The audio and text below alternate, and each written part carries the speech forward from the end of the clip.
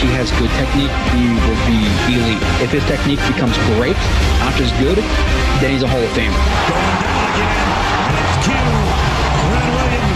Fighting through contact, fighting through the offensive line, being a double team, multiple moves stacked into one, just a play of pure domination. This is actual film, this is actual football talk. It's a football show, we're supposed to talk football, not storylines.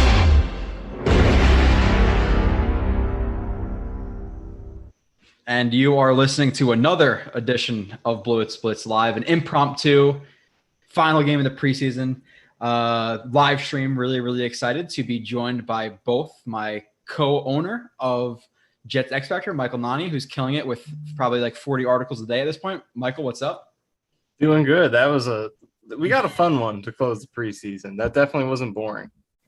Yeah, it made up for a little bit that, Zach Wilson was out, but who needs Zach Wilson? You have James Morgan. Am I right, Kyle Smith? Oh yeah, man. Yeah, I see. Don't bury the lead here. All right.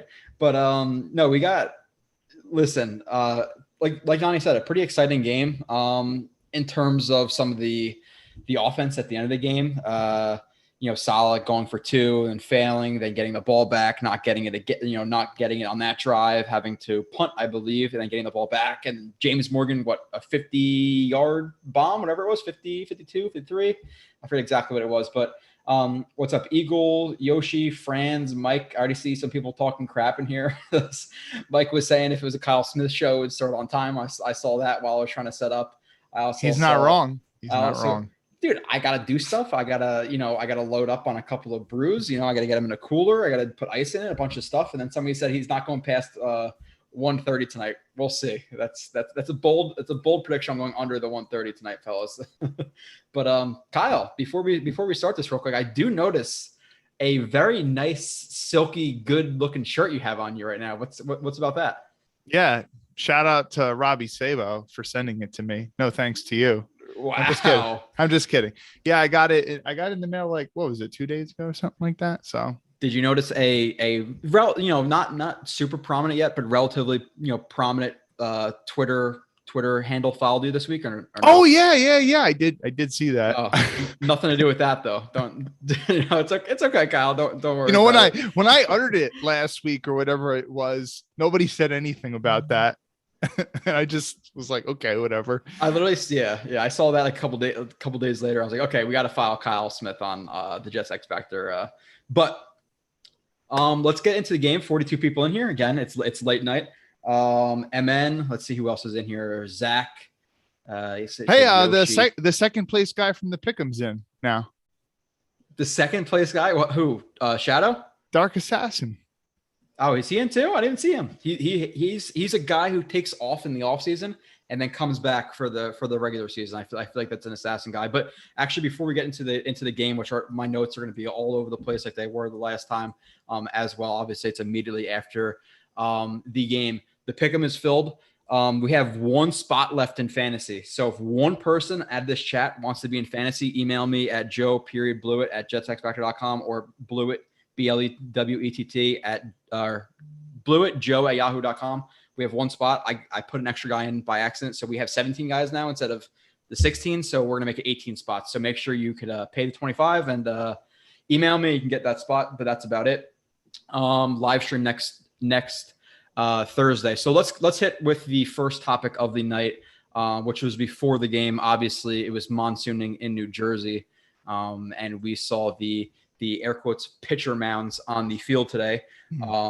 So people were kind of panicking a little bit. Okay, should the Jets sit Zach Wilson? Should they not sit Zach Wilson? They obviously decided to sit one Mr. Zach Wilson. Nania, what are your thoughts on that? Do you think he proved enough in preseason to sit? Do you wish he played? What were your kind of thoughts about that? Because I think we all kind of we wanted to see him. Obviously, we all hoped he'd be healthy. It's a little bit disappointing, but was it the smart decision? Yeah, I mean, for me, I kind of thought that he could have played one drive and, just have him hand the ball off, have him throw screen passes so you can protect him, but also kind of keep him in that rhythm to where you prepare for a game, you go out on the field for a real game, just kind of keep that routine going. That's what I would have done. But, keeping him out of the game is totally fine. The safe decision, unsure of the field conditions. So why not pull him out of the game? But, I feel like he could have gotten one drive in, just keeping him safe and not, making sure he's completely protected. But, there's no reason to disagree with the decision to keep him out. Hey, Michael, I'm going to play devil's advocate for a moment. Sure. Why? Isn't that what the show is about? if you're gonna put him in there, but then you're not gonna actually I don't know. I'm not saying that you're not trying to score, but if you're gonna play with a really, let's just use this. I'm gonna be politically incorrect. A really bitchy type of offense to the point where he's just doing handoffs and short screens where he's getting the ball off really quick. What's the point? I mean, for me, it's just a mental thing, just to keep him in that routine. Because, now it's going to be over 3 weeks between games and, there's still going to be big rests anyway. More just to keep him in that routine, just get out there on the field for a real game. The Bills kind of did that in 2019 against the Jets, and they put Josh Allen out after they clinched their playoff spot. Just had him hand the ball off their screen so he could just get in the game and stay in the rhythm. So that's kind of my thought process, but I'm totally cool with him not playing. Yeah, I hear you. I just don't know. And I think that part of it is the mental aspect, he's still mentally preparing for the game. I just don't know that if he's not actually doing that much, how much that's actually helping him. But yeah, that's fair. Yeah, and one thing I said in our chat, actually, Nani, too, before the game was I feel like you could replicate what would have happened in the Eagles game tonight in practice, so it's not like he necessarily needed it. But I get the point of wanting to see him in game action under the lights, in front of the fans, and just kind of get those nerves out more than actually the X's and O's of it. Because listen, he's played in front of the max 30,000 fans at this point. So what is it going to be like in Carolina week 1 opener? I know we're going to be there cheering for him, but there's going to be, another 50,000 Carolina Panthers fans going absolutely wild. So you kind of want to get into more of that game situation, kind of cut off the tip of those nerves, for lack of a which is kind of an underrated point because he played in front of nobody last year. So exactly. Hey Nani, you've been to that stadium before, right? For a game? Yeah. What's the atmosphere like? I would say mild. I feel like mild. I think there will be a good amount of Jets fans there for sure. I would say, every NFL game is loud. Every team, fills up, has decent noise, but I would say the Panthers are probably below average in terms of noise, but it is a season opener, return of fans. But I think the Jets will have probably a 20% portion in there, maybe. So 25. In my earlier 20s, I went to other games and I didn't really care about who was sitting around me because it just is what it is. I'm 20, if you want to be an asshole, I can be an asshole back. But now I'm at the age where I know I'm going to get stupid.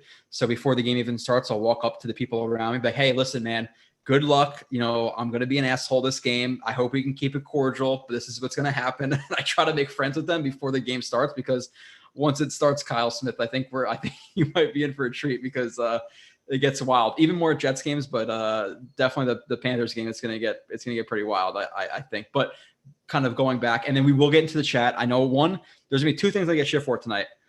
3 things: how late this goes, which again, you guys are willing to can drop off whenever. I'll talk to these guys for freaking ever. 2, we're wearing the same shirt, so people are gonna make fun of us about that. And I forget what the third one was already, but we're gonna keep moving to the chat. Now. No, the chat. The chat's you already brought up the chat.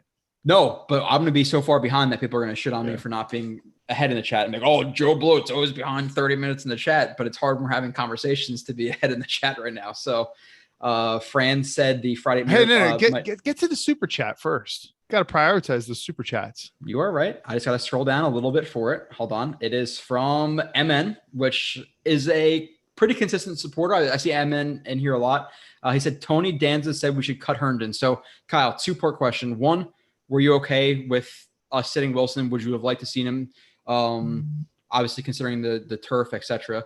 And is Herndon a cut candidate at this point? Since MN, we appreciate the super chat, and we were going to get to your question first, as Kyle mentioned.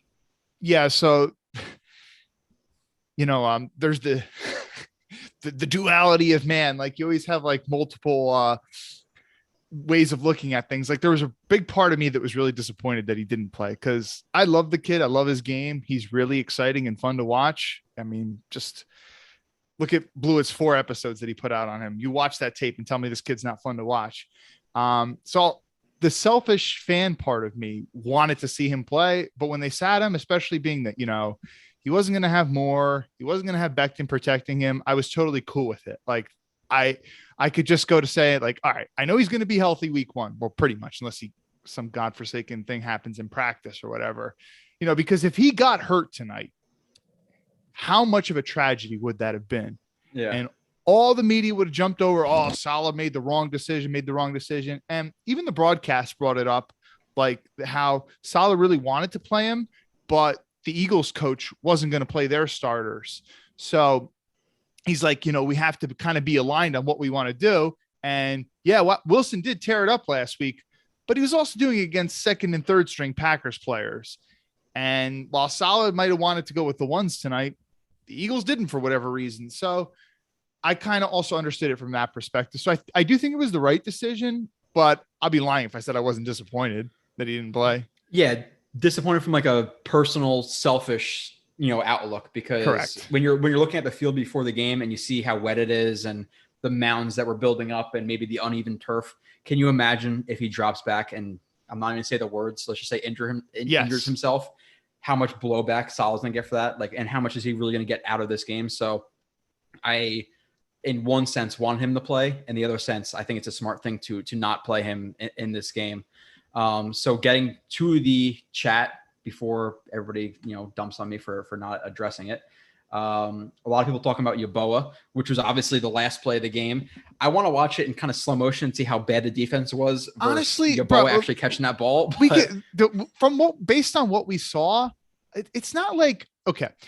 So sometimes you see Hail Marys at the end of the games. Like think about when Golden Tate caught that Hail Mary at the end of this Seahawks game. It was like 10 years ago or something like that. It was like Russell Wilson's rookie year in Lambeau or something. Mm-hmm. Or like he went up and high pointed the ball with two hands and caught it. Like you're looking for examples. What about DeAndre Hopkins last year? Or was that last year? Yeah. Correct. Yeah. Last year against the Bills. Yeah. Last year. Yeboah didn't even go up with his hands that high. Like I'm not trying to, that was still a good play by him, but this is the only show where you'll hear a Hail Mary catch get criticized. Kyle Smith will criticize Quinn Williams, our best player on the team, and then a Hail Mary catch to tie the game. Honestly, dude, even Charles Davis said like it was really shitty play by the defense. Yeah, it was. It was. Let's be honest, listen, just because he caught a Hail Mary and he caught a wide open, what was it, a skinny post or a slant or whatever? Yeah, it was like a seam and whatever. Yeah, whatever. And the linebacker totally blew that. I mean, like, is he going to make the roster based on that? Like, I agree. Like that reminded, that was just, and I think Michael said something like this on Twitter. That was just like his college tape all over again. Oh, wow. He runs up the seam uncovered and scores a touchdown in the red zone, inflates the stats, but it's not really that good. Give him a lot more credit on the Hail Mary play because, it's still 50 yards downfield and it's still in a crowded traffic worth of people. But we've seen way more Hail Mary catches that were way more impressive than that. So just pump the brakes on all of a sudden Yeboah is going to get a roster spot, please.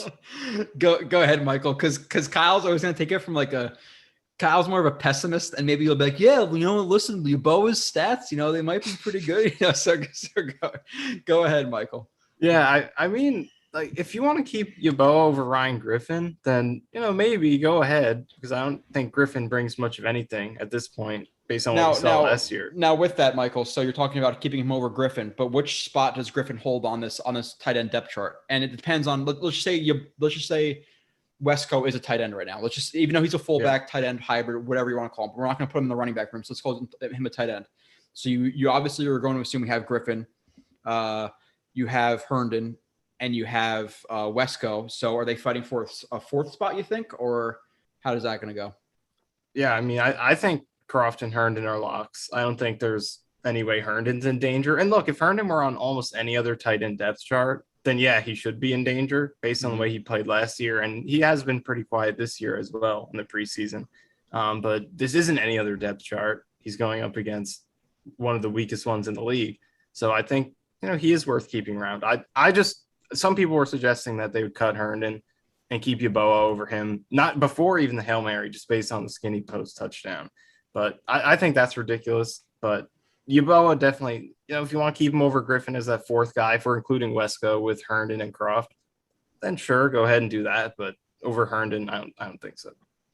Yeah, I don't think over Herndon. And I'll obviously I want to watch that play back again. I can't tell if it was a completely blown defense by the linebacker. It looked like a blown defense regardless, but it looked like it was just a spot drop where he was widening and Yeboah kind of just crossed his face and went up, the seam and wide open touchdown. So it wasn't like, it wasn't overly impressive. Kyle, are you gonna say something? Oh, no. Oh, it looked like you were preparing to say something. Yeah, it wasn't the most impressive couple catches, but listen, you stack them together. Okay, a catch up the seam, split the cover 2 or whatever the defense was. We don't really know. Caught a long ball on a Hail Mary pass, and then had that other nice catch on the sideline late in the game. So did he do himself favors this game? Undoubtedly did himself favors this game. Now, does that mean he makes the roster as a 4th tight end over Griffin? To me, I don't think they even carry 4 tight ends. That would be a mistake, including Wesco, just because of the lack of talent in that group. Yeah. Do you carry that 4th tight end over a Tanzel Smart or over one of these rookie cornerbacks you drafted in the 5th or 6th round? At receiver, you're going to have a lot of guys competing at the bottom there. Yeah, exactly. So do you carry a Yeboah over that? Now, I think based on what Yeboah, him and what he actually showed versus what people thought he was because of where they had him in their mock drafts, did he show enough tonight to maybe get on the practice squad comfortably? Yes, but to lock him on the roster, I know a lot of people are going to be hyped up because of what just happened, but let's just pump the brakes a little bit. But going back well, now Elijah Morris typing Kenny on Twitter, so and everyone loves Elijah Moore, so Yeah, we have Maxwell who said listen, you guys are going to always make fun of us. I want to make fun of you. I never doubter James Morgan, said Maxwell. So did you guys have a doubt in your mind about James Morgan would pull off this? What was the actual stat? Was it a 52-yard, 55-yard Hail Mary? What 40, was the 49, I think it was. 49-yard Hail Mary. So were you guys absolutely blown away? I think we should start with positives here because we went from Yeboah to Morgan. People were going to start clicking the channel off in terms of their overall play. But did you guys have any doubt that was going to be pulled off at the end of the game right there? We'll go to you first, Kyle. Oh, yeah, I didn't see that coming. Didn't see it coming at all. I mean, Morgan, they did score like on a drive where it was like mostly runs, but when he was in and he had to throw the ball, the offense was just not moving. So the fact that he was going to manufacture a 2-minute drill drive with no timeouts, it just looked extremely unlikely. And it had to get a touchdown, not a field goal, by the way. So I didn't see that coming. But, listen, he's got an arm. like 50 yards, anyone in the NFL should be able to get it that far. But, he's got an arm. I didn't see it happening, but it happened. And cool way to end a preseason game. And I thought it was going to go into overtime. I don't know how long that's been a rule where tie games don't go into overtime, but thankfully they don't. So it was cool. So Joe, one of the things that you were bringing up is like how Saleh wasn't throwing challenge flags and stuff, and that how the preseason is also a means to get him prepared for actual game situations. 100%. So I thought it was kind of cool that, not only did they score the touchdown there, but then they went for the 2-point conversion to tie it up. So, just some. Yeah, well, at the end of the game, what are you going to do? Kick a field goal and then lose by 1 point? Well, see, at the time when I was watching it, I was thinking like, okay, yeah, they'll kick a field goal because they don't want it to go into overtime. There's no such thing. Yeah, but I don't think, guys, I do know for a fact that preseason games used to go in overtime. I don't know when that was changed, if it's been like a thing that was changed way long ago, but they were even talking about it in the broadcast that like preseason games used to go in overtime. So I was just thinking like, even though Morgan scored on the Hail Mary, they won't go for the 2-point conversion. This is me being an idiot, not knowing of the rule. At least you admit it, Kyle. But I do think it was cool that they went for it. I'm sorry, what were you saying? I said at least you can admit you're an idiot. I'm proud of you. Yeah, sometimes I say some really stupid things. Oh, so do I, dude. Last stream, this stream, I'm gonna say a bunch of stupid stuff in the next 2 hours. People are doubting I'm gonna go to 1:30 right now, but Yo, who is Ant Prodigy? I know who that is. I'm gonna scroll down. We went to, somebody said Shadow Maniac. I guess this is before the show started. He said at this rate, it looks like we're all gonna order McDonald's late night tonight. that's great. I'm going through the chat right now before we even get into all the topics. But Nani, we'll throw it to you too. We'll dive a little bit, or we'll delve a little bit deeper into Morgan. But overall, did you have any doubts that he was going to complete this 49-yard pass? Which, by the way, Kyle, you didn't say he had great arm strength, but from he definitely threw it from a couple of yards behind the line of scrimmage, and it looked like he got there and with good velocity too. Like it didn't look like a duck. So yeah. It looked like he got there pretty well. Hey, correct me if I'm wrong. Even though like he certainly deep ball is not his strength. But I remember it was late last season. Darnold threw a Hail Mary, and it was quite short. Was it against the Seahawks? Does any of you guys remember? I'm not sure. I don't remember. I don't remember. I'm pretty sure there no, was Morgan has an arm. Morgan definitely. No, has I an know arm. that, Yeah. but I'm just saying, like, so Yeah. yeah, maybe I am selling him a little short there. That that's not everyone could make that throw, and I think I'm just that I have an image of Darnold. I feel like it was against the Seahawks, but maybe not. Last year, where he threw a Hail Mary and it was like 5 something short yards of the end zone. So Yeah. Go ahead, Nani.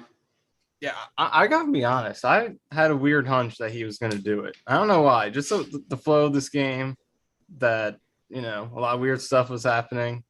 I kind of felt like it might have happened. I'm not saying I predicted it, because if I did, I would have tweeted it. But I was kind of not as surprised as I thought I was going to be. But Now, was this exciting for you guys as the Raiders lost in week 14 or whatever it was? no, that not even Hail Mary? close. Not even close. Obvious. K Delgado says Yeboah wouldn't make it through waivers justifiably or not. Listen, good game. Sure. I've heard that. We talked about that last couple of streams. People, even before this game, were saying there's no way Yeboah makes it through waivers. Then why wasn't he drafted? There's a reason he was undrafted. So, all right, listen, Shadow said something. I think it was Shadow said something good in the chat. First of all, like, who's the better blocker? Because so now people, because Yeboah had 2 touchdowns. Now people are saying, Herndon should get cut. We're not really fans of Herndon on this channel. No bones about that. But if we're comparing Herndon to Yeboah, and Herndon is definitely the superior blocker of the two. I mean, it's not even close. So Wesco is obviously being kept because he can play in that fullback role, and he's seemingly somewhat improved as a receiver too. Croft is tight end 1, obviously. Just look at how much they play Herndon with the ones, and you haven't seen Yeboah get any reps with the ones. Mm-hmm. Herndon's a better blocker. There's no way that Yeboah is going to make it over Herndon, period. Stop thinking that. Yeah. I agree. Like, a lot of people were positive about Herndon based on the last 3 games last year, which, was nice. He played better, but ultimately he sucked last year. He was really bad. And, like, I'll admit that. But at the same time, he's an NFL tight end, and Yeboah kind of hasn't really proven that he is, even with the plays that he made tonight. So in terms of that discussion, I think that even with tonight, Yeboah still hasn't done enough. But I don't know. Yeah, what's up? Yeah, right. Mike, Chris, Assassin, Shadow, Nix, Eagle, Pete, bunch of people in here. Again, 122 people almost at midnight. I appreciate you guys a lot. But after this, and comment back to this if you're still here. He said, after this game, I think we should carry 6 cornerbacks, keep Yeboah on the 53 as a 4th tight end. He's worth developing. Pinnock and or Dunn will make our practice squad. Now, Nania, Kyle and I predicted our 53 last week. The corners was a spot that we had a lot of discussion about in terms of who makes it, who doesn't make it, because I look like an idiot right now with what I said. twice in like 20 minutes, Kyle's calling himself an idiot. So I love it. But Nania, let's run through the cornerback depth chart and who do you think makes it? Just because that's a kind of a question that's brought up. And like you have to go through your whole 53 because like you might think, okay, they're going to carry 7 or 6 corners. But then you realize that carrying Bless Austin or Isaiah Dunn or Pinnock in that 6th spot now makes you cut Nathan Shepard at defensive line. So it becomes really hard to do a whole 53 instead of individual positions. But the cornerback spot is tough because you can fill me on the rest, but you're assuming it's Hall. You're assuming it's Carter and Guidry. Obviously Hardy's going to make the team. That's 4. Eccles is going to make the team just based on how much starting time he's got and how well he's played throughout the season. And then you have what? You have Dunn, Austin, Pinnock, and there's maybe somebody else fighting for like that 6th and 7th spot. So if you had to bet, do we take 6 or 7, and who do you think they are? Yeah, so this is a really tough one. And what kind of makes it tough is the fact that they drafted 3 guys who you kind of have to keep. You would think that they wouldn't cut one of the rookies, right now. Mm-hmm. So I guess Austin and Hall are probably your starters. Anyone who watches us knows that we don't think Bless Austin should just be shoehorned in as a starter, but it looks like he is.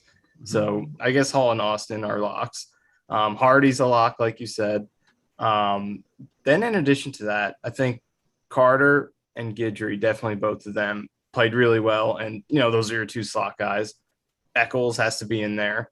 Then that's 7 guys right there. So it gets really tough. Because you don't Pinnock's not included in that group. So do you take a chance cutting him as one of He's your your rookies? fifth round pick, right? Yeah. Yeah, And I exactly. think Dunn's definitely out. I think that's Yeah. one thing. He played himself out the last 2 weeks, especially in this game. Which the last live stream we did, I believe it was before or after. I think it was before, Kyle. We watched the Packers game too. Yeah. And listen, like Dunn, they gave him a ton of money. So are they going to get rid of him at this point? Probably. But you're talking about 7, 8 guys who could probably make it, but it's going to be a difficult decision. And then even if you keep 6 of those guys, now you're talking about keeping Kenny Yeboah as a 4th tight end. It's going to be tough because, when you actually go through it, like I said, it is pretty tough to keep all those guys. Nick's Integra, what's good? Jets X Factor, let's go, Kenny. Pete says, what's up? Tommy R, brutal. Listen, if you're gonna go to a game, you want to stay for the whole game. Tommy R says, left my seats at the beginning of the fourth quarter, missed the comeback. In a preseason game, misses the comeback. At least it wasn't the Monday Night Miracle type missed comeback, but still, that's exactly what I was thinking. Let's not all lie here. We all were in that last couple of drives, like, we got to win this game. Let's why are they not calling timeout? Whatever. Like, we all want them to win. Undefeated in preseason. That's kind of a it's a positive thing. Kyle, do you think that's a positive thing? Ending the preseason, you're about to lose. You get the ball back, 49-yard bomb. Does that do something for the chemistry of the locker room? Does that mean anything to you? Yes. No, it does a little bit, especially, for some of the younger guys and stuff that are, not so used to what for preseason, for some of the younger guys, some of the guys who are kind of on the roster bubble, it's everything for them. And, for a coach that's willing to win the game and someone tweeted out, Robert Saleh still hasn't lost. Maybe it was Connor Hughes. Shout out to him. Oh, it was you? Yeah. Oh, then maybe wow, he stole no credit. No, I think he might have stole your tweet. Kyle, take off your Jets X Factor shirt. Take it off. I think he might have plagiarized you because I think I saw him say the same thing. We gotta check the timestamps. I definitely didn't steal it. No comment. Well, I'm not saying you stole it. Michael Donnie is going to go with the politician. No comment right there on that one. Yeah. So I think there's a little something to it, but I don't think it's that important. And by the way, is that Sam Krinick who's talking shit? Thoughts on Darnold's master performance tonight? I'm still way up in the chat. You guys are on the bottom. I'm always at the top trying to work my way down. But if someone's gonna at me, and he did at me about Darnold, I'm gonna put that up priority. He did throw a really nice pass in the end zone. I'm gonna give credit where credit's due. I saw the touchdown in the end zone. I'm not talking about the screen pass. It seemed like it was on like some type of post route or something to Robbie Anderson. That was a nice throw. So I'm going to give credit where credit's due, although I think he was playing against third stringers for the Steelers. So just saying, but it was a nice throw. KD says, I just know Nani is salivating at the GOAT Kenny Yeboah's 2 TD performance. That's 2 more than Chris Herndon. It's true in terms of who's proven more this preseason. Like Herndon had 1 catch and then a pass interference. Like that was his preseason for a guy who was trying to fight to make the roster. Maybe I'm being a little bit kind of overzealous with that, but at the same time, fight to make the roster. Like what has he proven over all of these other guys? Like Griffin has proven more in his career. Obviously, a guy in Croft has proven more in his career, and you got some young guys. So I maybe it's not a little bit overzealous. Insomnia Gaming says I left the game in the beginning of the third quarter. Why? It's a preseason game. You're going to go there and watch shitty football. Don't leave. But is what it is. Go NY Go says only saw the second half of the game. Need a breakdown. You're getting that. Gonna keep running through. Chris Turner, what a wild game. Salomon Jets 718. Which is a good question because this is probably one of the bigger questions from this game. Who's the odd man out in the running back room now? Nani, we'll go to you first because I think we know the top 3. That 4th spot's between probably 2 guys at this point, unless I'm completely off. Yeah, so obviously we assume Tevin Coleman, P. Ryan, and Carter. Or not P. Ryan, Carter, Tevin Coleman, and Ty Johnson are your locks. And then it would be between P. Ryan and Adams for that last spot. And I feel like we all assumed P. Ryan kind of had that locked down. Josh Adams didn't make too much noise the first couple games or even in camp, really. But Adams came out in this game, and he had by far the best. And Ty Johnson played really good in this game too. But Josh Adams in this game, it was the best running back performance of the preseason. Oh, he might have been stud number 1. Yeah, he might have been the best player in the game. He was just so consistent. He averaged over 5 yards a carry without having a 10-yard run. That's ridiculous to how consistent you have to be able to do that. He was just getting 8 yards, 9, 7, 6 consistently. And that's what he did last year. That's all he did when he got the ball, is just continue to make plays. And, P. Ryan this season, I believe he averaged about 2 yards a carry. So, I mean, Adams just continues to show up, and P. Ryan kind of just continues to be quiet. So obviously P. Ryan has the pedigree advantage, being a 4th-round pick last year, but it's just hard to cut Adams with how consistently well he delivers every time he gets an opportunity. So I feel like P. Ryan's still going to get the nod, but if it were up to me, I definitely think I'd give it to Adams. Yeah, and Kyle, before I throw it back to you, and I think it's a really good point too. Like the context of that stat you put out, in terms of his yards per carry, was it 5 yards per carry without having a 10+ yard run? Because a lot of people will put, okay, well he averaged 5 yards a carry this game, but one of those runs was for 40 yards, and every other run was for 2 yards, 2 yards, 2 yards, 2 yards. So it makes it look a lot better than it really is. So that context is really important. And I think I tweeted on Twitter something to the effect of like, if it was just based on how they've played in preseason, even though it was a little bit concerning in terms of if you're in Josh Adams camp, he didn't really get a lot of reps last game, and P. Ryan did. Now P. Ryan's hurt, he gets more reps, but in terms of just how they've played when they've gotten the ball in preseason, Josh Adams has undoubtedly been better to me. I know P. Ryan had that. He showed more in the regular season last year too. Yeah, P. Ryan had that real, and people hyped it up because listen, like it's preseason. One guy was it the first game? 1 or 2 guys had a touchdown. P. Ryan was one of them. He also had a really nice run, patient run on a like a power toss, whatever that play was.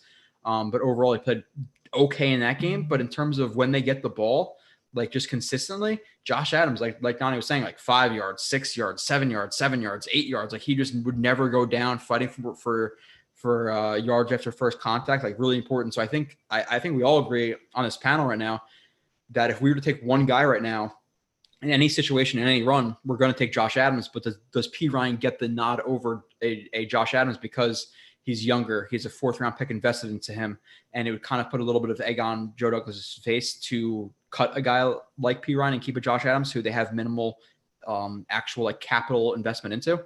Kyle, what do you think? It always sucks cutting guys who you have invested, pretty decent draft capital in, but you have to ultimately make the decisions that are best for the football team, both in the short and the long term. And I think that the best decision is keeping Adams because, clearly just from a running perspective, I don't really think that there's much of a comparison. Now, what kind of gets me is I think that Josh Adams lacks a little bit in the pass game. Whereas I think P. Ryan gives you a little bit more as a receiving back. He's more well-rounded. But the thing is, I very rarely, considering I have a healthy stable of running backs, I wouldn't want P. Ryan to be my 3rd down back anyway. I'd much rather have Carter be that back or Johnson be that back, or even Coleman be that back before him. But I mean, just in terms of like, if I have to give a guy like an outside zone run or an inside zone run, I definitely want it to be Adams before P. Ryan. So if it were me, I'm keeping Adams and I'm cutting P. Ryan. It sucks because he's a 4th-round pick, but I think Adams kind of gives you something that some of the other guys don't have. I mean, you wouldn't really call any of the other running backs a power back. I know Ty Johnson had the big truck tonight, and everyone's tweeting about it. That's not really his game. I mean, you're not going to see him doing that often, but Josh Adams, and I was tweeting with Nania during the game. It seems like every time he touches the ball, he's at least shedding one guy's tackle. It seems you like. Rarely see him go down on first contact. Rarely.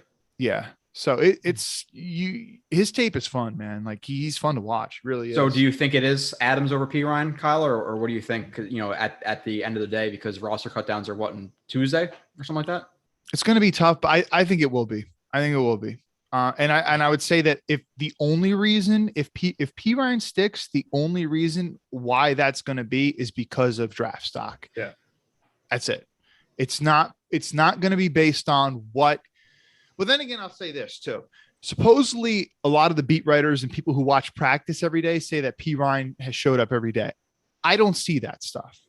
But I think it's a lot on, easier to see in practice when you can't really see the running lanes and they can't really tackle you. So you might break an arm tackle or two. Correct. That you might not in an actual game, you know. It's way different. Again. Everybody for looks running really backs, good in preseason. Way in training camp. I just brought up that guy the other day, Kyle, when we were doing that live stream. The running back I brought up from like the UDFA from North Carolina in like 2017, and something in the chat was Romar Morris. Romar Morris, yeah, Romar Morris looked really good in training camp when I was there. And then you bring him to the game, you're like, "Woo, this guy's bad." You know, I have to say, from going to, I had never been to any practices before, but I went to one early in training camp. Then I went to the green and white, and the one part of the game and scrimmages, it's probably the least comparable or transferable to a real game, has got to be the run game. Just the contact isn't there at the second level. It's hard to see the blocking from a field level that you're watching it from. So that's probably the least transferable to the real game of any facet of the scrimmage. And Joe, let me ask you this question, and I'm pretty sure you're going to be in agreement with me. And I know you went to a small high school, but so every year in like the preseason, like you always have like these walkthrough practices, and there would be some guys who'd be in the weight room very consistently. And just because they were in the weight room consistently, the coaches would kind of move them up on the depth chart. And when we were running with just helmets and no pads, no other pads yet, these guys, they would look pretty good.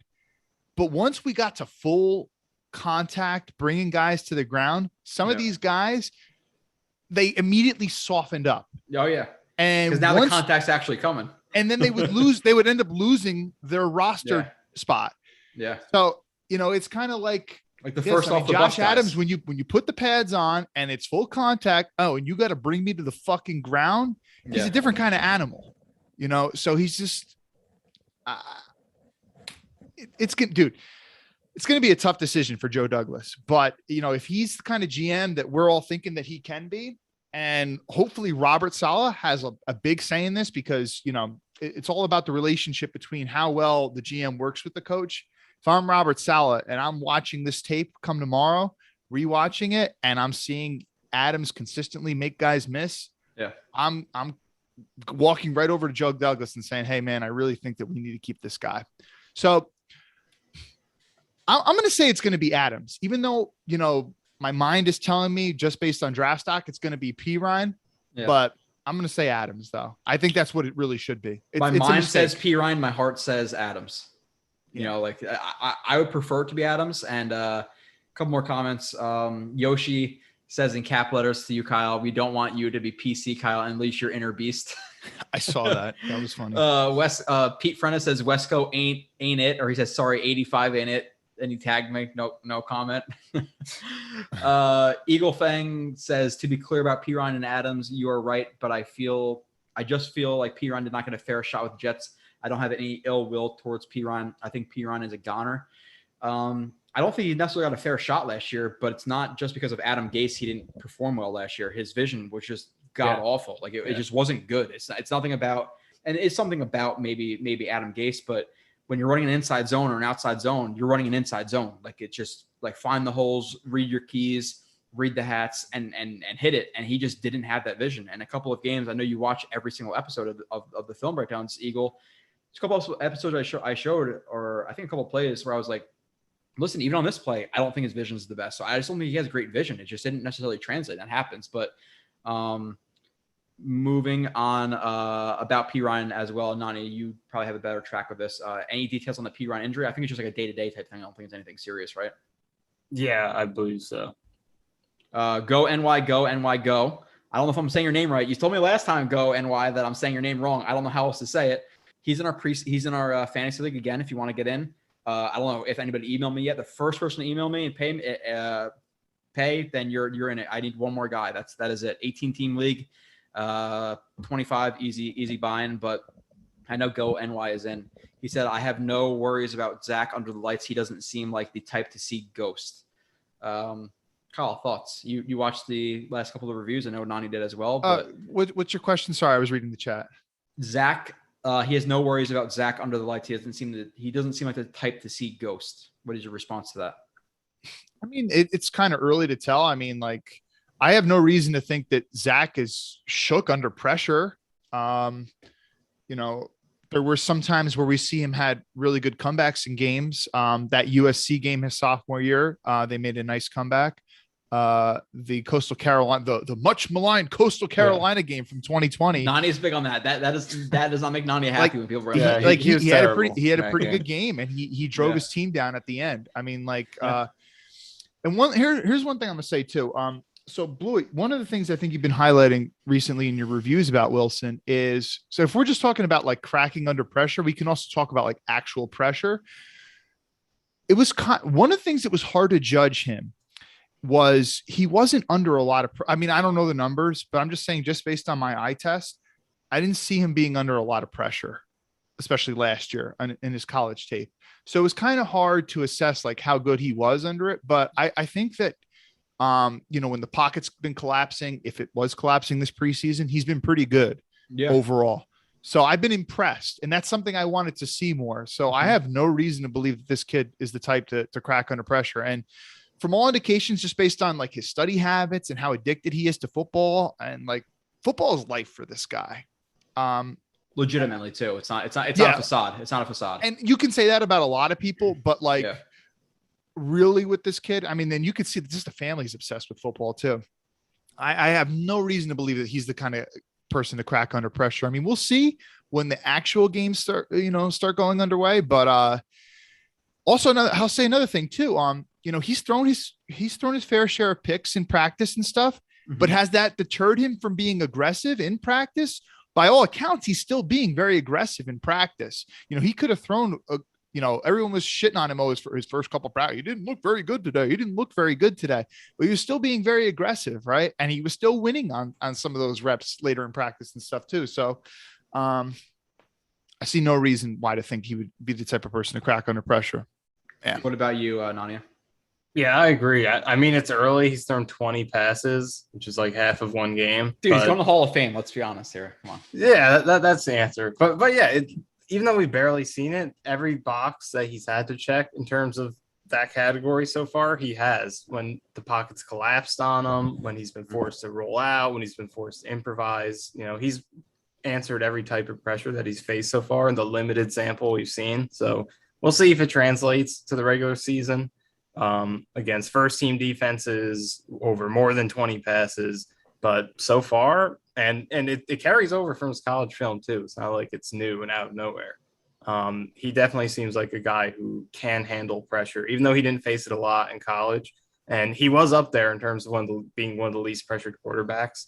He was still very efficient when he's under pressure, and he's done that in the small amount of times he's been pressured so far in this preseason. So we'll see if he maintains it. But so far, he's shown every indication that, both mentally and physically, he has the ability to handle pressure, both, literal pressure in terms of in the game and, the bright light sort of pressure.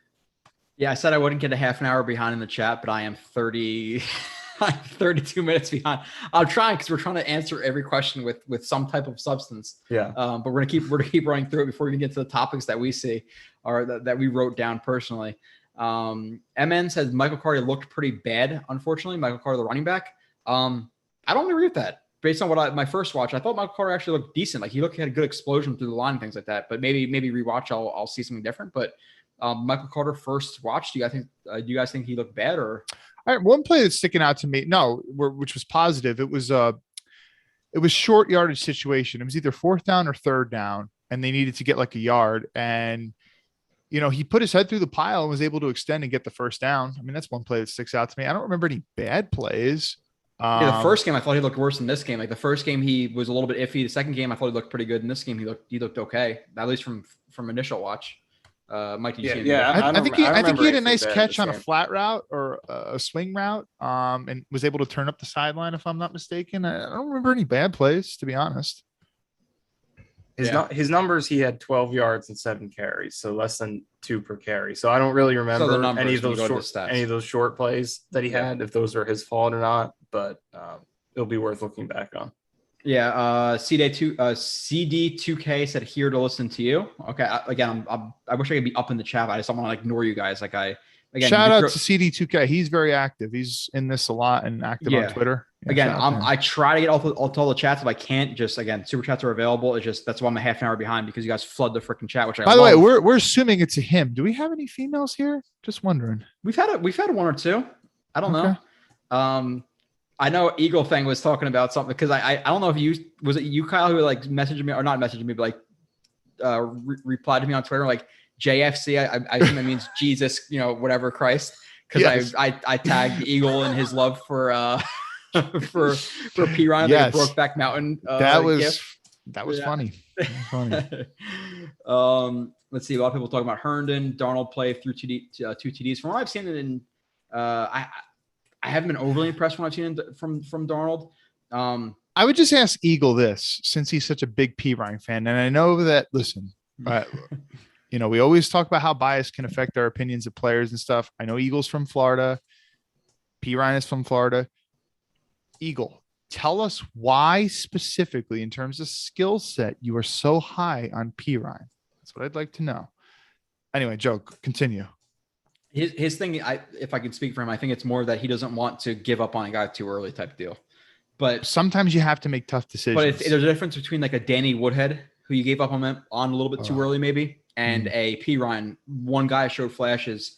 What has P Ryan's like legitimate flash been so far? I haven't seen many. He hasn't really. Galvin Goldblum. There's a couple plays here or there, but it's not like you've never seen like a wow play. Like he's had plays where you're like, okay, that's pretty good. Like that. The one was a toss play against the Giants where he's being very patient with the run. That was a good throwing run. His blocker in front. Like, okay, you see something there, but nothing was like wow. Like Danny Woodhead had some kind of like wow plays. Yeah, consistently. Yeah. Gavin said Jets X Factor and then put a goat emoji. We appreciate you. Which, by the way, eventually, again, I'm gonna be able to draw on the screen. We're gonna put emojis in here. We're gonna make some of you guys who are in here all the time. What the hell are they called? Nani, we were talking about it before. Like managers of the YouTube. We're gonna do moderators. All that stuff. Moderators. We're gonna have some moderators. We're gonna have some GIFs. We're gonna have or some emojis. We're gonna have a bunch of stuff in here. So stay tuned for that. That will happen. Rodrigo Leal. I don't know if I've seen you before, but I appreciate you being here. Maybe for the first time. Hi guys. Adam should be in the roster. Nice job. I'm a Jets fan from Brazil. Wow. Appreciate that. Again, we kind of talked about that a little bit. Football's growing in Brazil, man. Dude, Brazil, UK, Australia. We got a bunch of different people who listen to the live streams and are subscribers of Jets X Factor. So we appreciate you. Rodrigo. I actually figured out it's not necessarily is it in Brazil? Is never mind. I'm not gonna say that. I'm gonna make myself sound like an idiot right now. I'm not gonna ask questions about geography. Not even gonna do it. But we appreciate you, and we kind of agree with you. I think all of us think that Adams at this point is better than a P Ryan. We're just not sure based on draft capital invested into P Ryan if he's going to make the roster over Adams. Let's keep going down. Eagle said, "Damn, Kyle, full Debbie mode. Enjoy the Hail Mary." Debbie mode? Is it Debbie or Karen? I think it's Debbie a Karen Downer. mode. Debbie Downer. Oh, Debbie Downer. I would say you're a Karen, more than a Debbie, but isn't that like the new thing now? Well, that wouldn't be an apt. Karen John is Rogers. What's up, John Rogers from Australia? He said endorphins are pumping in my blood. I love it. And John, if I'm not correct, it's either really early in the morning or really, really really early morning, like 4, 5, 6 o'clock in the morning, or like 8 o'clock. I know you're ahead of us. I believe, right? Zachary Banner said, "Did you see any second half adjustments?" That is hard to watch in broadcast the first time, but did you guys see anything that you noticed? I don't think that they weren't really game planning. I mean, like, yeah, I know that in years past, back when they had the 4 preseason games in a normal year, most teams would usually game plan for the 3rd preseason game, but take a game like this, so many starters weren't playing, so they weren't game planning and they were not worried about making coaching adjustments and stuff. That's not what preseason's about. When you make coaching adjustments in a regular game, you're worried about getting guys in positions where they can succeed with their skill set. In preseason, you're looking to just play everyone just so they can get tape, so you can see what they can do. So they were not trying to make adjustments to win the game. Yeah. So after that, we had a couple of questions in terms of Josh Johnson saying he's a quarterback too. So how do you guys see the quarterback depth chart at this point? Because I have an opinion if it's 2 quarterbacks who it's going to be, And if it's 3 quarterbacks, who it's going to be. So what are your guys' opinions on who's going to make it and who deserves that backup spot? Because I think there's listen, let's be honest. Again, it comes into draft capital, this stuff and whatever, but the best backup quarterback on the roster right now is John Johnson. There's no debate. At least based on that one game. There's no debate. But that's not always who's kept. So Kyle, we'll go to you first. Who is kept? It should be only 2 guys, and it should be Wilson and Josh Johnson. It should not be 3 guys. But what's the upside? What's the upside with White? I mean, really, what can White do? I mean, I understand that like White's been with the Jets longer, so he's got some familiarity with the receivers that he's throwing to and stuff. And when he was in there, he kind of looked like he had a command of the offense. But in terms of arm strength, arm talent, I mean, like, is there any upside with White? I don't think so. And Josh Johnson can give you something with his legs that White cannot give you at all. So, like, what's the upside to keeping White other than he's younger? Like Josh Johnson's getting in his mid-30s now. He was drafted 2008. So he's been around for a while. But I just don't see what the upside is with White. And look, I think it's a testament. Like, Josh Johnson came in. He's been with the Jets for how many weeks now? And, he was moving the offense up and down the field. And granted, it was against backups and stuff, but I think that says something. They look solid with him as a quarterback or a quarterback in the team. So, Nani, what do you think? Yeah, I agree with you guys. If it were up to me, I think it would just be Wilson Johnson, just like that. But I feel like, sort of like with P. Ryan, I just feel like Mike White is kind of has enough buzz going his way to where he is going to make the team. And I don't see them keeping 3 quarterbacks with how many, other positions they're going to have to go really deep at: receiver, corner, defensive tackle. So I think my gut feeling is that it's going to be Wilson and White, and Morgan will be waived. I think he played way too badly for him to be kept, even as a Douglas draft pick. He didn't play his way onto the team. And Johnson, I think, just hasn't been with the team long enough. And look, like I said, if it were up to me, I would keep him. He played far better tonight than White or Morgan did in any of these 3 games. But that's just kind of where I lean with Wilson and White. Yeah, I feel like if they keep 2, it's going to be White as a backup. If they keep 3, it'll be John Johnson and Morgan. Like, just because you have that backup and then Morgan's the 3rd. But if we're being honest about who should make it, it's Johnson, because like Kyle said, like, what's the upside of White right now? And you clearly cannot take James Morgan as a backup because he looks out of place against 3rd stringers in a preseason game. So that's not a positive. And like Kyle, we discussed this on a lot of live streams. Obviously, we talk a lot on, being recorded on live streams. People have been here for hours and hours of it. Like, the 2 things we wanted a backup quarterback this year for Zach Wilson was, 1, experience to teach Zach Wilson to, and listen, Josh Johnson's not Nick Foles. He's not Aaron Rodgers. He's not one of these, I shouldn't put Aaron Rodgers and Nick Foles into the same category, but you know what I mean? Like, he's not one of these quarterbacks who's seen a ton of reps, but at the same time, he's taken actual snaps and he's seen a lot more than on Mike White and in James Morgan has, so we can teach him in the quarterback's room, which is one thing we wanted.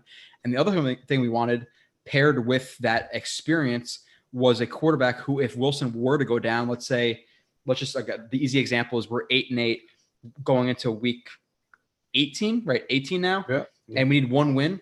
Would you rather have Josh Johnson, Mike White, or James Morgan leading that offense? Because Josh Johnson looked a lot more competent than both of those guys in this preseason game. So he fills those 2 roles that we wanted. So unless a Mike White or James Morgan has such upside that you don't want to keep that guy, I don't understand why you get rid of that guy. Yeah, totally. There's no question who I'd want if I had that 1 game to win. I mean, like, sometimes see, Morgan has enough arm talent that if he could get it all together, and he's just so far off. I mean, like, he does have like a big arm, but like, man, how many near picks has he had over the past couple of weeks? And how many 3 in this game? And how many layup throws is he just way inaccurate? Or even though that one pick was bullshit to Cager. That was the refs. Oh yeah. I wasn't even considering that, but like, he threw one to Cager later in the game and he hung the ball way too far inside. Like another time it was like a little flat route and he's throwing it way out in front of the guy. I mean, like, he's way far off, but like, he's got the upside where you would think like, okay, if this guy can develop, he can be something, but White doesn't have that level of talent. So like, I just see like, what is the upside with him? like what can he do from a physical standpoint that Josh Johnson can't? I don't think there's anything that he can do that Josh Johnson can't. I think that Josh Johnson can physically do things that Mike White can't. If I needed a scramble on 3rd and 5, Josh Johnson might be able to get it for me. I don't see Mike White ever, scrambling for a 3rd and 5 unless it's just like way open, So I think Nania makes a great point. Unfortunately, I do think if I had to guess, I think it's going to be White, but I wouldn't do it. I would make it Josh Johnson.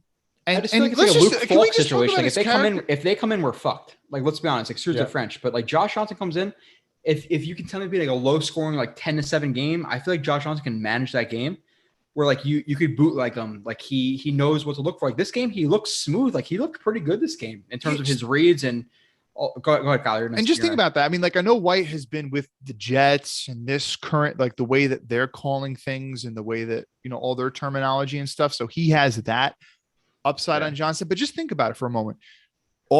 Josh Johnson's been 13 NFL teams and then all these other professional teams.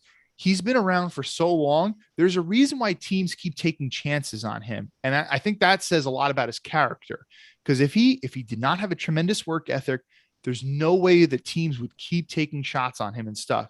So if I also want a guy who can help Zach prepare, who's going to work hard, who's got a good character and stuff, that also seems like Josh Johnson has that upside over White too, I would think. That's a great point. You guys agree with me? And I think that's a really great point because, I feel like they didn't give Johnson too many reps because, he came in late.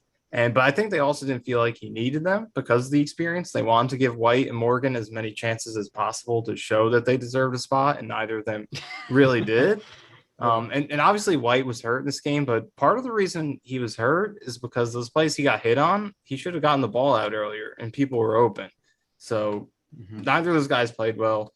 And I think the best thing to do would just be to roll with Johnson and Wilson as your 2 quarterbacks. But I do kind of think White is going to get it, but that's going to be an interesting one to watch, obviously. I just feel like, and he was in much more command of the offense than in James Morgan. It's not really saying much, but in a live game, or obviously the preseason games are live, but in a live game with live bullets versus the starters versus other NFL teams, I just can't see him being productive. I just can't. Like you said, Donnie, on that one play, whereas Daniel Brown wide open on the over, like broke that down and he was wide open looking at him. And just because the rush was there, he pulled the ball back down. So you're going to see that plenty in the regular season. And he just doesn't, while he has a better command of the offense, he's just not it.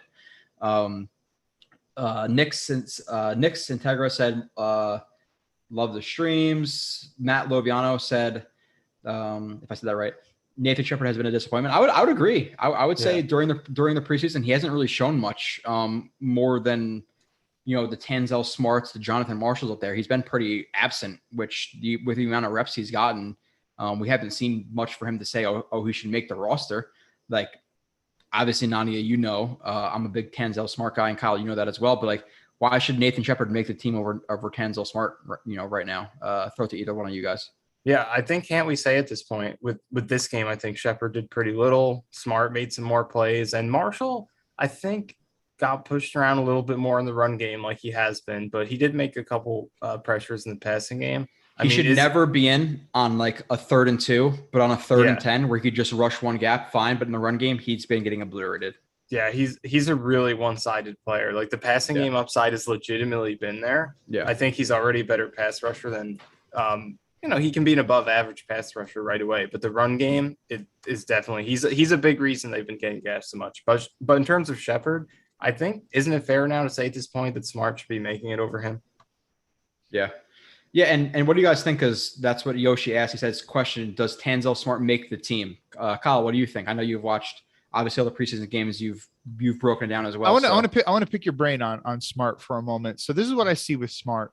All right, so when we talk about, like, explosiveness, Carl Lawson is explosive. Like, his first step is insane. And a lot of that just comes from, like, a pure athleticism standpoint. But Smart, I wouldn't call him explosive at all, but like it's kind of like a technique thing, and like he's ready to go, and like the the way he times a It's snap, snap timing. Yeah. it is really, really good. Yeah. Now, it'd be interesting if he does make the roster, if teams see that and then they start going with more hard counts and stuff, because there's something to timing snaps that well that eventually like you're going to bite on a couple hard counts, but he's really good at getting out of his stance and stuff. But, yeah, I don't know. We've definitely seen more, from him this preseason than we have from Shepard. Shepard had a disappointing rookie year. I didn't like the fact that when they drafted him, he was 25 on draft day, but he's shown flashes here and there from a pass rush standpoint and like his second year and stuff. I'm not ready to say at this point that that Smart's a better pass rusher than Shepard. I don't think that's the case, but, shit, man, it is, Smart's, he's at least, we weren't even having this conversation a couple weeks ago, but he's played well to the point where now it is a conversation. Yeah. And Shepard hasn't shown enough to the point where it's a conversation. It's hard. So, That's hard. It's why we bring it up, because the thing with Smart too, it's not like he's a UDFA who's 22, 23 years old. Like, you have to consider that. He's like 26, I believe. So something you do have to factor in, but let's say, Kyle, okay, it's your 10th defensive lineman. That's all they're keeping this year. Marshall and Smart both walking into the office. Who are you getting rid of, and who are you keeping at this point? between Marshall and Smart. No, sorry, not Smart and Shepard. Wrong names. Hmm. We all know Marshall will be on the practice squad out of that. I think I would keep Smart because A, he's younger, and B, in terms of like my 3 technique pass rush guys, I already got 2 that I'm very comfortable with in Quinnen and Rankins. So, and I've seen more. And Foley, and Foley apparently to you too as well. Yeah. I mean, not Foley, JFM. Yeah. So I Foley was really good as a pass rusher tonight. I thought that's what you're talking about. Yeah, no, somebody mentioned that as well. Something else I wanted to say about Foley. I meant to kind of, I thought about this after our discussion on our last stream. We were comparing Fadukasi to Snacks. And we kind of gave Snacks the nod. But one thing that I thought about bringing up, but I didn't, was I think while it's not a lot more, Foley does give you a little bit more as a pass rusher. Snacks. Yep. So. Yeah. He's more, what's the word? Like explosive, where he can get to the quarterback, where Snacks was more heavy in the pants without having like better terminology. Like he was more of like a stuffer than Foley was, even though they weigh about the same amount of weight. Like I think Foley's more straight line explosive, where Snacks was actually stronger holding up against, double teams and things like that. Like it's just so hard to move them. Yeah. So I think Smart, and I got to watch it the film of this game. Hopefully we have it pretty early, but Smart, in terms of the first 2 games, I got to watch this game. He was the guy who proved the most out of the entire Jets team in preseason. Like Zach Wilson was great on stuff, but Smart had 2 back-to-back really, really good games. More from the pass rush, pass rush point or perspective. In the run game, he hasn't been as effective than as a pass rusher, but overall, Smart has been pretty good. So if you're talking about just his preseason, Smart definitely deserves to make it over a Nathan Shepard. But I guess we'll see. Here's the thing: I would be keeping Shepard. Like if I'm keeping Shepard, I'm keeping him because I see him as having a potential upside as a pass rusher. But part of me also is more comfortable keeping Marshall because I feel like Shepard's probably almost already hit his ceiling. But the ceiling for Marshall in terms of a pass rusher is way higher than Shepard at this point. Oh, yeah. So I would keep him over that in that regard too. But Smart, if I want a guy who can maybe give me some pass rush, but also going to be stout in the run game, I'd keep him. So right now, after 3 preseason games, it kind of seems like Shepard might be the odd man out, even though that's not what you or I had in our roster predictions. Yeah, somebody mentioned Pinnock or Rusty Spooner, who's a big supporter, mentioned that Pinnock saved the touchdown with that strip fumble, which was good for him because minus that strip fumble, I didn't really notice a lot from Pinnock this preseason. In one play, he actually got beat. I forget exactly what the situation was, but he did get beat. So that kind of saved him from having a completely just quiet preseason. So did you guys see anything in that play? What were your guys' kind of opinions on Pinnock this preseason? Nani, will hit you first. Yeah, it seems like he kind of fell off. Like early in training camp, he was that one. He was the rookie who was getting, some first team run and was impressing, kind of pushing for the party for the starting spot. And then his buzz kind of died down after that. And Eccles and Dunn took it over. Then the preseason, I believe he missed the Packers game. One of the first games he missed. I'm pretty sure it was the Packers game. And then the other one, I think he gave up a catch or two. And then in this game, he gave up the one first down. I think it was the same drive as the fumble. And then obviously he gave up the catch in that one, which was nearly a touchdown, but he saved it with the fumble at the end. So yeah, his buzz kind of died down. And if the Jets are going to cut one of their rookies just because they have to, because it's so crowded, I think he's probably the most likely. I don't think he will be, just because there's so much upside and he's a guy you expect to take time to develop more so than the other ones. Wait, you think that Pinnock should be cut over Isaiah Dunn? No, definitely not. I think Dunn's out for sure. But just like we were breaking down earlier, if you're keeping Pinnock in addition to Guidry, Carter, Austin, Hall, Hardy, and Eccles, and I think that's 6 right there. So, he would be your 7, so it's still a lot. I don't think he gets cut, but, if they are going to have to make a surprise cut among them, he's probably the top candidate. But he's a guy who I think, like you broke it down, Joe, a lot of upside. But his film was really hot and cold. So he's the guy who I think you would expect to have a start like this. So I think he's fine in terms of, the long-term prospects. This is just kind of what you should have expected from him. Yeah. So we have some people in the chat. Actually, Salmon Jet 718, who I've seen in here before, says, do we have to cut a running back to place him on the practice squad, or what are the chances of losing that running back or any said player? So I guess we could take that as who is that running back, that running back we cut, like the Josh Adams or P. Ryan, and what are the chances we can keep him on the practice squad? That's how I'm kind of taking that question. Is Josh dude, with all the different rules with the 16 players on the practice squad now, whatever it is, I'm not sure exactly how it works. I know it depends on playing time now. Not exactly. It's not guys who've had 3 seasons in the NFL, like whatever it is. It's a bunch of crazy rules. So I'm not even sure if Adams is eligible for the practice squad. I know P. Ryan is.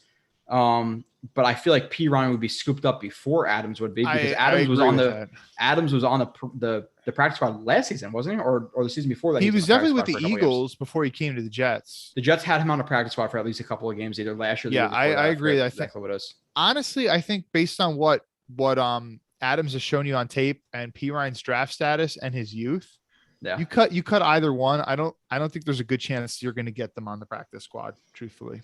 So yeah, I agree. I don't think you're keeping either guy if you cut them. KD says U Stadium versus Wesco and a loser leaves Twitter match. No comment. Jonathan Fernandez says Bleacher Report says we lost 31-31. Okay. Is that a thing, dude? It's actually there. Well, it's the Jets, and everyone likes shitting on the Jets. So dude, yeah. Some of the preseason calls this game have been like a step and a half, 2 steps. Hit that the quarterback, interception call was really bad. The interception call was brutal. Rusty Spooner, the older Jets fan of the bunch, one of the older Jets fans of the bunch, said being undefeated in preseason is bad luck. 100%. We just made it. Obviously because the Lions went undefeated. The Ravens have won like 18 straight preseason games. 100%. Yeah. Yep. Good point. I was going to bring that up because he's kind of looking, I guess, the Lions, who the year they went winless, they went 4-0 in the preseason. So that's kind of like I think if I'm not mistaken, I think the Patriots lost every preseason game that year. And that's the year that they had a perfect regular season, if I'm not mistaken. So yeah. Okay. So yeah, right, Kyle. This is for us. So I've seen a couple comments about you could address this. So we could really dive deep into this. This is gonna be a problem because I'm 40 minutes now behind the chat. Not even 30 minutes. Yeah, right. Says my thoughts on cornerbacks are that we aren't letting Joe and Kyle off the hook. Talked up Dunn and trashed Yeboah. How the tables have turned. So Kyle, what are your thoughts? Here's my thoughts with Dunn. All right, and Yeboah. Because we're going to talk about it a little bit, but go ahead. Fine. Okay. It was a lot if we really want to get back into that, fine. Okay. All right.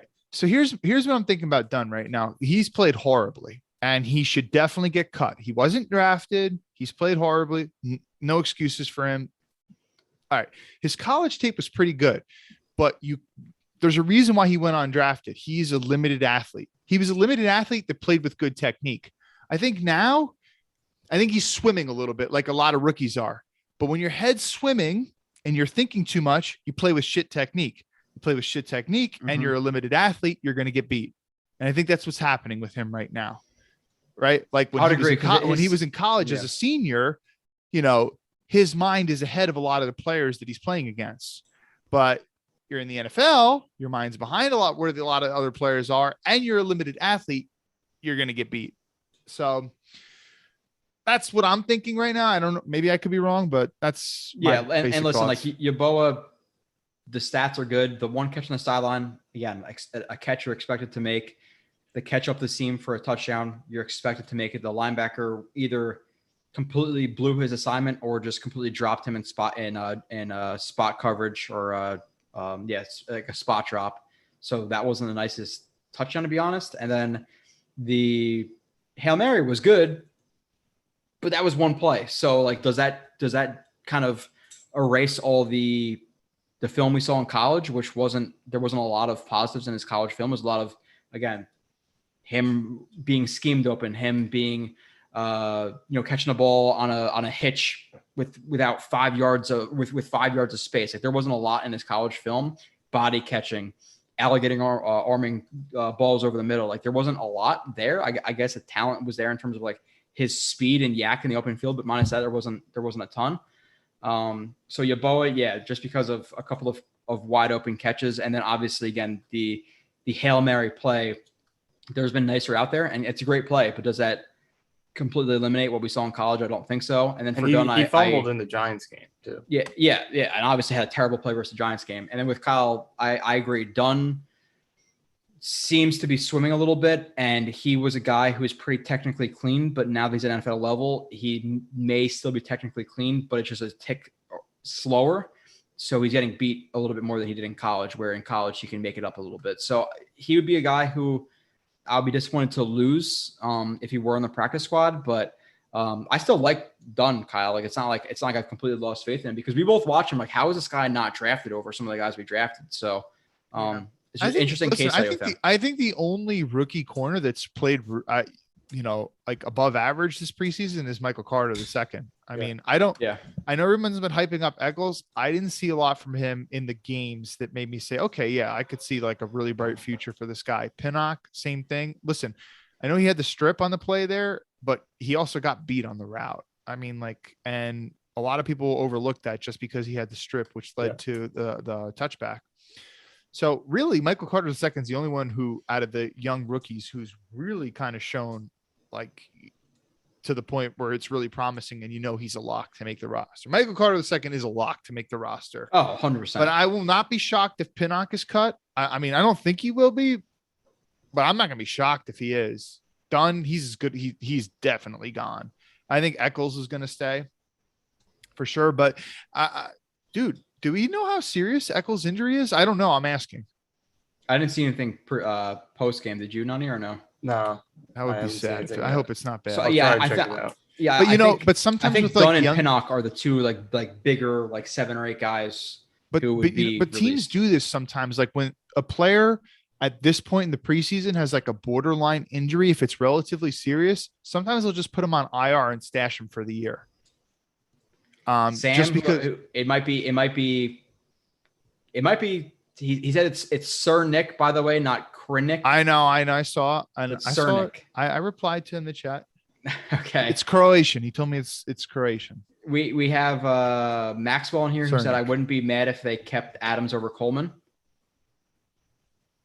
Kyle, thoughts on that? Because Coleman fits like that veteran receiving back type of role where Adams doesn't. So I think Coleman will definitely be kept, but I think a lot of people are overhyping Coleman, where he does have that explosion. People are like, oh my God, look how explosive Coleman is on this play. It's like he never lost that explosion, but what I criticized him for in my reviews was his footwork and his vision were just not good in both years that I watch of him in San Francisco. So if that were to happen, what would be your thoughts? And kind of like the possibility of it happening. Coleman, I wouldn't lose sleep over it. But I don't think it's going to happen. Yeah, I certainly wouldn't. I certainly wouldn't do it. Well, here's the thing about Coleman can kind of be like a home run threat, and it's something that he's had his entire career, even dating back to his Indiana tape. pop on some YouTube highlights from his tape at Indiana. It's mostly just like really long runs and stuff. And you want that in an offense. And he's got familiarity with this scheme. He's been with, he's been in the scheme ever since back in his Atlanta days. So he's not the guy you cut. But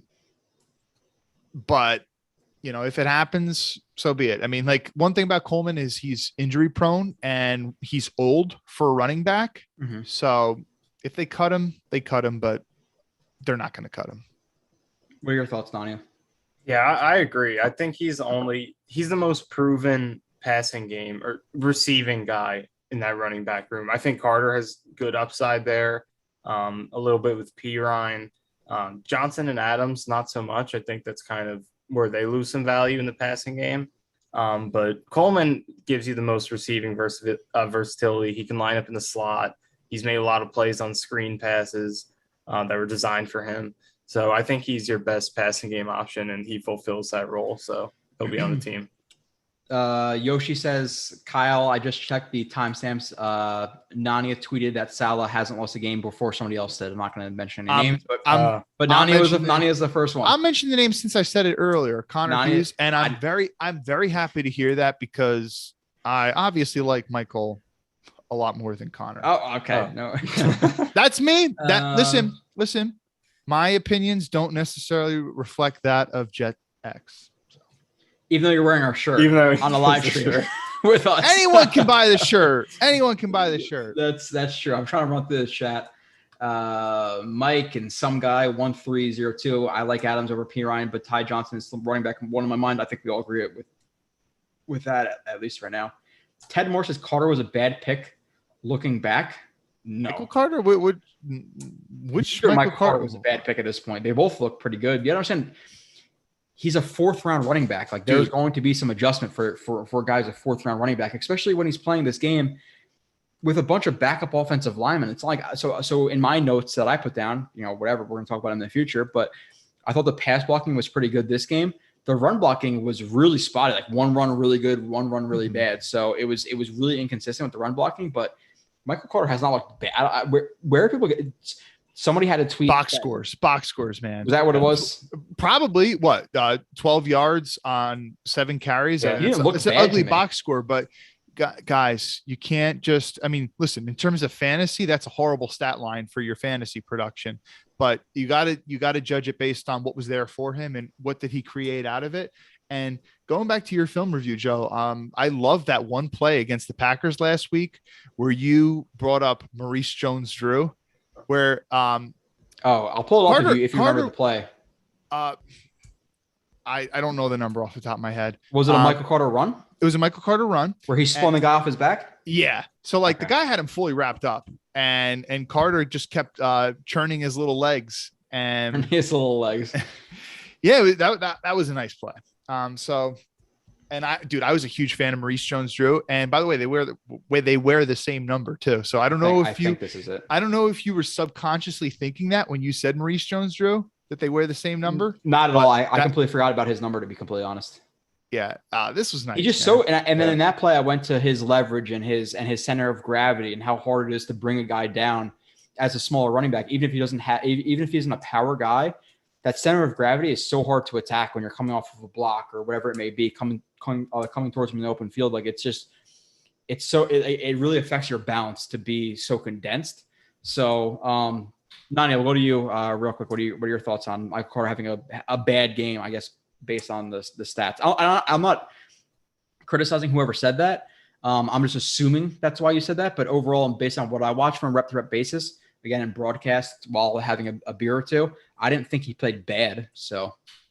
Yeah, I don't want to say too much about this game yet because I'll have to watch it again and, check and see what he's getting because averaging 2 yards per carry can be good if you were supposed to get 0 based on what was blocked for you. Like one of Adams' best runs in this game was a 2-yard run where he got hit immediately, I think 3 yards in the backfield, spun out of it, I think trucked another guy and got 2 yards. So I'd have to watch it again to see what he did in this game. But all I know is the first 2 games, I think he did really well. He actually, in terms of missed tackles force that he's credited with, how many broken tackles he had, he had 5 within the first 2 games, and the rest of the running backs combined had 2. So he did a pretty good job the first 2 games. I like what he did. The run you brought up against the Packers was great, and he had a few other good runs in the backfield where he made the first man miss. So I've liked what he's done so far. Hasn't been amazing, but he's definitely been solid, I think. Salmon Jet 718 is kind of on one tonight. He said, my mind's telling me no, but my body. Like that's who sings that song, Kyle? I feel like you'd know. We were talking about, I think P. Ryan and Josh Adams, but he's referencing. Why would that song. I know? Why would I don't know? Because you're a history guy. I feel like you should know everything. Okay, but that's. I mean, it's a recent U.S. song, history bro. versus songs. Okay, let's see. I know the exact song you're talking about. I don't know who it sings it either. Mike says, "Yo, 130 viewers after a preseason tie. Give this video some likes. Appreciate that, Mike." Yeah, I mean, hey, if you guys are watching, just hit the like button, please. It's 1 o'clock in the morning. We almost got 150 people in here. I love you guys. It's great. I think some people have to watch long enough and think that we're making good points, but we have to prove to them that we're worthy of hitting the like button. I feel like at least 20 people of the 144 like hate us, and they're like, I'm just trying to get after these guys. They're just trying to clip our bad takes. Some people definitely hate me. That's for sure.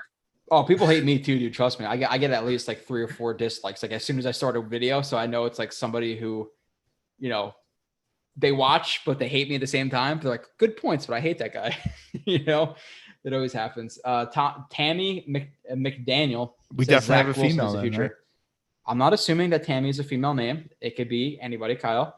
But Zach Wilson is the future, which we would all 3 of us on this live stream agree right now. So, John Rogers still throwing out some Australia flags and things like that. I'm going to keep running through it so we can get on to the. Okay, so some people said this. They mentioned Sherwood. Yeah. There was a lot of hype for the last couple of games. I thought a lot of his hype was, what's the best word for, like generic hype, like preseason type hype. Like nothing he showed to me in the preseason that I watched disproved what I saw of him in college.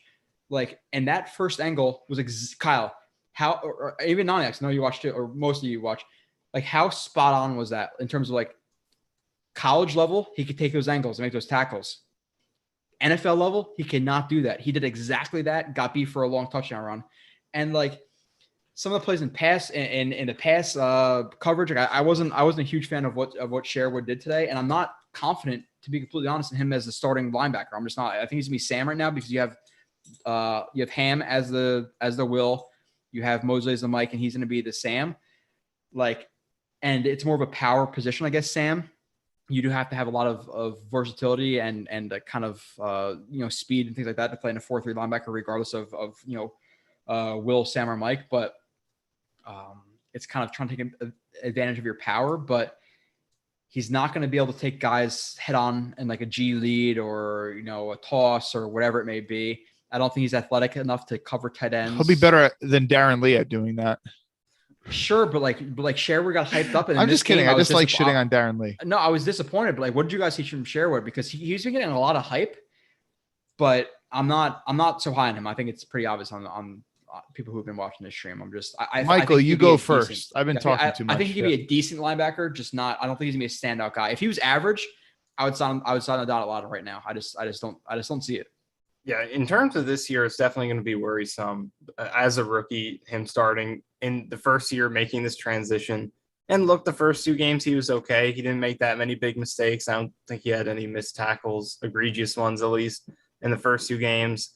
It did look like he had some bad run game angles in the second half of the first couple games, kind of contributed to the big runs they gave up. But in this game, I think we saw all the issues that you broke down in your film breakdown, Joe, that I think a lot of people overlooked in terms of projecting him to be an instant impact player in terms of just athleticism and how maybe he was able to get away with it. Can I interrupt you? So yeah. I hate interrupting you, and I'm going to get shit on, I'm sure, in the chat after. But the thing that really hurt that argument, and I don't want to hate on any Jets player. I try to be as objective as I possibly can. But as soon as Saleh came out this week and said, he's Fred Warner, I was like, and here we go. I'm going to get completely dumped on. Something that I think it was more of his mindset reminds him of Fred Warner, like how he approaches the game, all that stuff. But you think of Fred Warner, you think of one of the most athletic linebackers in the NFL. I compared the guy to not being an athletic linebacker. And then he compares him, and I'm like, oh, here it comes. So, Nani, continue. I apologize for interrupting you. Yeah, no, definitely interrupt me as much as you want. But I mean, some of the hype is just kind of optimism. I think he's a great kid. He's definitely one of those guys who is legitimately very good in that area in terms of his work ethic and his intangibles and all that stuff. But I think there's a lot of legitimate issues he has to work through that might not be that easy for him to overcome, like you've broken down. So I think he's probably, if he starts like he probably will, he's probably the biggest liability of any starter on either side of the ball. And that's just the reality to start out. We'll see what he can develop into if he can, correct some of those issues as much as he can. When you have athletic deficiencies, you can't really fix that. But, to start out, it's going to be a big problem. And in both phases, I think, against the run and in coverage. For a guy who's a Sam, he can be super powerful. And for a guy who's like, 225, 230, I don't think he's necessarily strong enough to hold up. And then it's not like you could kind of point to his athleticism. Like, oh, well, yeah, he's not going to be able to hold up versus the run as a power guy, but his athleticism, he'll be able to make it up, whatever. I just think he's not strong enough. And I don't think he's athletic enough to play linebacker. I don't see it, but maybe I'm wrong. I think he had a good pass deflection. And like a spot drop versus the Giants that people got hyped up about. And he was in on the forced fumble with Hamza, but I think he's going to be more of a depth option. And listen, guys are wrong on draft picks all the time. Like Nani, Kyle, like we review hundreds of players here. So you're going to be wrong on a guy or two. Can I be wrong about Sherwood? Sure. But I don't want to see people like, oh dude, you're wrong. This one guy, you're crazy. You have no idea what you're talking about. You're going to be wrong. The most high up GMs are wrong about guys. Look at Vernon Golston, drafted by the Jets with hundreds of scouts looking at him. Look at all these guys, Sam Darnold, Josh Rosen, etc. So, Kyle, we'll go to you. What's your thoughts on Sherwood kind of throughout this preseason and then in this game? Because obviously he struggled when he was in there, at least from the first quarter, kind of look at it. All right. So let me be fair to him. He's exceeded my expectations. He was by far the player I liked the least out of the draft class. I thought that his chances of making the roster were pretty low, but now I think that especially, because of the Gerard Davis injury and the Carl Lawson injury, I think that he has a really good shot to make the roster. I'd be quite shocked if he got cut, but you're not supposed to judge a player based off of one play. Okay. Every player has their bad plays and stuff. But that play on that long early touchdown, if you had to shoot one play to encapsulate everything we've been saying about a player, that is the play right there. Right. And I'd have to watch it over numerous times and stuff to kind of really see it in depth and watch it in slow motion and stuff. But I'm pretty sure that Sherwood recognized the play relatively early, saw the running back coming out, knew that he needed to get there. But even though he knew it, he just couldn't get there, right? He lacks the athleticism. And in today's game in the NFL, you need, as a linebacker, even if he was playing safety too, you need to be able to get to different parts of the field. And he had to run half the field and he couldn't do it in time. And it was a big play. So that's basically what Joe and I, mostly Joe, have been saying since the moment he's drafted. He's not athletic and you're converting him. And yeah, so people are saying he's 215. Yeah, that's also concerning. Now, I know people say, oh, Darius Leonard's 215. Darius Leonard's kind of an exception. All right. And I know he's a freak. Yeah. I know that linebackers are getting smaller. Like, shoot, back when I was growing up and first started really watching football, like Brian Urlacher was and Ray Lewis, a lot of your great linebackers, they're in the 250s. Yeah. That's a rarity nowadays to see linebackers in the 250s. Okay. So yes, they are getting smaller, but 215 is still way on the slight end. So Sherwood is very light, but he's also very slow. If that's not concerning, I don't know what is. Now, what is getting Sherwood by is he does have the good mindset, and Robert Saleh would not have made that comparison.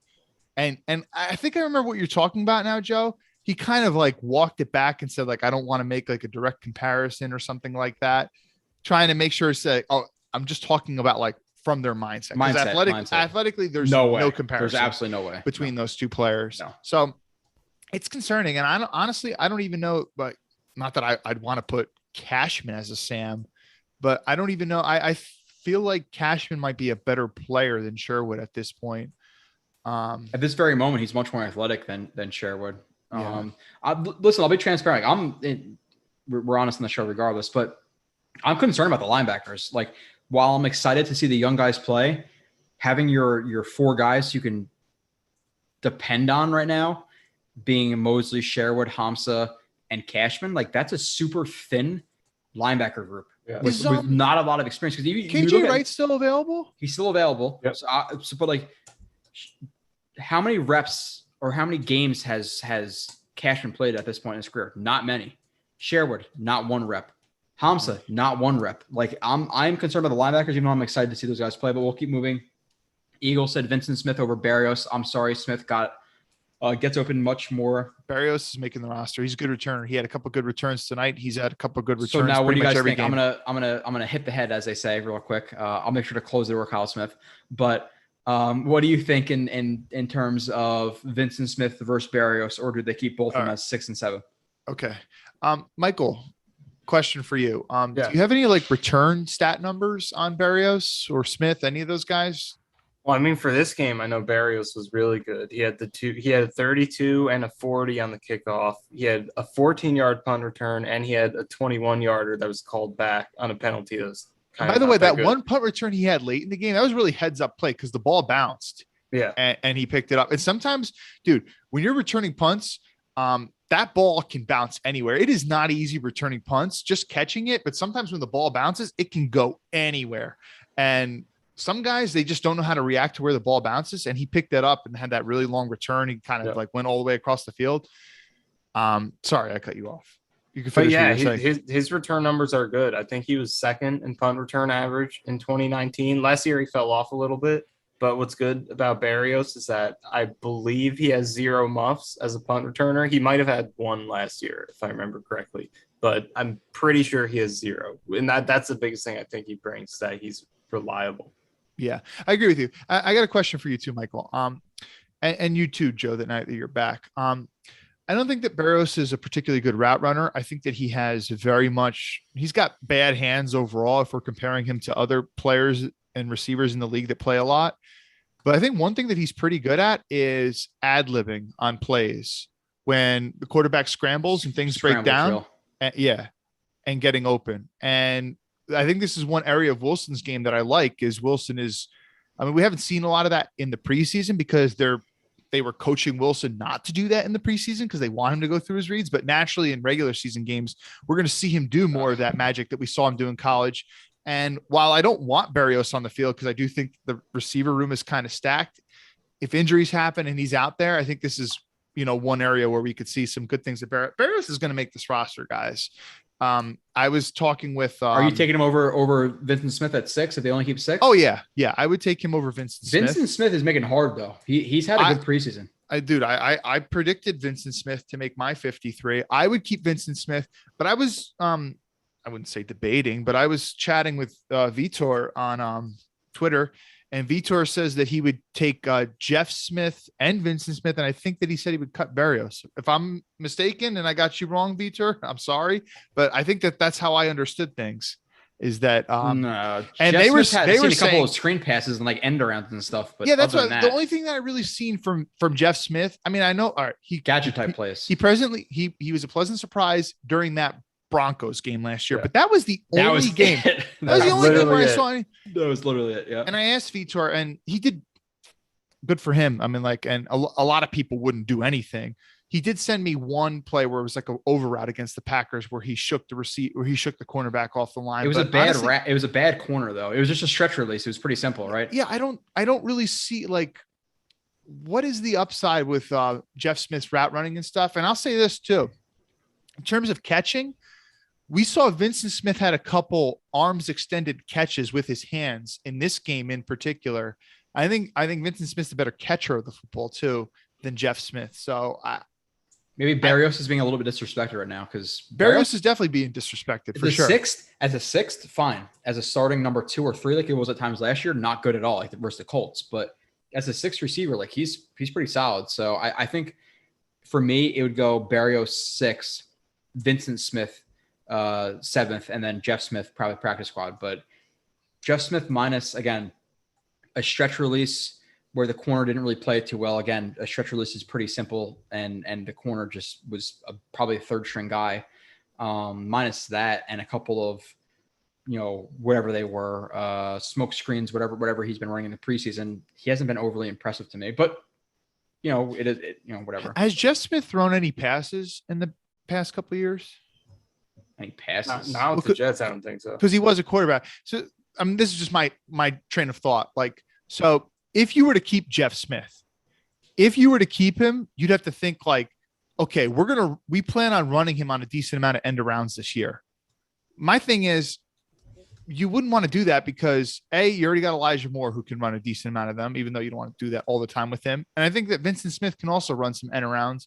But the thing with Jeff Smith is because, okay, you could run some end arounds with him and then you could have him, okay, he doesn't run the ball, but you give him the end around and then he throws the ball because he used to play quarterback. So like there's some gadgetry that you could get with Smith, but he doesn't have the return ability that Barrios and Vincent Smith has. Vincent Smith and Jeff Smith to me, and we'll move on to the chat because we have so much more freaking chat to go. I'm sorry. Again, you see me trying to keep up with me. It's not something I ignore. I haven't got to anything but the chat. We're still 40 minutes behind, which is why people say, oh, the under is 130 or the over-under is 130. Bullshit. I'll be here forever. But Jeff Smith to me is a little bit more quick, twitchy in a short area than Vincent Smith is. Like Vincent Smith's more of like the long strider yak guy to me, based on what I've watched. And I've watched obviously all of the reps to this point. It's like I've studied them to like a fine point. But Vincent Smith seems more like the end around jet sweep type guy, where Jeff Smith seems like the smoke tunnel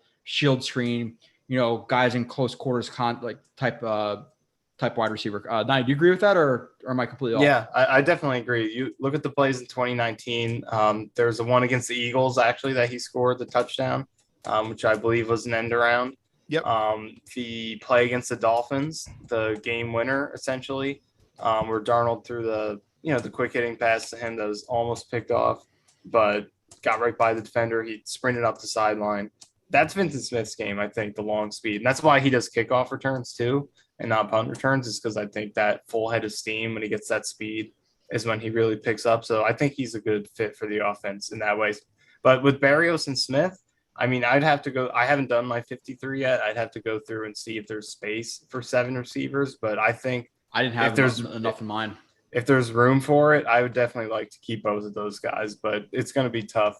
I would have to see if there's room. But Barrios, if I had to choose one, I'd probably go with Barrios, I think. Yeah, me too. Okay, so some guy says, some guy 1302 says, do the Jets have to cut wave players before they move them to the practice squad? Yeah, they cut them and sign them back to the practice squad, correct? Am I wrong? Yeah, I think that's how it works. Yeah. Moving down. I am sorry. I'm trying to move through this. People saying hi to John Amarello. Tammy says you guys are clueless. QB is the most important position. You have Zach Wilson. Us going to carry this team. He is the future. You keep 3 QBs. There's a lot of teams who keep only 2 QBs. So there's like a lot. Like every team with a quarterback pretty much only keeps 2 quarterbacks. So yeah, Tammy, you're clueless. Whoa, Kyle, shots fired. I'm just returning the shot. Listen, listen, there's a lot of teams who only keep 3 or only keep 2. The teams without an answer to the quarterback position typically keep 3. But if Zach is the answer at quarterback, why are you going to keep 3 quarterbacks? What's the point? The thing is for the Jets, because Mike White and James Morgan, let's be honest, probably not going to get picked up by another team to be on the active roster. They could probably stash one of those guys on the practice squad. You keep 2, and let's say Zach Wilson. No, I'm not going to say Zach Wilson. Let's say Mike White is a backup quarterback. He goes down, and Zach Wilson's your only quarterback. Then you sign James Morgan from the practice squad. Now he's your backup quarterback. But a lot of teams with good quarterbacks don't keep 3 quarterbacks. So I don't understand why Zach being the answer and us being clueless, they have to keep 3. What's the correlation between Zach Wilson keeping 3 quarterbacks? Dude, most times, pretty much only when a team takes or keeps 3 quarterbacks is if they have a developmental person. Exactly. And while you could argue that James Morgan is a developmental person, he hasn't shown enough for you to keep him. So yeah, there's no reason for them to keep 3. We have a comment here. We're going to run through this pretty quickly. 6th, 9th. That's weird. He says, let's talk about the secondary, dude. What's going on in the secondary? So, Nania, what's going on in the secondary? Guys are trying to cover receivers. Sometimes it works, sometimes it doesn't. Yeah, sometimes tight ends. No, they're inexperienced. They have a couple of guys who I feel relatively comfortable with in terms of Marcus May, Hall, Joyner. If you feel comfortable with him or not, whatever. He's been there, so I'm not overly high on him. There's a reason he signed for $2 million, whatever it was. But those 3 guys I'm relatively comfortable with. But then you look at the rest of the roster, Pinnock, Dunn, Carter, Eccles, Niesman, Davis, they're all inexperienced. So the secondary, let's be frank, they're going to suck this year. But my hope with the secondary is past those 3 guys, past the Joyner, Hall, May, if we could bank on or plus a slot, I really do think that one of Carter II or Guidry will be the starting slot corner this year, so I'll pencil them in too.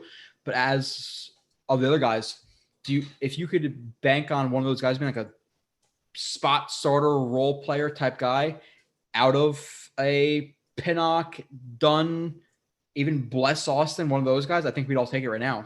So I think they're inexperienced. They're gonna suck pretty badly. Let's be honest. But if we could convert one of those 5th, 6th round picks, undrafted guys, into an okay role player for this team, maybe even a starter, I think you win, and this year, to be frank, obviously, you want another edge rusher. We want linebackers. We want another number 1 corner. We want a safety. We want all these things, but this year is about Zach Wilson. So there's one area we're going to struggle. It's going to be on defense, and I'm okay with that. Now, if they get a little bit like nickel and dimey with the offense, I'll be much more disappointed. Like they need to surround Zach Wilson as best they can. So I can see them paying for veterans, whatever it may be. Let's say they decide to trade for a Zach Ertz. Like I wouldn't be angry at that. But if they're a little bit more deficient on the defensive side, that's kind of expected. Like we're not at the final stage of this rebuild right now. So we're going to struggle on defense, and the secondary is kind of a glowing example of that. Kyle, what do you think, I guess? Can you sum up your question for me just in a brief way? What do you think about the secondary? I think I guess this guy is saying the secondary sucks. Why? What about the secondary right now? They're young. They're really young. And they don't even some of the veterans they have, like Blessed Austin's your veteran. He's just not good. So, I mean, yeah, things can change quick in the NFL. If some of these guys develop to the point where they can be like a quality player on a roster, and then they can maybe sign a guy in free agency next year, and then maybe draft another guy pretty early next year, we might be having a very different discussion next year, and then maybe have a pretty good secondary next year. But that we knew that was going to be the struggle this year.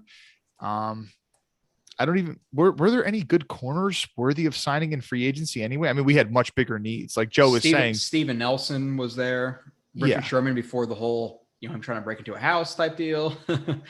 Whatever. The one guy who I really wanted, who they got apparently close with, was who was the Bengals old corner who went to William Jackson, right? The third, yeah. That's a guy who I really wanted.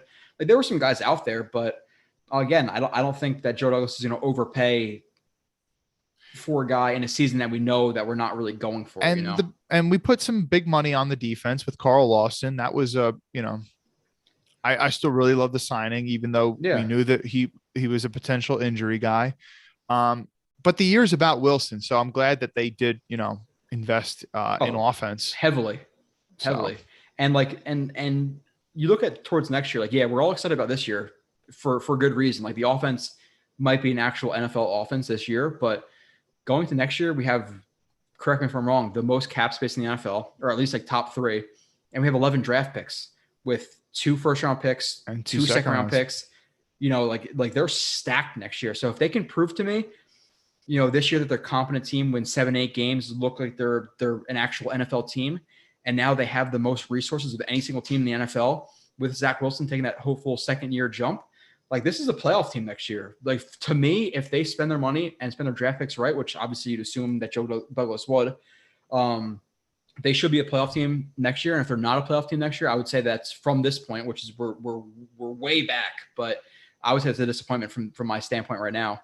So if some people kind of talking about our go NY says I expect the Jets to pick up some players, especially targeting the end edge.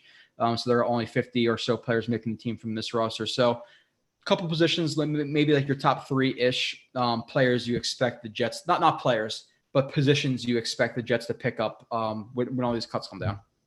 Yeah, I feel like edge is definitely a place that they'll go. I think the last 2 games, one of the biggest problems has been following Carl Lawson's injury. The edge guys didn't show you much of anything to feel excited about after him going out, especially Huff, who had a great first game, and I'm still pretty high on. He was quiet the last 2 games. And then the rest, Zuniga's been hurt. Hamilcar had a good first game, didn't do much of anything the last 2 games. So I think that, with Lawson's injury combined with that, I think we'll definitely see an edge move.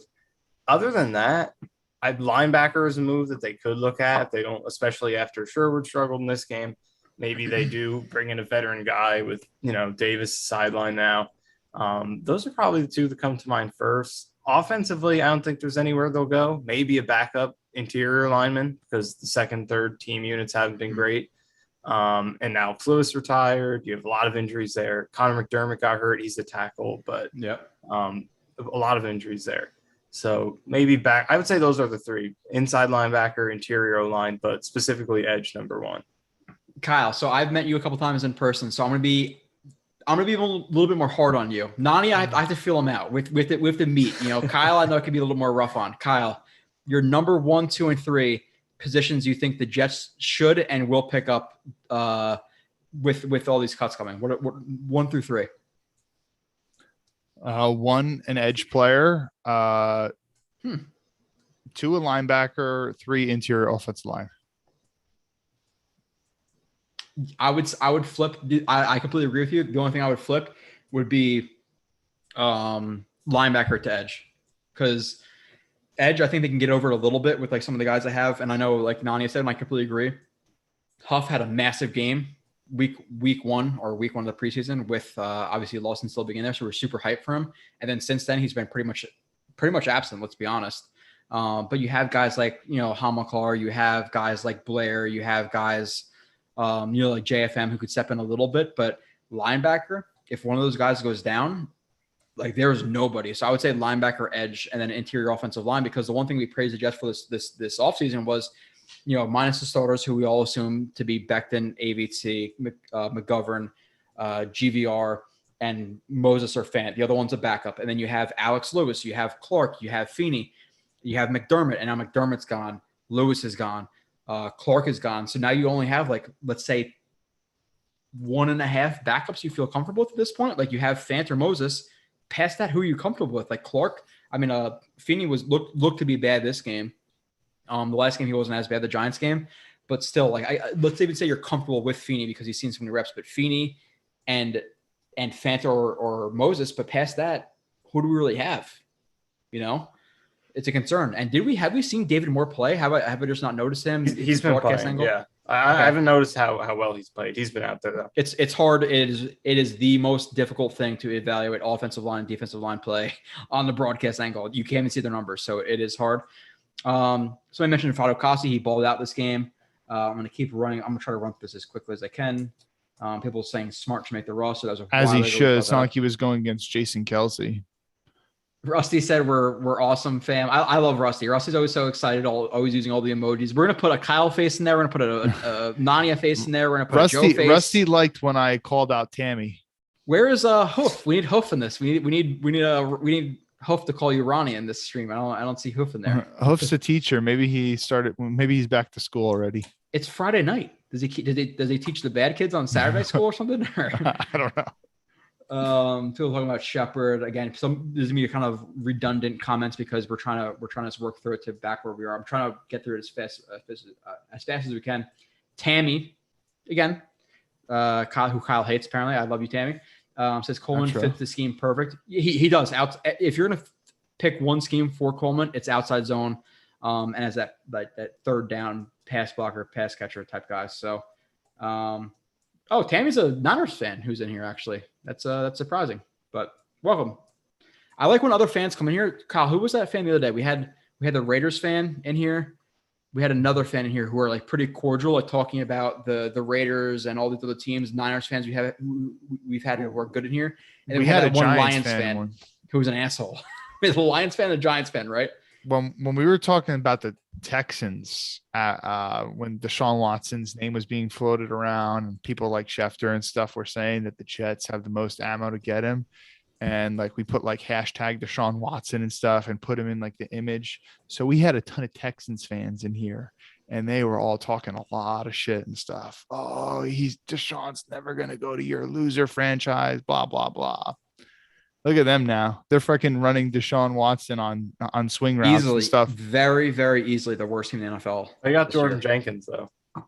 Yeah. They got Jordan Jenkins and they also have Shaq Lawson who has been rumored out there. So quickly, before we go back to the chat, like lightning round, Shaq Lawson, the GM of the Texans, Casario, is it Casario? Yeah.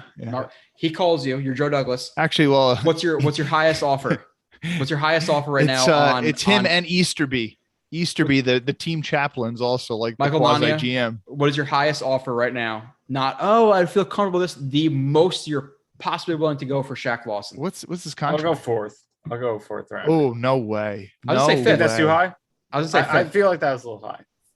That's too high. I feel it's a little high. We'll give you a break. It's 112. I'd give a seventh. I'd give a seventh, conditional sixth if he produces. Good. No, I think you're underrating. I think you're underrating what Shaq Lawson is. He gave Becton some trouble last year.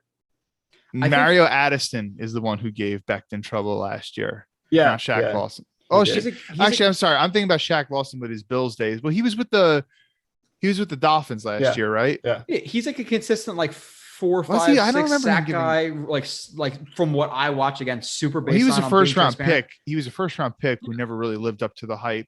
He has a decent level baseline athleticism and stuff. I mean, he'd certainly be probably an upgrade. I don't know how Ovi's responding from his Achilles injury, but that's to the me, guy I want number one. He's a more superior player. Like, so that's my thinking behind it. Like, if you can go and get him and not have to give up anything, and his contract would be less, that would be the route I would go. I'm saying a fifth for Lawson. Like a fourth for Lawson, that would be a huge mistake. Fifth. I'm cool with a fifth. Yeah, I'll come down to a 5. You put me on the spot. He's a guy who gets 5 sacks a year, who I feel personally is like a decent run stuffer, like a Jordan Jenkins type guy. Like I feel like he can fill a role. But we'll keep watching, or we'll keep going through the chat. Space Boy, I watched this young man's preseason, and yes, these games don't matter, wins versus losses, but how they look on the field does matter. This kid doesn't look like or play like a rookie. I'm assuming he's talking about Wilson. We all agree. Maxwell, good point. He says the blocking was bad on some Michael Carter runs. Dudes hitting him in the backfield. Completely agree. Mike from around the corner says, Tammy, I'm traumatized from years of the Jets ripping defeat from the jaws of victory or being outright awful. It's all cautious optimism until they win a few rings.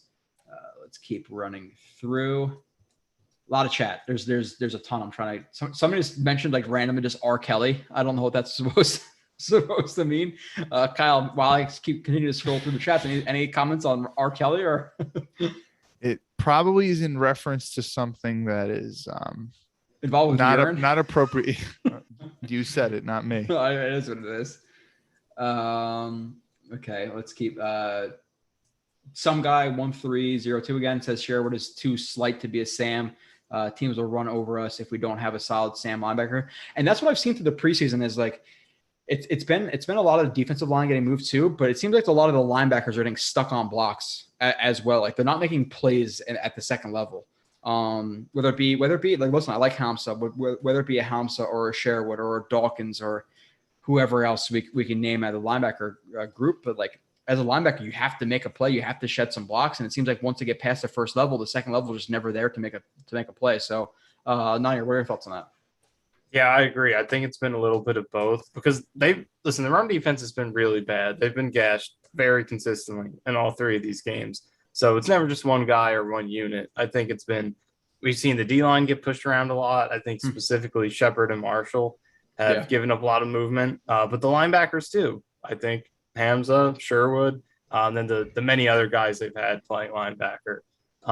They have not taken the best angles, kind of been washed out a little bit. So, it's been a little bit of everything. I think the one position that has been good against the run has been the safeties. I think Niesman, Hassel. Other than the one play. Let's say minus the touchdown. Minus that one play. But other than that, he made some good stops, especially the first couple of games. I think the safeties have kind of prevented some of those runs from becoming home runs, other than the one time that literally happened. But it's been I think a combination of the D-line and the linebackers. I'm a big fan of Tammy in the chat, who Kyle criticized, and maybe we're behind that. But I like Tammy Kyle called us clueless or something like that for not keeping three quarterbacks. But regardless, Tammy so is. Then I just threw it back to her. Tammy is a Niners fan who's being cordial in our chat, in our Jets chat, which I appreciate, and saying I don't know why it's Space Boy Zach Wilson has the it factor, best QB in the draft. Hey, the Niners. Nani, we'll throw it to you. I know Nani is like super quiet, but I feel like he has like that sinister side to him. Like he really is like tracking stuff, like Nani's just that type of guy. What are your thoughts on Lawrence through this preseason really quickly while I continue to kind of weed through the chat? I mean, he hasn't looked great. I mean, I watched all of his throws against the Saints, the last game he played, and basically my thoughts were, I thought that he responded to pressure pretty well in terms of how he moved and how he set himself. But I think he was making a lot of, in terms of like a processing standpoint, understanding leverage, making good decisions, throwing the ball away, things like that, where Wilson has been really good. I feel like Lawrence hasn't acclimated as well in that way. I feel like he had some near picks that, dropped picks, potential interceptions in that game, some throws he probably shouldn't have tried. But I thought physically he looked pretty good. You can see the talent, but the mental aspect of it, I think Wilson has been, not to say that he is ahead of him because it's just preseason's couple games, but in terms of what we've seen so far, I think mentally Wilson has been much better than him. And I like Lawrence, but I think just based on the percentage of throws he threw behind the line of scrimmage on first read type stuff, screen passes, he was a little bit overhyped, to be completely honest. But as a Jets fan who, with all these Jaguars fans talking shit about how we got the second best guy in the draft and Justin Fields is better than Zach Wilson and you guys suck, am I happy to see them kind of imploding right now with Urban Meyer and them sucking and Lawrence having more questions than answers right now? Yeah. I'm not going to say I'm upset. It is what it is. We had a guy, Space Boy, who I've never seen here, so welcome as your first time, Space Boy, unless you change your name. Kyle Filisteo, he said, the one thing that has pissed me off about the Jets is this. They did not make an offer for a quality running back. Kareem Hunt should have been on their radar. Carter looks good, though. Kyle's face was like, what? Kareem Hunt was re-signed like during the season last year or something. Like, what are you talking about? Are you talking about like when he was cut from the Chiefs a couple of years ago? Like the Jets should have made a run at him. The one thing I'll say about the running back room right now is you've seen these guys, Breda, Mostert, who are lower tier guys who explode in the system. And that's what the Jets are doing right now. Like at this point in the Jets' life cycle, to throw a lot of capital at a running back would be a mistake. Like the running back, and Kyle, I know you agree with me. Like if the Jets were a team to make it to the divisional championship, the conference championship, the Super Bowl, and one of their massive weaknesses was their running back room, like they had it this year. Like nobody was like that bell cow number one guy who could take it, like that, Kareem Hunt guy, not Kareem Hunt guy, Alvin Kamara, whatever it may be. If you're at pick 28, you take a running back, okay. But right now in their life cycle, is it necessary for them to trade draft capital when you need linebackers, you need corners, you need safeties, you need offensive line, you need tight ends to focus on a running back? I don't think that's the proper way. Yeah. I mean, Kareem Hunt is a legit good running back. Like he is a very good running back. But here's the thing too. Joe Douglas, and you guys correct me if I'm wrong, and people in the chat too. My understanding is Joe Douglas, he is very, very, very firm on taking high character guys. And I can't think of one example where he took a guy with kind of questionable character. No, I agree. I don't think there's any serious ones. I can't think of any at all. And Kareem Hunt, I mean, obviously he was great with the Chiefs. He had like 20 touchdowns that one year with the Chiefs. But they cut him because, there was a big, big incident. I'm not sure what this is about, but Tammy's very active in the chat. Said, Rusty, you need to stay rusty because you need some WD-40. I'm not sure what take that's about, but I appreciate the banter. Honestly, did Rusty respond back? I don't know. I like Zach Wilson, but these Jets fans are on suicide watch. What Jets fans are super negative right now? Is it us? I don't think we're negative. Might have been me. I started off criticizing the Hail Mary. Yeah. Well, started off on a high note. Yeah, we did. We literally, the biggest like two things about this game were what the Hail Mary and like James Morgan, like Yaboa and James Morgan, like we criticized both right off the jump. Let's see. Brian Neebs, who I've never seen before. Welcome. What's the point of talking about a team that will win 5 games this season? Okay. That must be a fan from another team who thinks we'll win 5 games. Hey, Brian, if you're willing to throw money on that, I will bet you $100 Jets win more than 5 games this year. Put your money where your mouth is. That's all I'll say. We throw it into a pot. That's all I'm saying. So I guarantee you will not put $100 on that. So I'm willing to, Brian, you freaking loser. It's a Philly fan. I can already tell. Elijah Moore is no Devontae Smith. So Devontae Smith, who they drafted, who's 165 pounds, is going to get blown up by a linebacker, never play in the NFL again. And who's they your head passed coach on a right now? quarterback. They passed on a quarterback. They passed on a quarterback. Who is your head coach right now? Your team is garbage, Philly. I hate the Eagles. I hate Philly fans. I hate everything about Philadelphia. I guarantee you. Denzel Mims would get along. I would bet money that Eagles fan didn't even know who Nick Sirianni was before he got hired. No, but now he's trying to convince himself how Nick Sirianni is going to lead him to the division, winning the shitty NFC East where they could barely win any games. The Eagles are a joke. Such a joke. But hey, whatever. Hey, if you have nothing better to do at 1 o'clock on a Friday night than go to a Jet stream. Hey, he might be West Coast.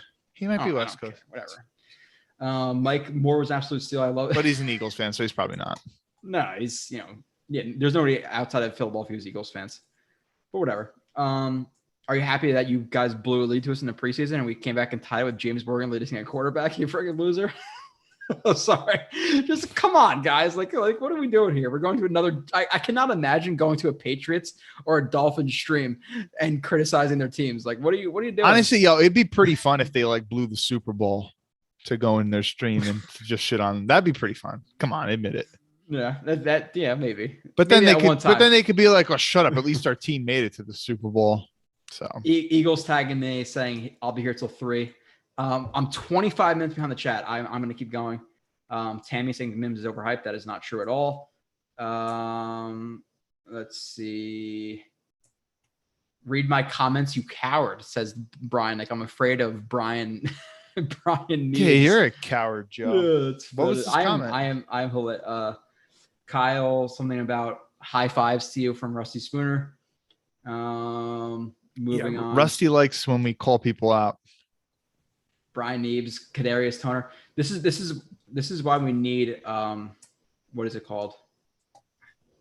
What are they called? Moderators for guys like Brian Neebs. I'm gonna keep scrolling down. Which, by the way, we will have. I think a couple off the top of my mind, like Mike, Eagle, Verge. Like, there's some guys who I'm definitely going to put as the moderators. But those are the type of guys who I don't want in the chat. I'm gonna keep going through, guys. You keep 3 quarterbacks because Zach Wilson is a rookie and gets hurt. You rely on older backup quarterback that has been tossed around the league. You keep 3. That's Tammy? Is Tammy saying that Zach Wilson is prone to getting hurt? Because, he did get hurt his freshman year, but he's been healthy, didn't miss any games the last 2 years. And, there's always a chance that any quarterback could get hurt, and teams obviously know that, but still many teams just choose to roll with 2. Well, and Kyle, and you have to consider too, like, and the thing I said before, it's not like the 2 guys of the 3, like the 3 and 4 are guys who are going to get swept up. So you keep a Morgan or a White on the practice squad, and if you have to elevate them, then you do. Yeah. So why keep 3 and waste a roster spot? Exactly. And I really doubt that any team is going to scoop up either of those 2 guys. Maybe, but I kind of really doubt it. Oh, I can do this right now. Dude, read the super chat. Give priority I can do this right now. I'm gonna I'm gonna add a couple moderators right now. I think I can do that from the Jets X Factor. I just changed it to their All right, and while you do that, I'm I'm read doing the an super chat. Eagles biggest Super Bowl fan is a PEDO Lamo. Arrest them, Joe. Pedo, like a pedophile. What am I reading this wrong? That's what I understood. Who's the biggest? Who's the biggest supporter? Who's a pedophile? The Eagles fan. He's saying. Oh, he's a pedophile. Okay, all right. Okay, I'm gonna keep going through. I lost about 2 minutes in the chat because I switched to the Jets X Factor to block that guy because I don't want that in the chat. I don't think unless I remove, add moderator, hide user on this channel. I think that's what I'm supposed to do. I've never done this before. So yeah, make Eagle moderator. Yeah, Eagle is definitely my first moderator. I'm gonna add a couple more of you guys because I know you guys are in here all the time. Assassin will be one of my moderators. I'm gonna add him right now. Add moderator. Look at that. Assassin, you're now a moderator.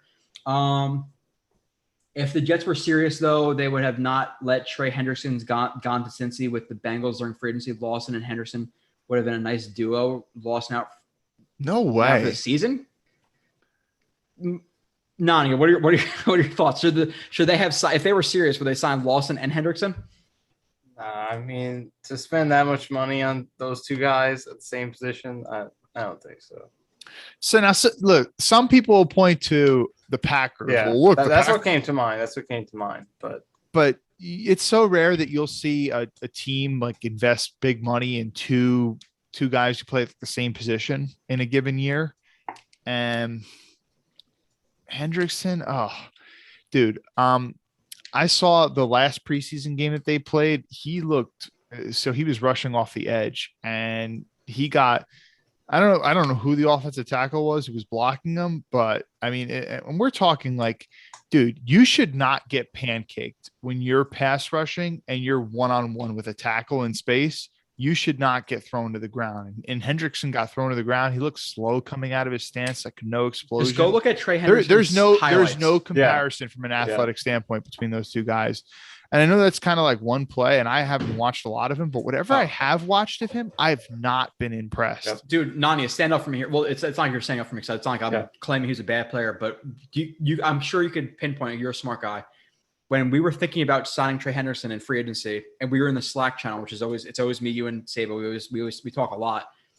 I was saying to you guys, I don't want to sign this guy for a lot of money. Like he doesn't look good to me. So I agree. I saw the same thing because, those are your top targets in free agency. We're talking about Lawson, talking about Hendrickson, and Romeo Okwara from the Lions is kind of in that mix too. I would sign him. He's pretty good.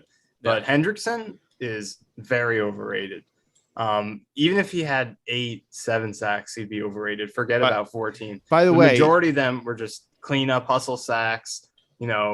He doesn't win his rush, but Cameron Jordan or Onyemata or someone else in that line does. And, Brady just walks into him. That's the majority of his sacks. He's okay, but he's not a winner, a guy who wins reps. Like if they brought him in for $15 million, $14 million a year, I would not be happy. And you have to understand where the Jets are in their life cycle. So again, same kind of thing with the running back. If they were a pass rusher away from going to the Super Bowl, and you want to bring in Henderson and Lawson, okay, fine, whatever. But in their situation right now where Hendrickson's an older rusher, 27, 28, 29 years old, to bring him in for $15 million, $14 million that he does not deserve, I would not have been happy with Henderson and Lawson. You got to address corner and right guard and tight end and all these other positions before you bring two pass rushers. It's just not necessary. So, Kyle, you're kind of looking at something laughing. Go ahead. What are you going to say?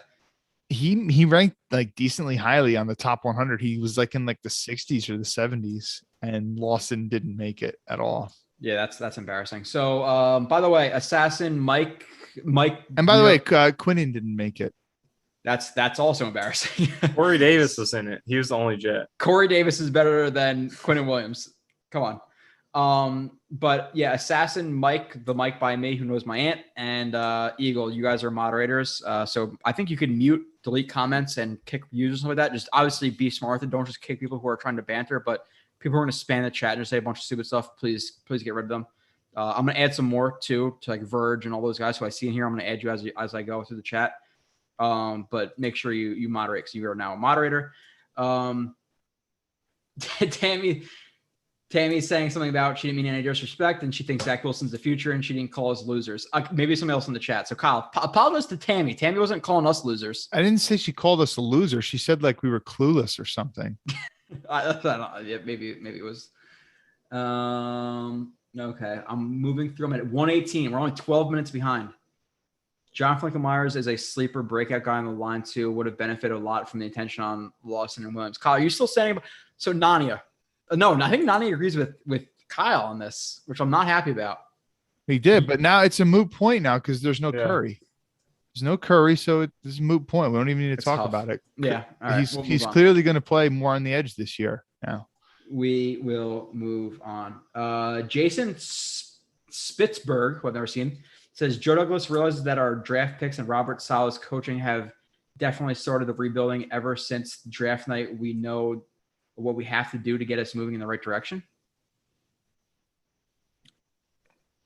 I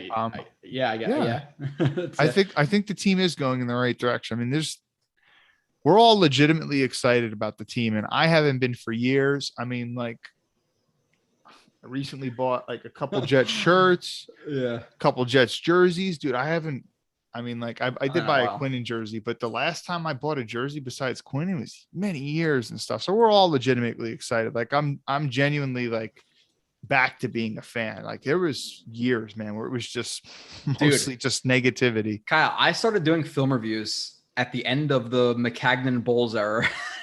And you were doing film reviews at the beginning of the Bulls era. Yeah, you were. Yes, you were. Yeah, you were doing like Calvin. I remember Calvin Pryor film reviews and stuff.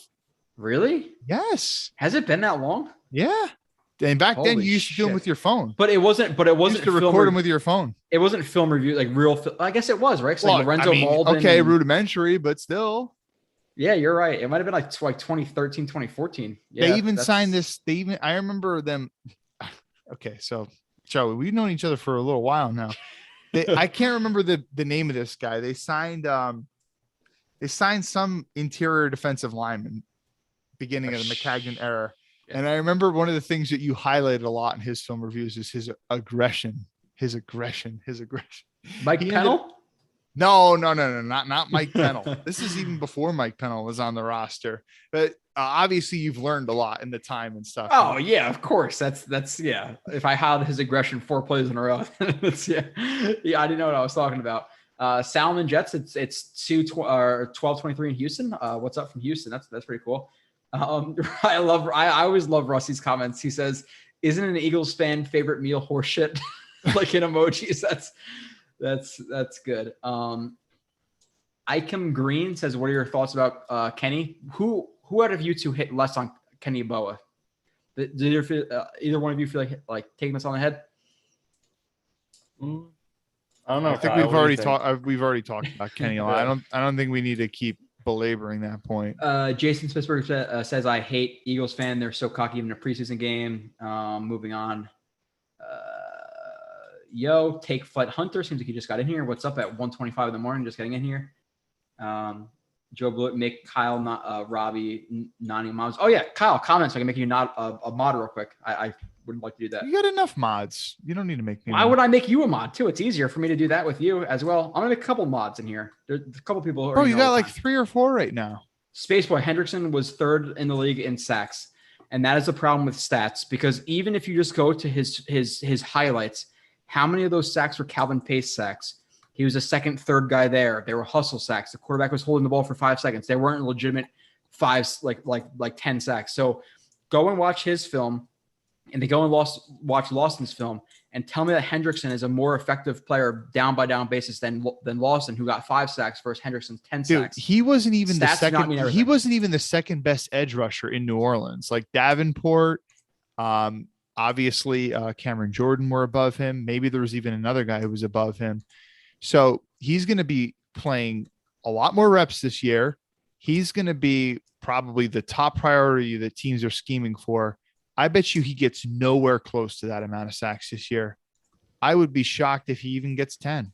But again, those stats can be misleading though. And just for a jet, I mean, sometimes it's harder to follow the rest of the league, but Yeah. if you are a big time Jets fan, you follow the team closely. Just think back to the Calvin Pace season where he 10 had 10 sacks. sacks. What Which were the was complete context of those garbage. stats? Yeah. Those were all like coverage sacks, or where he was coming around on a stunt. Even when Henry Anderson a couple of years ago had 7 sacks. All right, so Quinn Williams had 7 sacks last year. A couple of years before that, 2018, Henry Anderson had 7. Compare Quinn Williams' 7 sacks to Henry Anderson's 7 sacks. The context is way different. Quinn is beating a guy right off the snap, shooting the No, gap. Henry Anderson just as good. Oh yeah, of course. I'm surprised it's not the viewpoint you're taking, Kyle, because you're a Quinn Williams hater. But I'm not a Quinn. I'm just honest about Quinn Williams. Did Henderson have 13 sacks? He's saying he's having 13 sacks. He's basically like talking shit like that. He had 13 sacks. Like he's really good. He's good, but there's a reason that a lot of fans, but there's a reason a lot of people who actually watch the film were a lot more excited about landing a guy like Lawson. Nania, you were one of the biggest Lawson guys out there before you signed him, versus Hendrickson, where we were watching, we're like kind of like okay, but not great. And just like Kyle said, first pressure versus second pressure versus third pressure versus cleanup sacks versus all that stuff. And Hendrickson was a guy who, let's be honest, got lucky with stats. And Nania, literally the biggest stats guy on Twitter is you. Let's be honest. You can admit as a stats guy that you need context to them to those stats. Yeah. So go ahead on Henderson. Yeah, and that's what I always try to do. Like, as much as I rely on stats, I'll never just throw it out there without kind of verifying it first by watching the film and watching, the opinions of people who watch more film of a player than me. And, with Hendrickson, just from, watching a few of his games, just looking through his games, I'm like, all right, he had 3 sacks in this game against the Bucs. Let's see how he got those sacks. And then it's, he loses the rush, but someone makes him step into him, or it's a coverage sack and he has 10 seconds to get the sack, or he just comes around, he gets pushed up the arc and then he comes around because Brady scrambles. It's a lot of stuff like that where it's like, okay, you get the sack on the stat sheet, but you didn't actually make the sack happen, because sacks are a team accomplishment. It comes down to coverage. It comes down to one guy creating pressure, another guy finishing it. And so most of his sacks, he wasn't the primary reason that the sack happened, and that you're not really creating superstar value that way, in a way that a guy like Carl Lawson is, when he's destroying tackles and making the quarterback make instant decisions. So he's very overrated. Yeah. Case in point, to like kind of like line up the stats with what your eyes are telling you and stuff. Like, so Michael obviously knows way more about stats than me and stuff, but just every time you watch Josh Adams run, going back to last year, he's just breaking tackles. So I asked Michael, and let's see if the stats back up what my eyes are telling me. Because, your eyes can play tricks on you. Sometimes, one play like really stands out in your mind, like, oh, Kenny Yeboah had one good catch. Oh, Kenny Yeboah should make the roster. And Michael, and he tweeted at me tonight, and he said that last year, Josh Adams averaged 4 yards after contact per carry, which was third best among all running backs who had more than 25 carries. So like, that's a stat that clearly matches up with what your eyes are seeing. So, stats are good and useful, but you always have to kind of contextualize them. Right. So, yeah. Mike said, after I made him a moderator, I love it. He said, yo, a little wrench. Like in his name, he said, I'll use it only in extreme circumstances. Yeah. Again, we're going to keep adding on to the chat, again, stickers and emojis and whatever else in the future. That's all coming in. Film reviews I'll have drawings on them, all that stuff, which Kyle, I'm sure that would, a guy who watches a lot of this stuff. I know Nani does. I'm not sure. Kyle watches everything. Did you watch the Bryce Huff thing, by the way, yet? I think Nani watches all your stuff too. But like, it'd be so nice to be able to draw a line, just a line on a screen, just a little bit, I'm going to watch the Bryce Huff. I am. Okay, good. Let's keep going here. There's some more stuff. I think Sherman was coming here until the police incident. Yeah, he could have, obviously. David Gerard said, I just joined now, so I'm sorry if I missed this. What are your guys' opinions on seeing Sherwood and Hamza versus Jared Davis? I feel bad for Davis, but would rather see Sherwood play. Was it a high ankle sprain for Davis? I believe so. Okay. Out till week 6 through 8, whatever it is. I don't remember seeing Hamza playing that much tonight. I can't really think of anything that stands out to me about what he did or didn't do tonight. He's been relatively quiet. Yeah. And for a linebacker, you don't always want that. But No, he's a guy you want to see a guy making plays in space and stuff. He's a guy who I liked what I saw from him, and as a 6th round guy, he has athleticism, but watching what he was in college, he has a lot to learn in terms of like mental processing. Like he's a physical upside player, but I think he's close to a finished product in year one. He's not there, so you have a lot of inexperience in the linebacker room. So while I like to see youth. Davis would have been a much more effective player, I think, this year than those guys. And there's a reason he got, $6-7 million, which might have been an overpay. But in general, I'm not like happy that Davis went down because I want to see these guys. Like I think they need some more, seasoning to me. Nani, what do you think? Yeah, I agree. I think it would be Davis is a guy I was kind of skeptical of coming into the season. I think he would still be one of the more questionable starters because like last year, I think he played better than his first couple of years and his role is diminished in Detroit, and the Jets were going to be asking him and they will when he comes back to be, going back to being an every down starter. So I was already kind of skeptical of him, but with his athleticism and playing under Saleh and Ulbrich, who have done such a good job coaching up linebackers, I was excited to see what he's a guy who had a high ceiling because of that, his tools, this game, these coaches, but also a low floor because of how much he struggled in the past. Mm-hmm. But I was excited to see him play. So it'd be preferable for the present of this defense to have him play. But, for the future, I think it definitely helps to get the younger guys some reps. But there are going to be short-term growing pains for sure. It's hard to see Sherwood playing well this season for sure. But that doesn't mean he can't be good down the line. But he's probably going to struggle this year. Spacewise said the front four could have been Lawson, Rankins, Williams, and Hendrickson. Would have been dope. I get that, but again, bless Austin. But Bryce then do you Hall. sign Corey Davis? Do you sign Trey Hendrickson over Corey Davis? No. I don't know if we get Rankins if you get Hendrickson. Yeah, and do you have Morgan Moses, and do you have Davis, Jared Davis, like obviously the front four would be great to have all those guys, but you didn't need to add all those assets when you still have massive needs. He's a player that got way overpaid. That's not to say, see, someone could watch this and get the impression that we think he's a bad player overall. And that's not what we're saying. We're saying that he's extremely overrated and he got way overpaid. I would be very confident in thinking that a couple of years from now, he gets cut because they just can't justify the salary that they're paying him. And a lot of people say, yeah, that was a mistake signing. Not that he's a bad player, but just like he's just not worth that amount of money. He's just not. Yeah, No it's way. like he's probably better than, most of the Jets edge rushers, I would say. But every player has a price, and the price that he got is 13.5 sack price, but he's not a 13.5 sack player. So he's just a bad value. Exactly. And now think about Corey Davis. Corey Davis has been wonders for Zach Wilson so far. I mean, he's been Zach Wilson's safety blanket. Oh, by far. And imagine you not being able to sign Corey Davis in a season where you needed to help this young kid out so he could develop.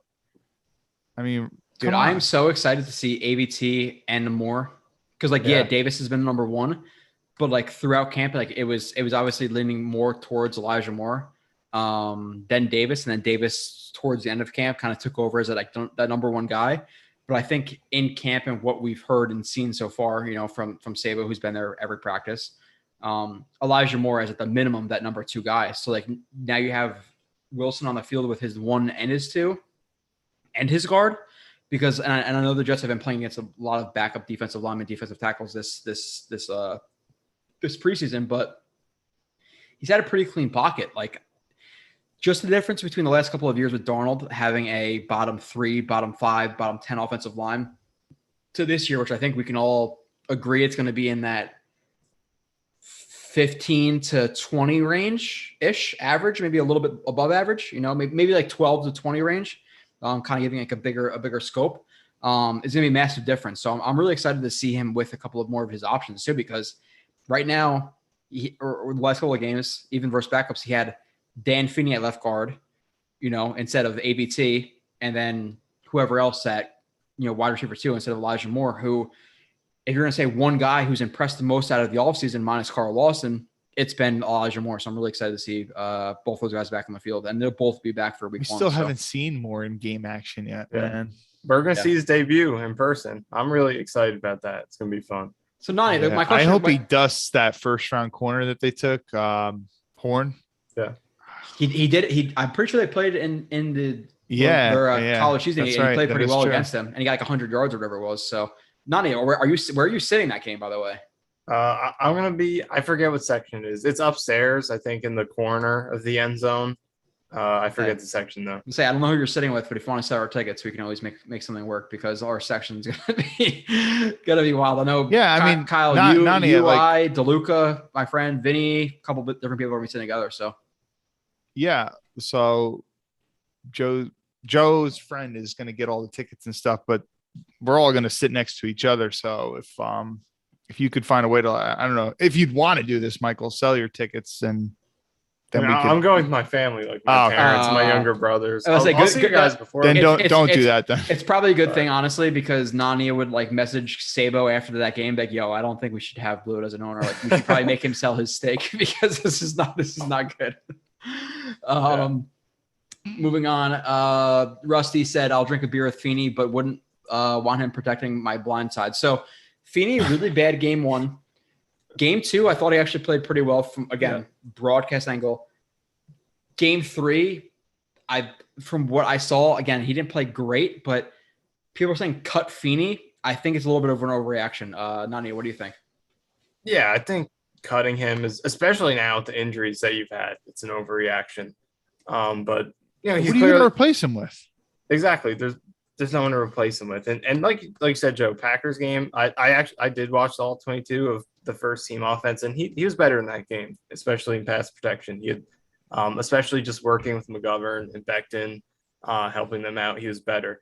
That doesn't make up for how bad he was in the first game, and I think in this game he struggled a little bit too.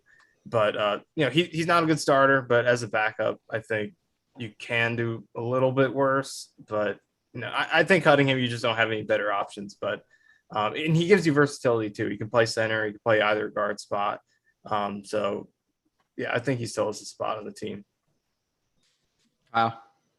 Yeah, exactly. You're going to cut him and replace him with what? Yeah.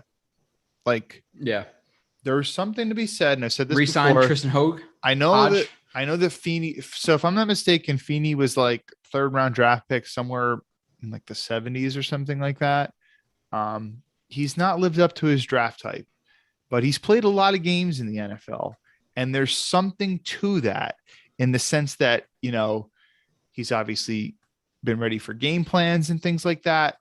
There's the speed of the game is a little bit different on Sundays than it is during practice, and the whole gelling with offensive linemen and communicating when you're going to pass off stunts, how long you're going to hold on a combo block. There's something to having that starting experience that you cut Feeney. Okay. Well, you're going to pick up you're going to keep Hoge, or you're going to pick up some, I don't even know if Hoge is an interior guy. I don't know anything about him. Or Tristan? You're going to, What just cut him so they wouldn't pick him up.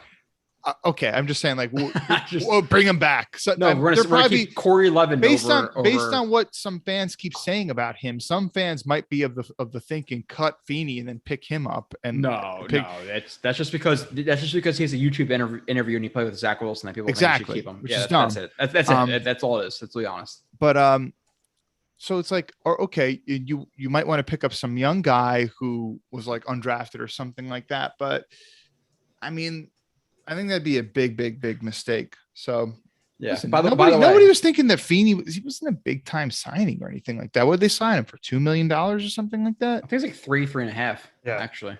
Okay. Am I wrong? Yeah. And it's 1 year though. It's 1 year though, right? To my fellow 2 streamers right now. If you guys are, again, it's 2:00 in the morning. You guys let me know when you got to go, because I will just keep I'll just keep going. You can drop off whenever. I'm not ready to go yet, but I like it. All right. Kyle's not ready to go yet. Nani, stick around a little bit more. Look at that. Okay, yeah, let me know. You guys can drop off whenever. I'm not going to 4 a.m. though. I mean, you can go 4 a.m. So you think I'm gonna go? That's what you did last time. Isn't that what you did last time? No, I think it was like 3:20. Okay. But I remember the beginning of the stream. By the way, whoever called the under of 130, you are way wrong because it's 150. And I still didn't even get through my notes of the game that I have. We're just going through the chat. So, did you watch the game with anyone tonight? me and my wife, who fell asleep in the first quarter. That's it. That is it. Who can throw a better football than you? No, she said a better spiral. You saw that. You had that conversation with me. Kyle, who's like criticizing my 52 and a half. Like, come on. I think I could lift a little bit more than 52 and a half, but hey, it is what it is. Might tear your rotator cuff.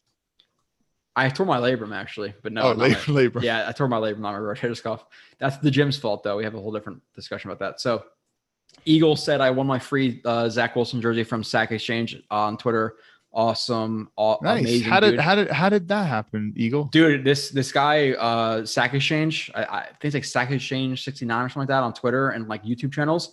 He just gives away a bunch of free stuff. Like everybody who comments in this thing, like comment 1 through 100. And the person who gets the number, he just gives like free autographed helmets and jerseys and like all this stuff. So he's just a guy who just wants to make Jets fans happy. Like he's an awesome guy, Sack Exchange on Twitter and on YouTube. So Sean Birds, I think the defensive tackle position will be Q, Rankins, Foley, JFM, and Marshall. So you're getting rid of obviously Tanzel, Smart, and a Shepard in that situation, right? Yeah. I think I could be right, but Smart I have to watch again, but like Smart in those first 2 games, I think was a player of the preseason. So I'm not sure what he proved this game, but I would have a hard time getting rid of Smart based on what he proved so far. So I don't know. Eagle said even when the Jets win a Super Bowl one day, I'll never eat. Isn't it interesting how I'm so sorry to interrupt, but like, no, it's okay. I'm reading a chat about eating horse crap. So yes. And I know that it's not totally unique to the Jets because there's just so many good interior defensive linemen across the league. And I'm not necessarily calling Tanzel Smart good as of yet. We would need to see a lot more play of this before we could even say this. But it's just like the Jets always just continue to find good interior guys like Foley Fadukasi. He was a very late round draft pick. He became good snacks. Like even the guys we draft early oftentimes have panned out as good players. It's like we've never had a shortage of good interior guys like JFM. He came out of nowhere, right? Like we just always keep finding these guys. Eagle said finally had a guy to come off the edge. Eagle said too many mods. One of my boys I follow was shadow banning people from his chats without knowing. Be careful. I trust Mike. I trust Assassin. And I trust you, Eagle. So I don't think anybody will shadow ban anybody. There'll be another person or two who I trust a lot in here who might do it. Verge Tibbs, but he's not here right now. Verge for sure. Next time I see him, I'll do that. That's why I want Joe to know. Yeah, Rusty, I can't be mod, can't lie. Too much power for me. That's hilarious. Space Boy Hendrickson was 16th in quarterback hurries pressures, so he got the same money as Carl Lawson. Nani, what was Lawson in terms of hurries? Like 4th or 5th? Yeah, he was 4th. But he got the same money as Hendrickson or close to it, right? So, yeah. And going back to what we said in a previous stream, the only reason why I could see that the Bengals wanted to let Lawson go and opted to sign Hendrickson was just the injury factor because they had their trainers looked over Lawson every day for years and knew obviously the organization knew he's a good player, but just said, you know what? We're going to invest big time money. Let's be a little cautious. It's the only thing that makes any sense because no organization could be that dumb and think that he's a better player. Tammy said she likes the stream and she's going to subscribe. Hey, appreciate you, Tammy. Oh, cool, Tammy. No hard feelings before. Now Kyle's like, yeah, Tammy, I like it, Tammy.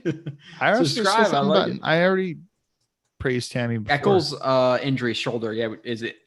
Eagle put that in there, but do we know how severe it is? I think it was severe, we probably already would have heard about it by now. Yeah. Well, Space. I watched Lawson play against my Steelers. Nothing special about him at all. Whoa, dude, come on, Space Boy, bro. Were like his best games last year. Yeah, you are Space Boy. I appreciate you in the chat, but you are the Steelers. You are crazy. Listen, You can argue whatever you want in the chat where all we have is words, where all I'm going to say is, oh, well, this or that, where you can combat words. I put out a 3-hour review of Carl Lawson.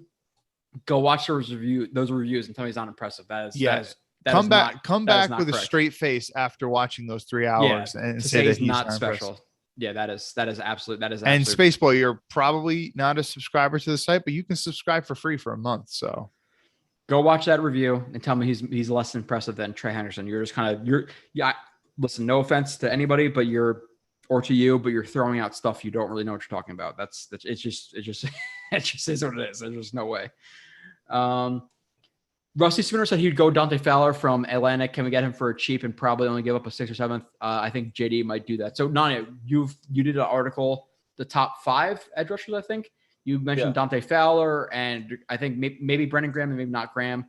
Josh Barnett. Sweat, Derek Barnett, a couple other guys. So if you had one guy to trade for, who are you trading for? And I know you're asking Nania, but I don't want Barnett.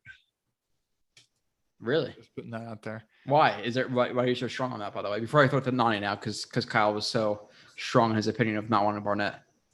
I just think he's one of these guys who PFF loved him way back when he was coming out of college. But I think he's one of these guys who's a very limited athlete and certainly never lived up to his draft type. And I think he was probably overdrafted anyway. And so for me, there's a couple things I look for in edge rushers. Number one,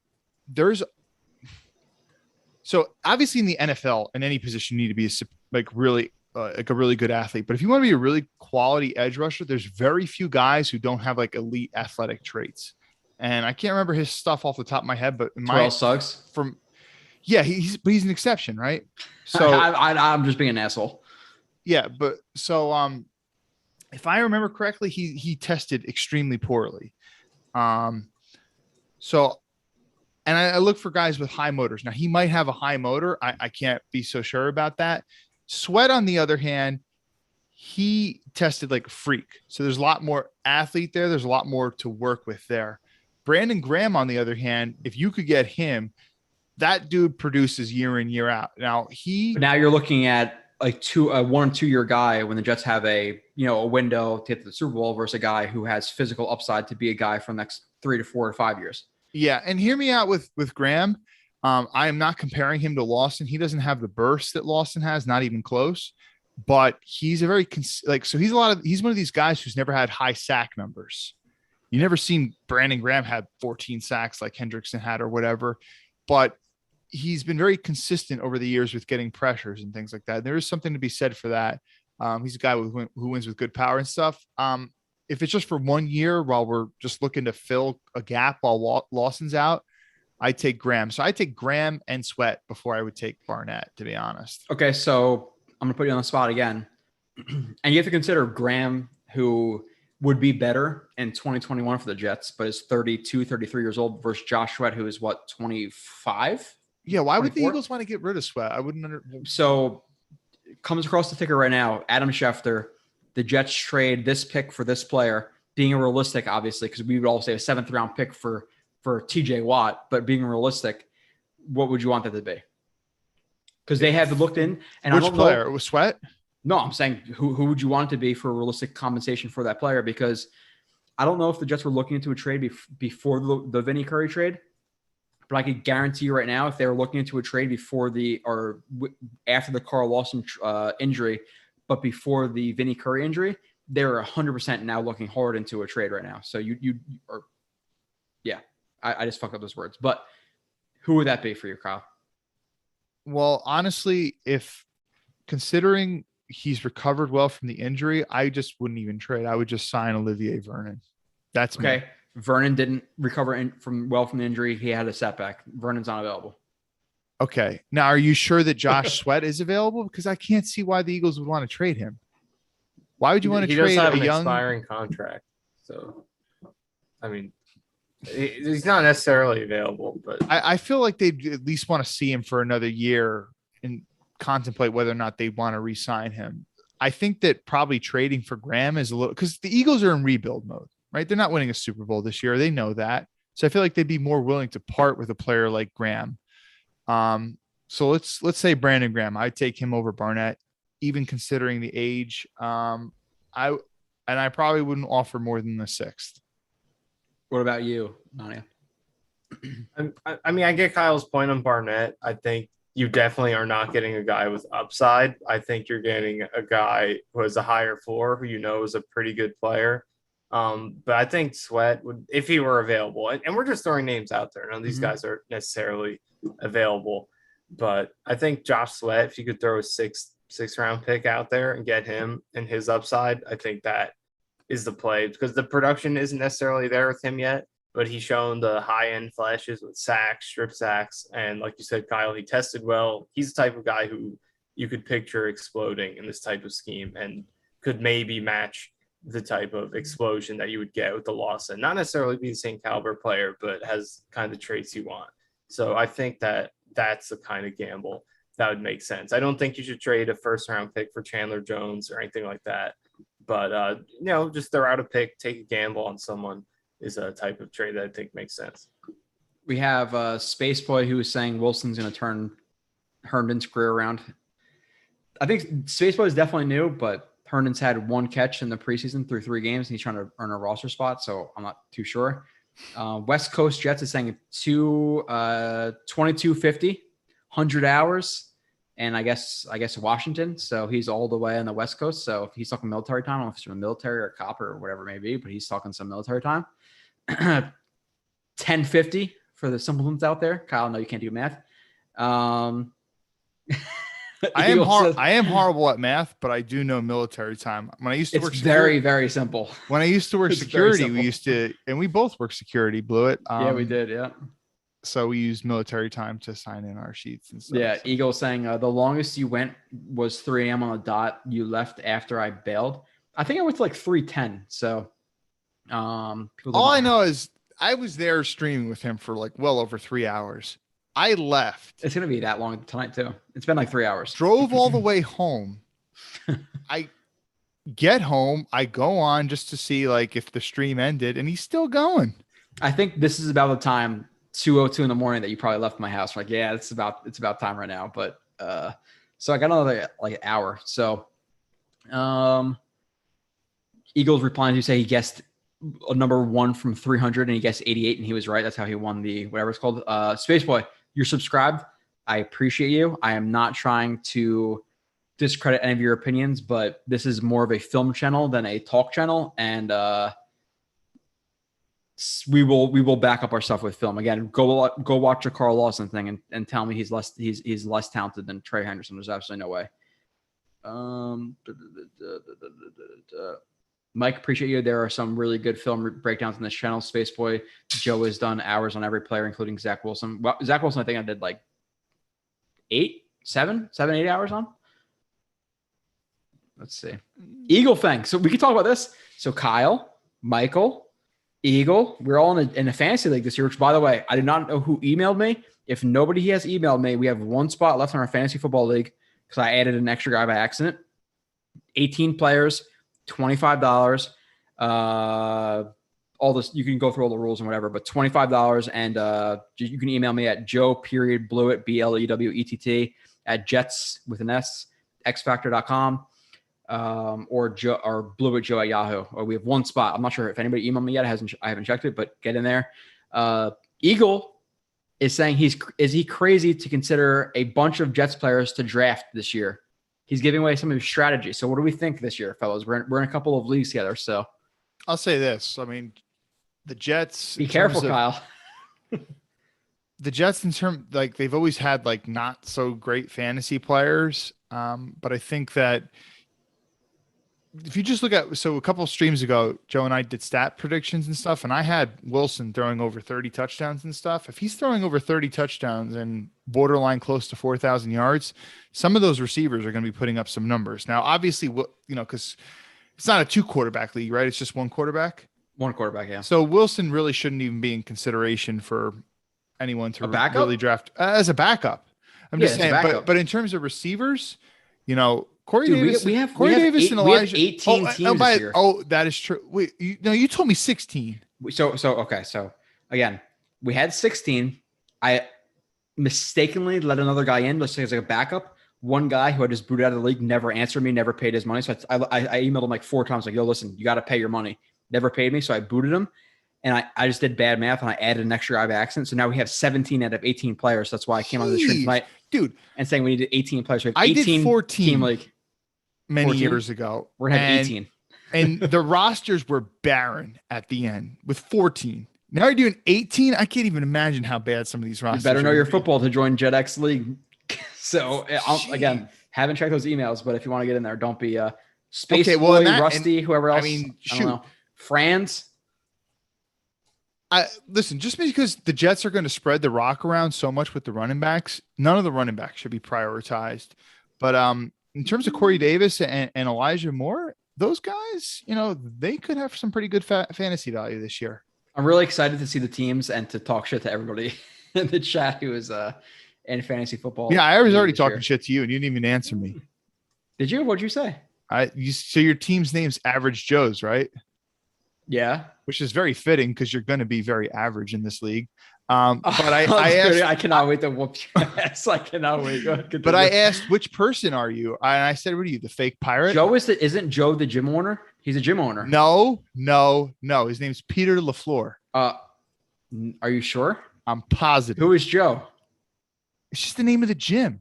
Oh, okay. Well, I'm not the pirate. I'm the who is the dude? The really skinny dude who gets the cheerleader at the end. Like he's like the cheerleader has a boyfriend and then he gets her at the end. I forget his name, but I know who you're talking about. I'm that guy. I'm somebody, whatever. You're making fun of the pirate. The pirate's a fucking boss, whatever. He doesn't even he kind of does come back to be. He dies. He motivates the entire team to come to a big dub at the end of the tournament. Dies. He doesn't die. Yes, he does. No, you're thinking of Patches, the guy in the wheelchair. He dies. Isn't that who you said? No, the fake pirate. Oh, okay. I thought you were talking about the guy in the wheelchair who gets the sign who falls on him. He's funny. That's what I thought you were talking about. Okay. If you can dodge a wrench, you can dodge a ball. Let's see. Going through this. Space Boy, Lawson and Henderson both have 20 sacks in their career. Henderson has a breakout season. It wasn't a fluke.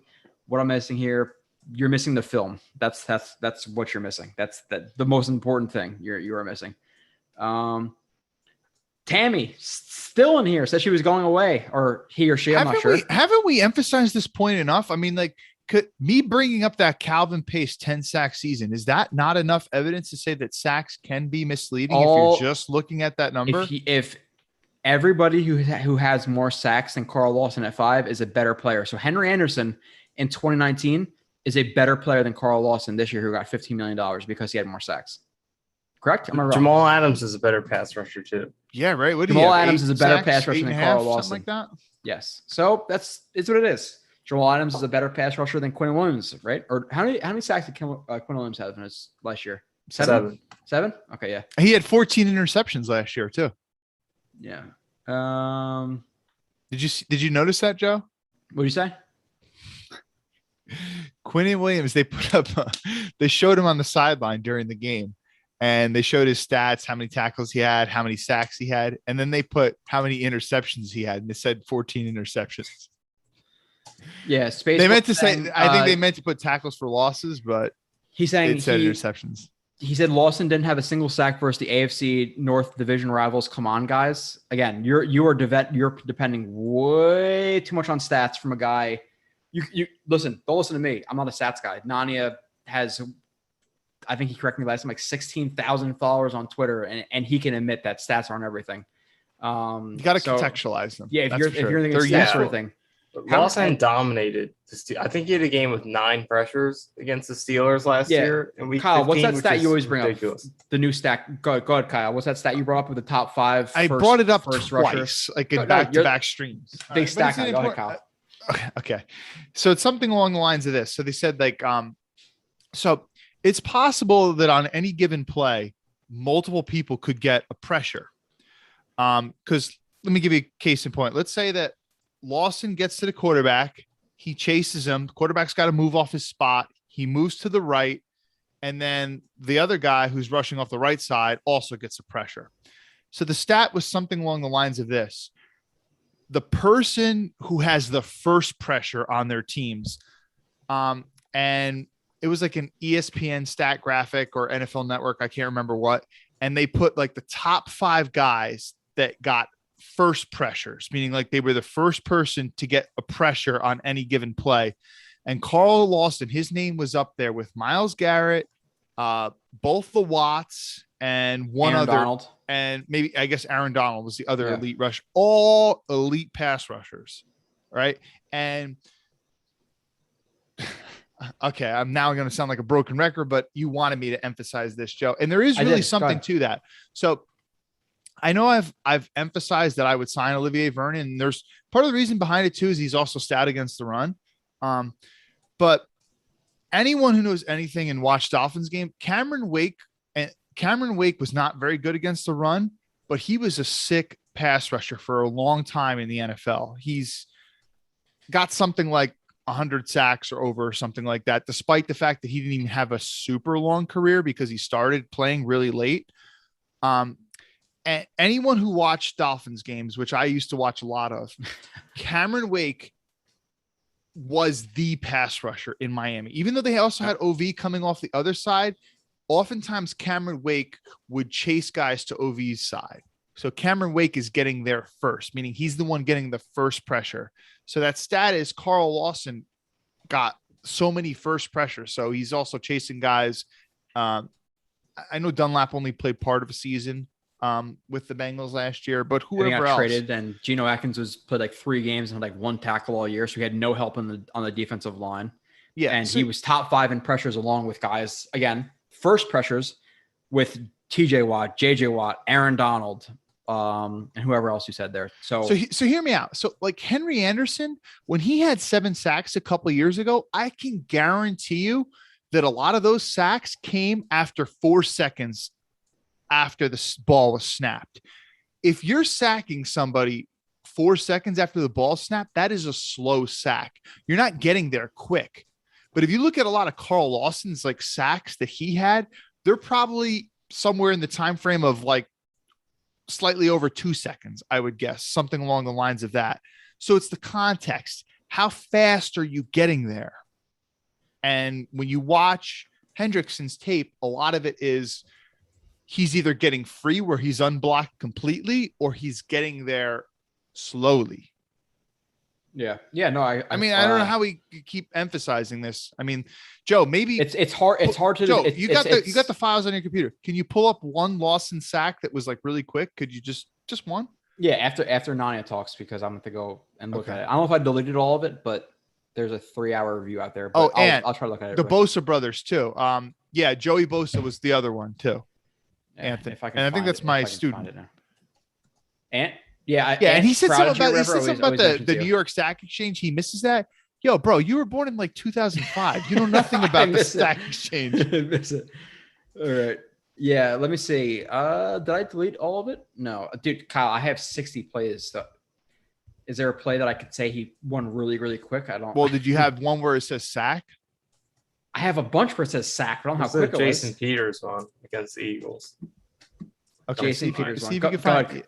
Go ahead, Kyle. Nani, you have anything to add to that while I try to still talking about Hendrickson? I guess so. I think we told the story. Yeah, I guess so. Here, just show one impressive play of Lawson. Dude, I'm literally pulling up. Bury the hatchet on that. I did not watch this at all, but I'm just pulling up Lawson's sack versus the Eagles, where he's going against Hendrick or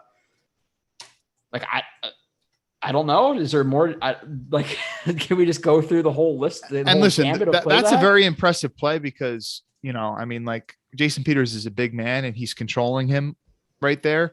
But there are others where he's even winning quicker than that. But I mean, that's a disgustingly impressive sack right there. I don't know what this is. Okay.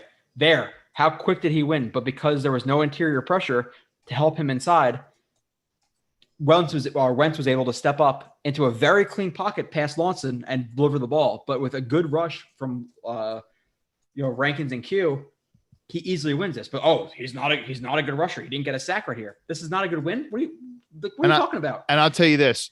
So he's winning with like a bend right here.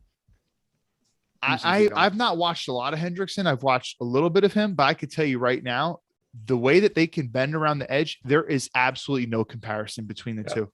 No comparison at all. Hendrickson cannot bend like that. Yeah. So again, there's a lot in this. Again, I don't have. Let's see. I'm going down the list. I have a 73 play review where I break down all of this literally second by second. So feel free to go and watch that. Obviously, you won't. If you do, I appreciate it, but you won't. Dude, this guy Space Boy he's either the dumbest person in this chat, Kyle, or he's just arguing for the sake of arguing. Yeah, it's just stats. It's hard to look what he just said. Guys, I watched Lawson for his whole career. What are you talking about? He did nothing last year in the AFC North. Yeah, dude. What are you talking about? Space man? Boy, the second most quarterback hits in the whole league. Like, that's a stat right there. Like, second most quarterback hits in the league. But because you can type in stats or sacks, again, Henry Anderson is better than Carl Lawson. Space Boy, you were very close to catching a ban because you're just not being smart right now. He's not arguing in good faith. He's not. Ant Prodigy, who is your boy, I think Kyle said, Corey Davis in fantasy this year. Oh my God. 11 touchdowns, 1,100 yards. I'm going to go to the bathroom, but you can discuss that. Do you think he'll get that? I don't think he's going to get those stats. Michael, what is Corey? 5 touchdowns is the most he's had in his career so far? I think he had 6 a couple years ago. He hasn't been a big touchdown guy. That's from a fantasy standpoint. It's probably his. He had 5 this past season. That's his high. So yeah, and if we're talking red zone too, who would you rather throw a fade to, him or Mims in the end zone? Probably Mims. I mean, exactly. We need to see more of it. He just hasn't gotten those shots, which I wish he could have been healthy these past couple of games so he can get those chances. But yeah, I'd say Mims is probably more the guy. I think Davis is going to get a lot of big chunk plays between the 20s. Not that he won't be involved in the red zone, but I feel like we saw Wilson throw 2 to Croft in the red zone against Green Bay. I think Mims will be involved down there. I think, the quick hitting routes to the slot guys will be featured down there. I think they'll be run heavy. We've seen that in the preseason. They're definitely going to run down there. So I don't know if Davis is going to be a big touchdown scorer, but I definitely think he'll go over 1,000 yards, especially with 17 games. I think it's pretty safe to say as long as he's healthy. Davis. Really? If 17 games, 1,000 yards really isn't. What was our – because, Kyle, when we did the stat predictions, you had Elijah Moore over Corey Davis, and I think you had Elijah Moore at like 780 yards, something like that. No, I had him like around – okay. You should have it. Yeah, I do. Just give me a moment. Yeah, okay. I'll keep him through the chat while we do this. Assassin said 18 is going to be brutal. Listen, Assassin's going to be brutal, but you're really putting your football knowledge to the test, and if you win, it's just more money for you. So – I'm pumped. Assassin's in there. Shadow's in there. Pete Frenna, you're always in the chat. Join. I need one more person again. I don't know who emailed me, but I need somebody. Hendrickson sacked Mahomes twice last year. He actually had 3 games with 2 sacks. Okay. Didn't JFM have a sack on Tom Brady in the Super Bowl? Come on, space. Pete Frenna, Trey Henderson is twice the player of Chase Young by the stats. So you rather have Trey Henderson than Chase Young. Ant Prodigy said we're going easy day 10-7 this season. Kyle, what is your response to your student? I believe it's your student. Ant, tell are you a student? Tell me if you're a student. I'm pretty sure it's my student name. Ant, hit me up if he's treating you like garbage. Hit me up and we'll have some discussions. Ant's my boy now. I'm a big Ant. Who's your favorite? Ant, who's your favorite teacher? I think you're kind of putting him under the like. Let's be honest. Me, if I was there. Dude, come on. Kyle seems like a little bit of a stiff, And answer the question. And by the way, so what I wrote was I had Elijah Moore with 875. And by the way, I would say Corey Davis is not far off. Like they were going to be comparable. What'd you say for Corey Davis? Or for I said 875 for Moore. But Nani has just said he's going to get over 1,000, right? I'm not going to disagree. I think he'll be not right. disagreeing 17 with Nani games, on that I think point. he'll be right around 1,000. And plus, it's just so hard. I said that before both of Corey Davis's preseason games. Here we go. Backtracking real quick. I'm not going to, I would never argue. I'm not going to argue with Michael over that point. Corey Davis has really impressed me. And Wilson's impressed me too. Not that I didn't expect that from Wilson either. So like, the fact that Michael's saying that he can get 1,000 yards, 70 something catches, I could see that being very realistic. Well, Now, the person who said 11 touchdowns for Corey Davis, which maybe that was my student. he was, 1,100 yards, 11 touchdowns. That's a little rich for me. Nani, what's that? There was a stat out there. Hate to put you on the spot, but it was like 70% of Wilson's throws have been to Davis or some odd thing. Where, like so Davis has been targeted a lot. Davis has been targeted on 70% of the plays in Look which at he that. ran a route. Joe which Blewett, is aka Michael Nani, ridiculous. right here. There you go. Yeah, Nani, you have me. There It's you go. okay. I remember it. No, I'm kidding. Yeah, no, it's, and I think that'll drop obviously in the regular season when once they start game planning for Davis and Elijah Moore comes into the fold and they start running the ball more and all that stuff. But like Davis has been a monster this preseason. Like, oh my God, Davis is actually good. And we're all sitting there like, yeah, no shit. Like we all saw this coming, but apparently other people didn't. Ant has a response to you. Kyle says that doesn't mean he doesn't do his research about, I guess, the sack exchange. So don't shit on my boy Ant. He's my guy. By the way, he also said that I'm his favorite teacher. I Ant, said, or Mr. if I was a Grumbar. teacher, I would be number one. You teach history? Well, I teach like science, like something actually cool. You know, Now history you'd is be a boring. gym teacher. Gym is fun as hell. You know, no rules. Gym. You'd class. be a gym teacher that would be throwing dodgeballs at girls that can't even defend themselves. It's the real world. You gotta learn sometime, right? Let's see. Socrates, how are you guys still going? You didn't watch the last one. It was 3:00 in the morning. Nani just busted out the smelling salts to stay awake. Did he? Did he? Did he have song faults? No. I didn't see it, but that's what Socrates said. Oh, I wanted to say, I had a friend who was like a big football guy, like a college football guy, and like he would bring smelling salts to a bar. I'm like, yo, you gotta chill because people are gonna think we're doing something else than smelling salts. Like you gotta. Did you do that in your high school, Kyle, or no? Smelling salts? I've never ever done that. Oh, dude, never. Never. Really, it is wild. It just gives you a massive upkick. I can't like the whole Adam Gase thing. You know, I obviously we know what that was. never needed to have an upkick for a game. I was always ready to go, man. Yeah. Oh. All right. Keep moving on. Kyle looks wide away, and Joe, of course, is wide awake. I guess you look tired, and I'm ready to go, Kyle. So Eagles criticizing your awakeness. You're not woke enough, as they would say. Oh. Maybe he just had a typo and meant to say wide awake. Socrates Johnson of Joe is a rookie working overnights. Of course, he's wide awake. You're not wrong. Jordan Victor Rusty said it's Sam's ghost playing in Nania's blinds. That's great. My AC is broken, so I have a fan. That's what it is. It's Sam Darnold's Or ghost. Sam's ghost. God, I hope he sees ghosts week 1.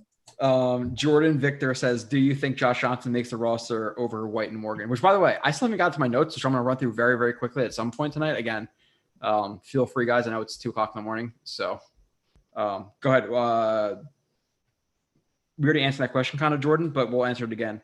I guess, Nani, you first, and we'll go to Kyle, I guess. Yeah, I think basically what we said earlier is that I think we all agree that just rolling with Wilson and Johnson would be the best move. Johnson proved enough in this game that he offers more upside and reliability than the other two guys. Morgan has improved enough to where you can keep him as a developmental guy. But I think that for me, at least, I think just based on what we've seen, my gut tells me they're going to keep White as that second quarterback and just roll with him and Wilson. But I think we'd all like to see Johnson be the backup. Yeah, Kyle, pretty much same thing there. Yeah. All right. Moving on. I'm almost up to the chat, and it's been 3 hours, and I'm still not there. That's why I always get shit on.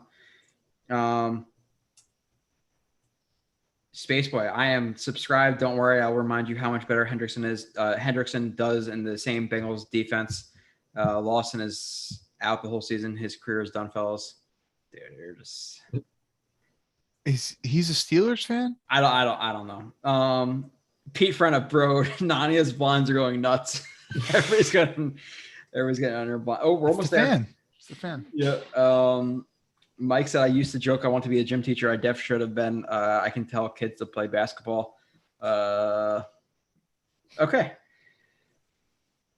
Do you guys want to add anything? Do you want to go through the list, or what are you guys going to call it right now? It's 2:25. I think we should wrap it up real soon. Maybe you can run through. I think I'm going to get off right now. Nani's like, I gotta go to bed. That's a good idea, Nania. Dude, I'm so used to staying up until like 10 o'clock, 12 o'clock, 4 o'clock in the PM. Like I can do this forever. So as long as I have people in here, I'll keep running through it. How many people are still in here? I don't even know. 128. I feel like I can't just leave 128 people. Yes, you can. I can't. I gotta wait for my food to get here. Did you actually place the order this time? I think I'm going to. I have to. I'm gonna do that real quick. But Nania, Kyle, you're gonna bounce out here too. I'm not bouncing just yet. And I'm very disappointed. He said, hopefully he doesn't see this comment, right. But Dunbar is a better teacher because his class was easier. See, but Anthony, did you learn more from me or did you learn more from Dunbar? It doesn't matter. We want the easier teachers. Who cares about your? No. Who cares what they learned about in high school? It's not about the grade. It's about if you learn. Sure. I don't remember. Ant was smart, but he's low key a little lazy. Nania, before we get to some of the other stuff, do you want to do your sign off? I know it's 2:30 in the morning. It is very late for one Michael Nania. But which, by the way, before we let Nania off again, he's in our. Dude, Nania's got to grind out like 5 articles tomorrow. 100%. He will 100%. But he is in our Jets X Factor subscriber league, which I think we still need one person. Again, I haven't checked the email, but if nobody has emailed, if you email right now, I'll get you in. We have one more spot left. He'll be there week 1 in Carolina, week 2. And again, consistently grinds out the most articles I've ever seen in my entire life with the most relevant and good stats I've seen. So, Nani, go ahead. Yeah, I mean, just first of all, I appreciate the fact there's 120 people watching us talk about James Morgan versus Nick Mullins at 2:30 in the morning on August 28th. I mean, that's pretty awesome. Yeah. So I appreciate that. But everyone subscribe to the site. I mean, I'm impressed with what we've been able to put together there. I think we had 8 film breakdowns of the Packers game come out this week. Most of them about Zach Wilson, but I did a Carter one, a McGovern one, a Becton one. But like we have so many guys doing so much good film stuff right now, and everyone brings kind of a different perspective, a different way of breaking it down, and it's just really awesome what I think we're doing with how much detail and nuance that we're breaking the team down with, even here in the preseason. So I'm really proud of it. So I think everyone should just head on over, subscribe, use that free first month trial, try us out. I gotta get my 4 hours of sleep so I can write 10 articles tomorrow. There you go. Appreciate you, Nania. Brian never stops. Nope. No, never. And it's true. Just to kind of, we have all bunch of guys from, Vitor and Matt and Andrew and BSB or B2B or whatever. I forget the name. I forgot the top of my head. I apologize. It's 2:30 in the morning, but we have a ton of guys there doing a ton of work. So would appreciate you guys subscribe. I think we put in a shit ton of work, but a lot of guys do those breakdowns like Zach Wilson. And then my channel is 3 hours of, who do we get into this week, Kyle? Tanzel Smart and you talking about from this upcoming game? No, this last one. Tanzel Smart and a bunch of random. You did a lot, dude. You probably did a solid 45 minutes on Wilson. Yeah. So, but we don't know what Carl Lawson offers. We didn't watch him enough, apparently. Okay. Continuing on the chat, and then we'll go through my notes of the game again, Kyle. I know you're not want to tell me, hey, I'm going to fucking bed right now. It's too late. Again, if you're watching at 2:30 in the morning with your kids, honestly, I would probably go a little later too, because I'm still on summer break, but I don't want to stop my wife from sleeping. Is she sleeping in the next room? She can hear me, so put it that way. See, she's a very light sleeper. The thing is, me and my wife, we sleep with that like noise machine on because I work with. We do too, but my wife can sleep. She can wake up very easily. I work midnights, like 10 o'clock. 11 o'clock, 1 o'clock PM, dogs are barking, kids are playing, and I'm blasting like heavy rain on a tin roof through my Alexa. So we just gotten used to that. Let's keep going through the chat and then we'll run through that. 132 now. Rusty Sooner says, yeah, again, this is why I didn't leave last time because I don't like to leave and there's a lot of people in here because it's so funny. Like we'll have a chat on a Thursday afternoon, 8:00, and there will be 50 people in here sometimes. And then we have a chat at 1:30 in the morning or 2:30 in the morning, and there's 130 people. Maybe because there's nobody else streaming right now. I don't know what it is. I think the Jets fans are just super hyped after a game, and they're just craving a lot of that immediate information. Like they want to know what people saw, if they saw the same things as them, things like that. So Socrates Johnson said, yo, how did you guys get linked up with Wig House, which is James who writes for us?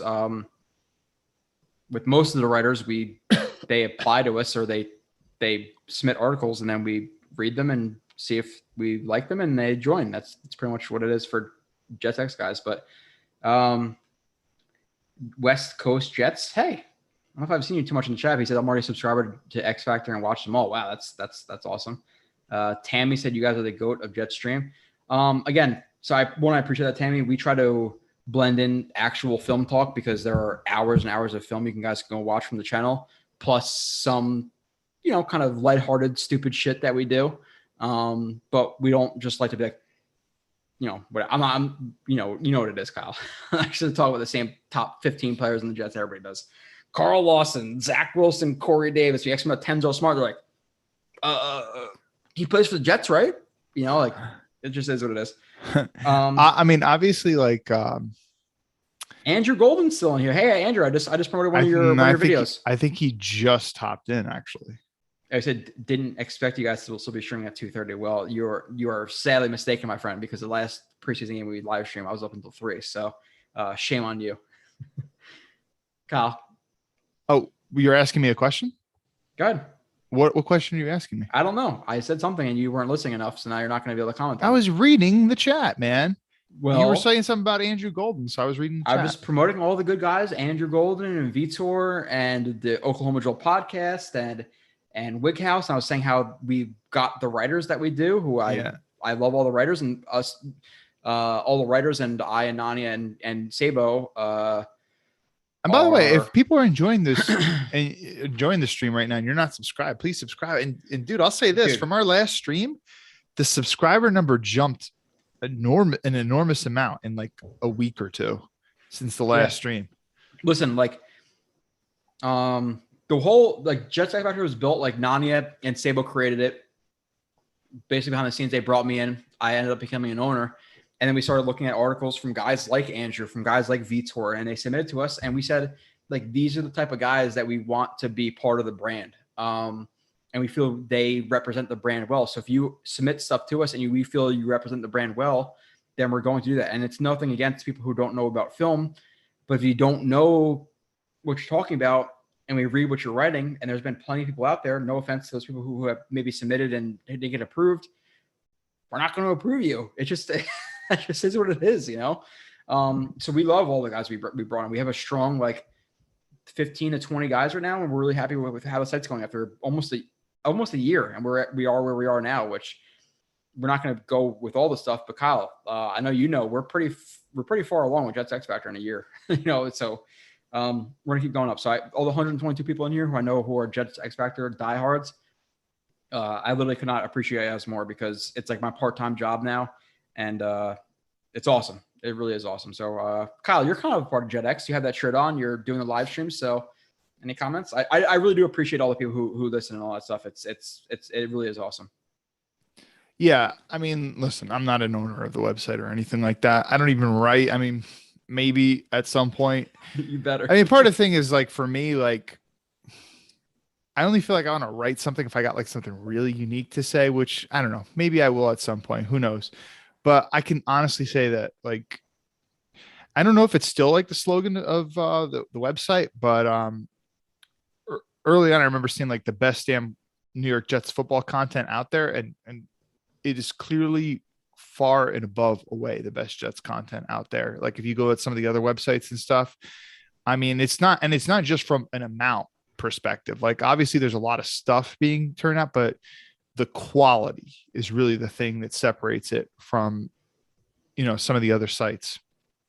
And if you just look at the amount of growth that it's had in such a short span of time, I mean, it's unquestionable. And I think that 1.5 years, we're already up there. listen, just keep supporting. We're gonna blow your guys' minds with some of the stuff we're gonna come out with. It's gonna happen. So, yeah, I'm just happy to be a part of the team and stuff. And I guess it'd be cool if at some point, I know not everybody, lives in the area and stuff, but it'd be cool to like, I guess, meet up with, some of the content creators and stuff, have like a big meetup. That'd be cool. Well, I know a lot of the people, not just the content creators, but like I know some of the guys from the chat right in here are going to the Panthers game, going to the Patriots game week 2, who are saying they're going to meet up with us and walk over to the tailgate and stuff. So like 100%, I would like to meet Eagle and Rusty and Mike. You get to see me burn Joe Blewett on some routes. I'll jam the shit out of you. You're gonna get jammed right into a Prius. You're too small to be jamming. Bullshit. Me. Not while you're moving. Kyle, come on. I'm 185. You're 100 and you're 220. Yeah. Yeah. Once you get that locomotive moving, I'm gonna stay square. My hips aren't gonna drop. No, fall steps gonna be proper. Hands right into the chest, and you're going right into a Camry. It just is what it is, bro. Whatever. We'll see. The thing I will say though is once we do this, I'm probably gonna start talking shit. I'm gonna be 12 beers deep, and Kyle's me completely sober and be like, "Yo, now I'll beat you." He's gonna wait until like 12:20 instead of 8:30 in the morning. But we could do it first thing in the morning, bro. Okay, we're gonna keep moving. Usually watch the stream on my TV, but tonight I was on Swing and started on my phone. So the first one I tried it. West Coast, what are you doing right now? You're on a swing shift, or what are you doing? Because I work midnights too, so my nights off is usually when I do this. Hey, Which, Blue, by the way, someone asked, where's your tailgate? J1. If you go to J1, which is right by the porta potties, you're gonna see a big ass, or not a big ass. It's a short Jets bus. It's a painted short bus, all this stuff. You'll see me playing cornhole or doing whatever. But it's J1 Jets bus. Find us. That's where we are. J1. Every single the home games. I can't go to all of them this year. I think I'm going to 5.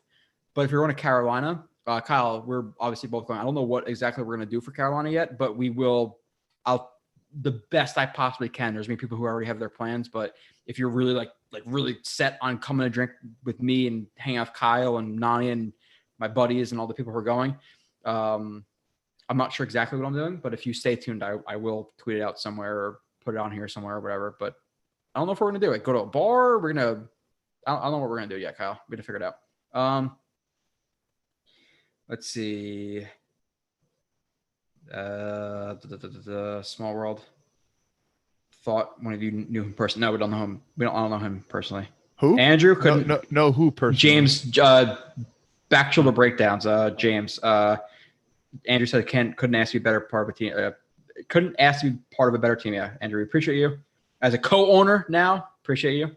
I know Andrew's going to be. I'm going to see him week 1. Andrew told me he's going to the Panthers game. He better show up to the tailgate. Mike, I'd come chill at the MetLife lot one day for sure. Mike, you're a moderator now. You better not disappoint me, Mike. You know my family. You know me. You better not disappoint. You're from my county, so no politics. Yeah. You guys act like we live in communist China. I don't know what that means. X Factor. Okay, I'm trying to move through. Tammy. Blah, blah, blah, blah, blah. Swing shift, West Coast. So swing shift to me just means you're working a double, or you're either working a shift off shift. But I don't know what that means for you. Okay, Kyle. Okay, we're pretty much called in the chat. So the notes I have for the game now. Yeah, do that. Yeah, I had housekeeping. Pick'em is filled. There's no spots in the pick'em. Sorry. 1 spot in fantasy. I don't know if anybody emailed me again, Blewett Joe at Yahoo or Joe.Blewett at jetsxfactor.com for the spot in the 18-team league. Discord, if you're watching, we have one guy missing from the Discord. I don't know who the hell it is, but we have a Discord for that. Live stream next Thursday, Kyle, which, by the way, we're doing it from 6 to it's about 8 or 9 usually. I have work that night, so we're going to do it from 6 to 8. So we really have to be kind of concise to our topics, or consolidate, I guess. I don't know what the word is. Okay. We talked about Wilson. We talked about if he proved enough, right decision to sit him. I think we all wanted to see him, but we understand the decision to sit him based on the field, because Saleh came out and said, hey, we're going to play the starters for about the first half. The field obviously dictated tonight that they were not going to play the starters for that long. I think it's the right decision. So Didn't play. We'll go through them. Just stop me when you think one of these guys matters that didn't play. You know, like whether it be for like kind of their spot on the roster, etc. Tevin Coleman, No. Corey Davis, Jamison Crowder, Mike White, injury. Connor McGovern, Greg Van Roten, CJ Mosley, Marcus May, Quinn Williams, Tyler Croft, John Franklin Myers, Sheldon Rankins, AVT, Elijah Moore. Now, with those guys, the only guy I see is Tyler Croft. I'm not sure if he was injured. Do you think he locked up the number 1 tight end spot? I mean, dude, honestly, there's a part of me that wanted to see AVT play. The problem is, and I know that Moses and Fant played. It would be good for AVT to play because even in practice, you can't replicate the live hitting action that is the line of scrimmage, that is a game. So it would have been good for him to play, but I mean, I guess it's serious enough to keep him out. And also the other thing is you'd want him to be in there with the tackle and the center who he's going to be playing alongside of. And that's Beckham was obviously out because of the head injury and they didn't want to play McGovern. So I get why he wouldn't play too, even if he was healthy enough to play. The only 2 guys is him and Moore, just because they didn't play in any of the preseason games. I would have liked to see them play, but I get it. So,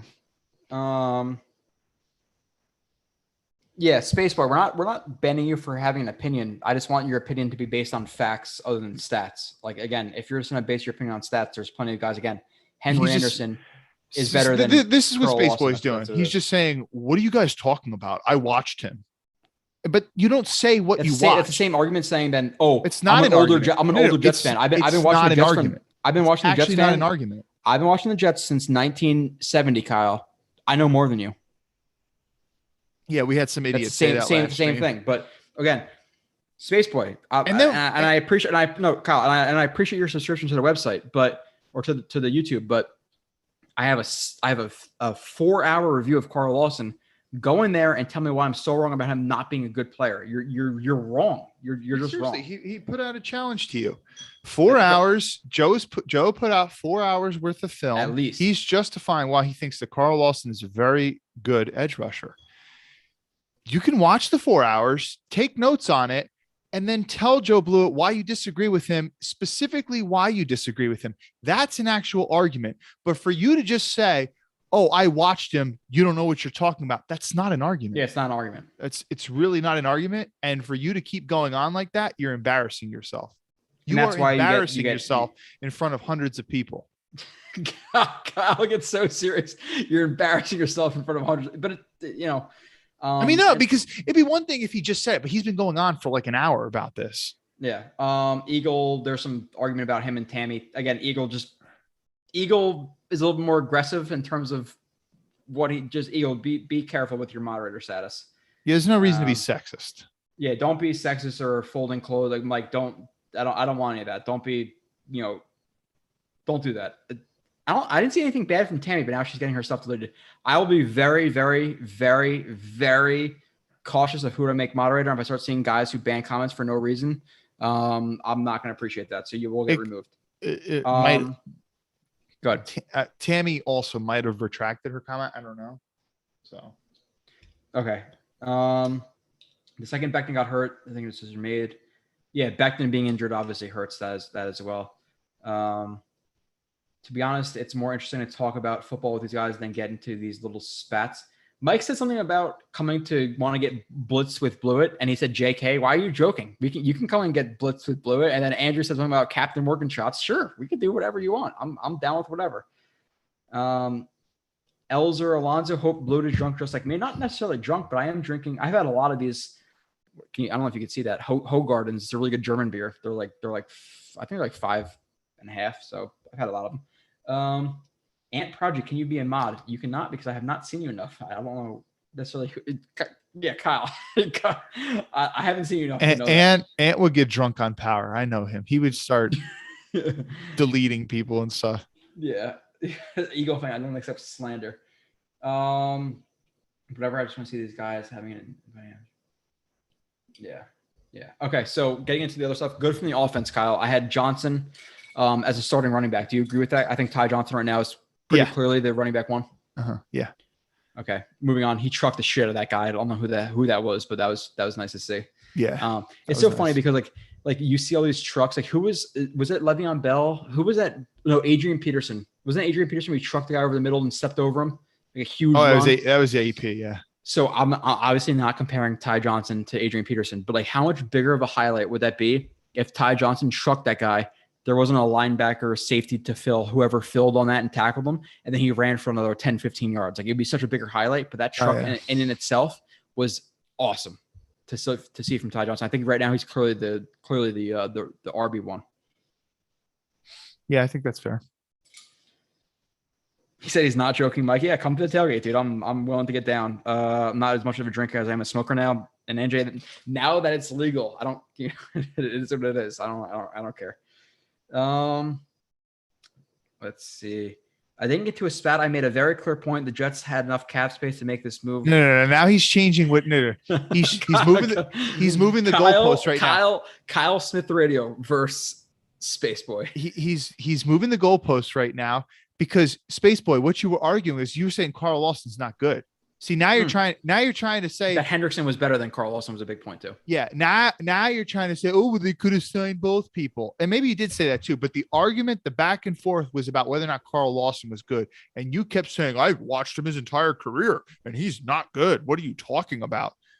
So don't try to move the goalposts now because you got owned before and you literally can't back up anything you're saying.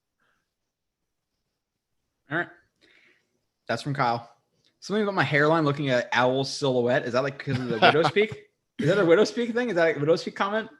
Probably. I don't know. Yeah, I can't shave. I shaved that and it comes right back. I don't tell you guys. Ant Prodigy, if you guys are at the home opener, I'll go. We'll be there. We'll be there, Ant. We'll be there, Ant. So you are more than welcome to come. Johnson, Kyle, I put this in my notes as well. Very clearly the backup quarterback, in control, accurate, looked good on the move. In command of the offense. Like he was very, very, very clearly, and I was much more comfortable with him on his couple of drives than I was with any drive of White or Morgan. Yeah. Yeah. And the broadcast actually did a pretty good job pointing it out. On Cager's touchdown, he beat the corner so quick off the line, had such a good release that he didn't really need to throw the typical type of fade ball there. He was able to kind of just put it like on like a more of a line trajectory and hit him towards the back of the end zone more. But it was a nice like adjustment to kind of see that on the fly. And going back to Ty Johnson for a moment, he seemed to settle down as the game, like he was a little hesitant early in the game, but as the game went on, he was hitting the holes quicker. Did you notice that with Ty Johnson? Yeah. He just, I don't know really what else to add on that other than he hits the holes that are there. He runs hard, even though he's not like an explosive, like he's not a powerful guy, but he's an explosive guy. And to me, looks like he consistently churns for another yard or two because of that explosion. Like he comes into contact really quickly, And one of the things that was pleasant to see tonight from him is we saw a lot of his good runs come particularly on zone plays last year. But there were a couple power gap runs where he had decent gains tonight, which is something we didn't really see last year. Good notice. Tammy, Joe, I want to thank you for being fair, I guess. Yeah, I'm always going to be fair. Tammy, I don't know if you are male or female, but I don't want anybody put down like somebody said fold clothes. Like that's bullshit. Whoever said that, I don't appreciate that. Because my wife, her dad was actually a football coach for many, many years. And she watches some Jets games, probably knows more football than some of the people in this chat, or probably a decent amount of people in this chat. So don't be putting down females. I don't like that shit. Ant said another guy on defense who is going to break out this year. I think Bryce is going to break out relative to what? Like break out as a number 2 corner. Cause I think it's both what me and Kyle think he is. Just answer to that. And then Kyle, we keep going with the good from the offense. Cause I still have notes from the He might stuff. Mean like, so obviously a lot of people slept on Bryce Hall in the draft. That's why he was a 5th round pick. Mm-hmm. And throughout league circles, still not a lot of people are talking about him. So, he might become more of a household name. Yeah. And what he means. Liam Rorden, I've been listening for the whole stream, but only typing for the first time. What the hell, Liam? It's been 4 hours. What are you waiting for, buddy? I got Liam. I woke Liam up. Somebody says I love when I get serious. I like when you get serious too, because like, yeah, I don't know. Maybe I'm more lighthearted on the streams, but like on Twitter, I'm sure 125 of you, maybe 80% of people saw me get a little bit serious on Twitter tonight, where I told somebody to, I'm not. God, I don't know if you saw it, but like people were like, "Damn!" Like, give me that, like that gif. But like, yeah, that the Friday gif from the movie. Yeah, Friday? like something like that. Like, God damn! Like, just kind of like whatever. But like, I don't like to do that stuff too often. I like to joke around more. But like when people throw out really stupid stuff, it bothers the shit out of me. So, so go ahead. What I was just saying is like, I'm a pretty nice guy, and like I love debate. I mean, like just ask Ant, my student. Like one of the things we do in my class is debate, and I like good, honest people arguing in good faith. But when somebody is not arguing in good faith and they just want to stick to their point and they dig their heels in and they're just arguing, but they're not actually making arguments, that pisses me off. Yeah. Andrew Golden said, love how multiple LaFleur run schemes have been. We've expected a lot of wide zone, but it's been that in a lot of others. I caught pin and pull in my last review. Yeah, there's pin and pull there. So with pin and pull versus sweep, I think people, it is what it is. I think that was more of a sweep run. I don't know which run you're talking about specifically, Andrew, but so about from the Packers game or from this game? I don't know. I noticed, so the one trend I noticed, Kyle, I don't know if you noticed this on Twitter. I'm not saying this is you, Andrew, because I don't know exactly what player you're talking about from this game. A lot of people refer to any block with somebody down blocking and somebody getting outside as a pin and pull, but a true pin and pull is more of a zone blocking. It's basically a reverse zone blocking scheme, whether it be front side or full pin and pull, where everybody with a guy opposite of the run play is going to down block and everybody else is going to pull, where a sweep could be a little bit more flexible, where guys might reach or hinge or, whatever it may be, a buck sweep where the fullback is going to either kick out the D end. Like the way I saw, like just like buck sweep, for example, like that fullback, they're going to bypass that D end, like the rest of the offensive line. The fullback blocks him, and whether he goes inside, he seals him inside. If he goes outside, he kicks him outside. The guard from that front side question mark pulls and reads that block from the fullback, and then we'll either get outside or get on the arc, and then the backside guard will go for the backside linebacker, and the wide receivers are more involved in sweeps than they are in pin and pulls. Where pin and pulls, the wide receivers aren't involved, and the blocking scheme is a little bit different in terms of the linebackers. So like I think people really refer to a lot of pin and pulls as sweeps, where they could be kind of the same thing but kind of different, but it involves there's so many different little intricacies that differentiate pin and pulls and sweeps, and some people call sweeps pin and pulls, but I don't know what player you're talking about. But I just kind of got into a different thing. Sorry. He started to clarify a little bit more in the chat. I don't know if you saw. Oh, sorry. What he said. Pin and pull is two front side pullers and reaches front side. I don't know that we need to talk about all the specific, like if we had to play and you could easily pull it up, but I don't think you have it on you. I don't know. Handy Pin and pull is two right front side pullers and reaches front. Pin and pull is the players with gaps in front of them. Like unless you could pull up his article quickly, which might be on the website. But I don't know if you want to do that. Pin and pull. Okay. So if you're going left and if a guy is left to you, you're actually going to pull, and the guys to the back side of you, you're going to back block. So, or block back to, but it's not necessarily pin and pull is two front side pullers and reaches front side. That's or back side. That's not necessarily the definition of it. Andrew Golden say, yeah, okay, I got you. Okay, I'm officially too drunk to type. Yeah, I'm not sure exactly what's going on. I'm trying to, again, I'm a couple deep too, so I'm not sure exactly what you're saying. But in terms of, and Andrew did a good job of this too, just like talking about I know in his video he talked about orbit motion. He talked about the double post, and he talked about the Mike White play where he was missed over the middle on the over route, or whatever it was. But this offense, in terms of reducing splits and forcing off coverage and using motions just to lag the linebackers a little bit and open up gaps like front side, back side, whatever it may be, has been awesome. And it's only preseason. Like this offense, LaFleur's offense looks better than Adam Gase's did. And Adam Gase's offense was full go trying to save his job, year 2, where LaFleur's offense is preseason vanilla stuff. And it's already better and setting up guys better than that prior offense with Gase. So I it's been 100% better. And Andrew hit on it well. Vitor hit on it well. Bunch of guys have hit on it well. So yeah, it's been fun to see. Be more fun when the actual games get going and we can really kind of get into things. I'm excited. Hey, Mike or Eagle, get Space Boy out of here.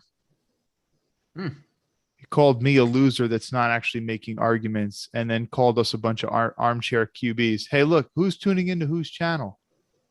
You're just sitting there running your mouth. You got nothing to say. You still never actually responded to my argument to tell me why Lawson is bad. Well, you told him to go into the video that's 4 hours long and give him an actual argument. Yeah, I did say that, but clearly, if he thought that Lawson is so bad, he could have been able to say something off the top of his head. But yeah, people jumped on that real quick. Eagle got him real quick. So yeah, just again, we don't want that. Just if you're gonna bring actual arguments, like, hey, on this play, I thought that he was not good in his. Like he was like, hey man, like I think he's really good with his power and his technique, but his bend isn't good enough to be a legitimate edge rusher, like a top guy. Like, okay, good argument, Eagle, thank you for getting into that. But okay, other good from the offense, Kyle. Vincent Smith. We kind of talked about him. You think that Barrios will make the team as a 6th receiver over him, but a couple nice catches tonight. I think he had a nice kick return as well. But overall, really nice game and really nice preseason overall. I just don't know if he actually makes the team, but I don't think he hasn't hurt himself. Like he's done himself. And listen, he's been on the Jets for 2 years. The difference between this Jets team and the previous 2 years, there's other quality receivers now. So that's his obstacle that he has in front of him. But it appears to me that he's improved his game as a receiver. He was kind of more just the gadget guy and the return guy in previous years, but I'm seeing a little bit more in terms of his route running and his ability at the catch point. That's kind of one of the things that's kind of impressed me most about him. Is he had a couple arm extensions to catch balls and stuff, catching with his hands. I hadn't really seen that from him before. I had him making the roster, and he still continued to impress. Because you had 12 wide receivers, right? I had 7. Watch yourself. 7. Just saying. And part of the reason is because he can return. So if he gets cut, I won't be shocked, but I don't think that Jeff Smith should make it over him. Although I think Andrew Golden disagrees with us. With what? I think Andrew Golden is one of these guys who thinks that these guys, him and Vitor, one of these guys that clearly thinks Jeff Smith is the 6th best receiver, including being over Crowder. They believe that, if I'm not mistaken. Not over Crowder. Barrios. Crowder? I meant to say Barrios. Barrios is what I meant to say. I don't agree with that.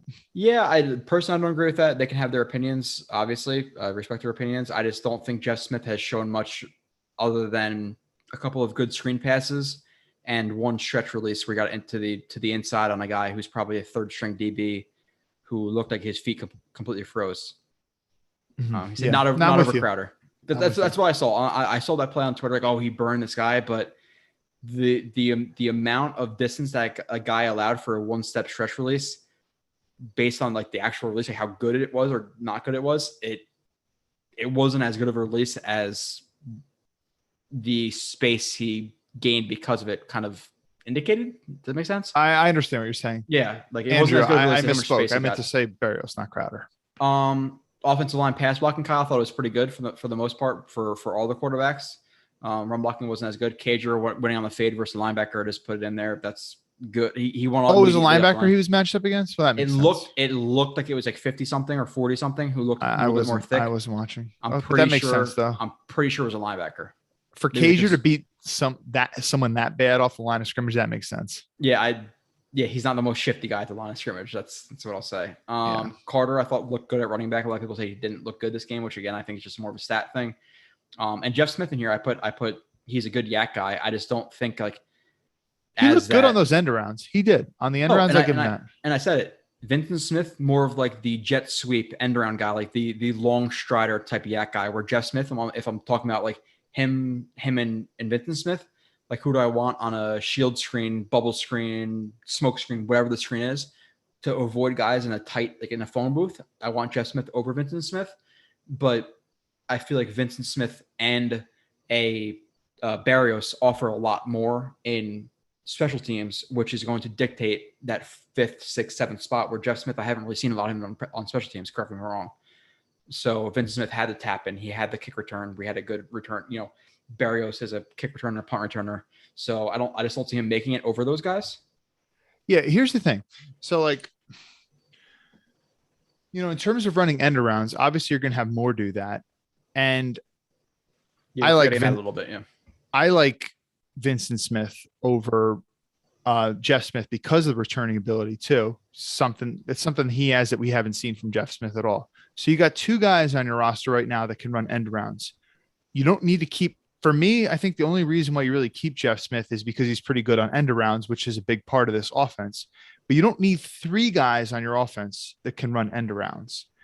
And the thing with Barrios, and I see that Andrew has also just recently typed in the chat, he said that Barrios is a good player, not slouching on him, but jet motion is really important to this offense. Correct. But you already got 2 guys. If you like Vincent Smith too, you already got 2 guys that can do that. You don't need 3. And over special teams value. And Barrios has the return ability, which we have not seen from Jeff Smith. So I can't see why you take him. I'm going to go back to what I said before about Barrios. He's good on the scramble drill. And that is a strong part of Wilson's game. So moving on. Let's see. I said Jeff Smith, I think he earned himself a spot on the practice squad. That's why I put my notes while watching the game. We talked about Josh Adams versus Piran. Does Piran get the spot because he is a draft pick? We don't know. Josh Adams, I think if we both agree, obviously I think a lot of the chat would agree that he is the better running back at this point.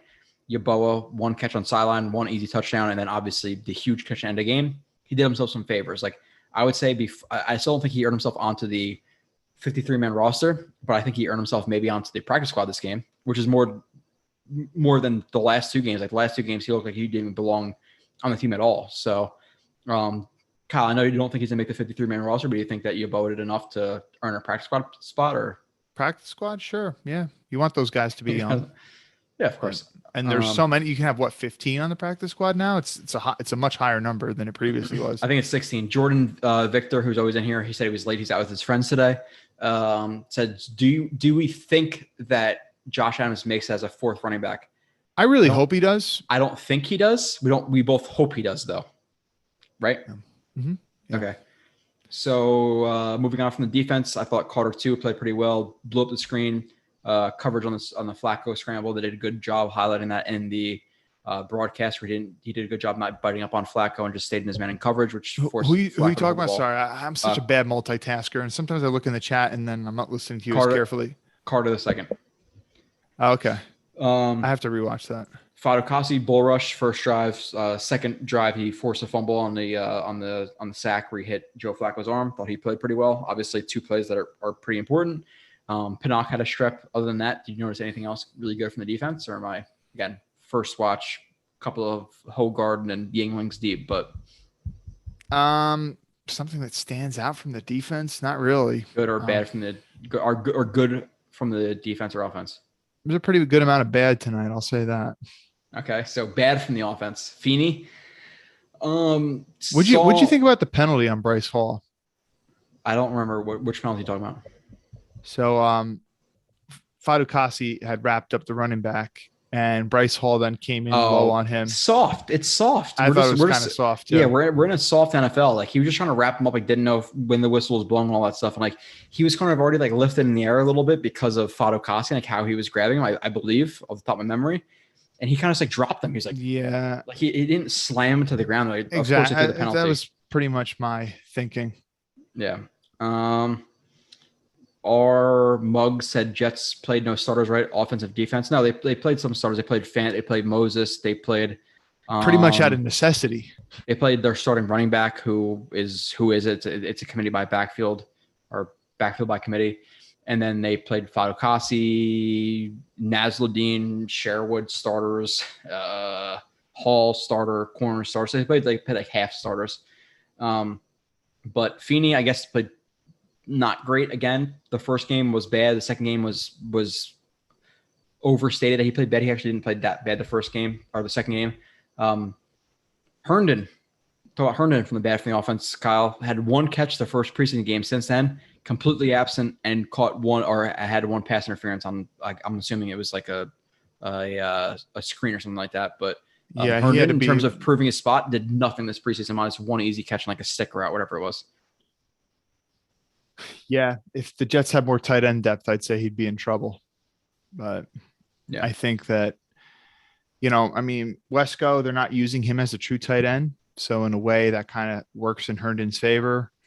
Croft, he's clearly tight end one, but he's also got an injury history, and Yeboah did not show you enough to keep him. So just by all those factors, I think Herndon has his job locked up, but he needs to start showing more if he wants to last for the foreseeable future. All right. We have Eagle said, okay, final wide receiver list: Davis, Moore, Cole, Mims, Crowder, Smith. I could see that. And which Smith? I'm assuming it's Vincent Smith. It's Vincent Smith. I could be wrong, but I'm assuming it's Vincent Smith. I could see either Barrios or Vincent Smith being the sixth wide receiver.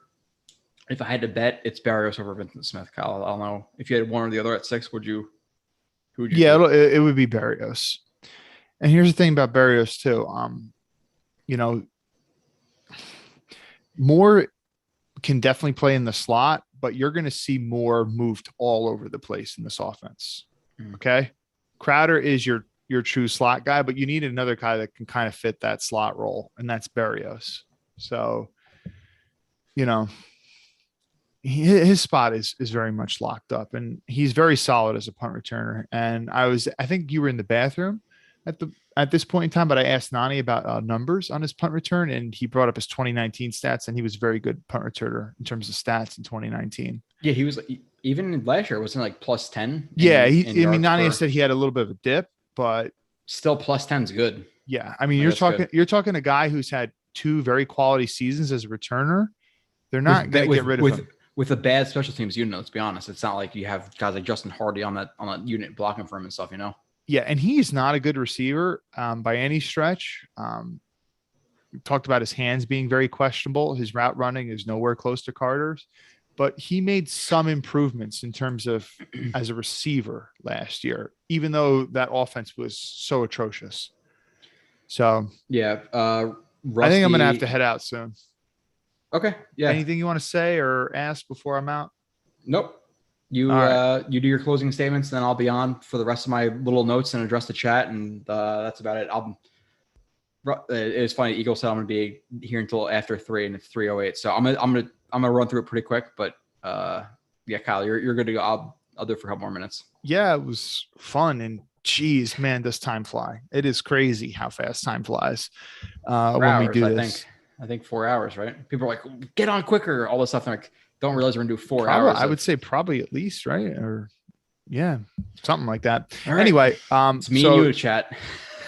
So usually I make the plug, and I don't know if people are finding it annoying or whatever, but I wouldn't be doing it if I didn't truly mean it. And Joe never asks me to say this stuff, but really, I really suggest you guys subscribe to the website. There's a ton of content. I don't even know if you'd have enough time to go through it all, but it's not just like Jets X is putting out a lot of content And like, because there are some websites out there, and I'm not even talking about just Jets websites, but just websites in general, put out a lot of content, but a lot of it's garbage.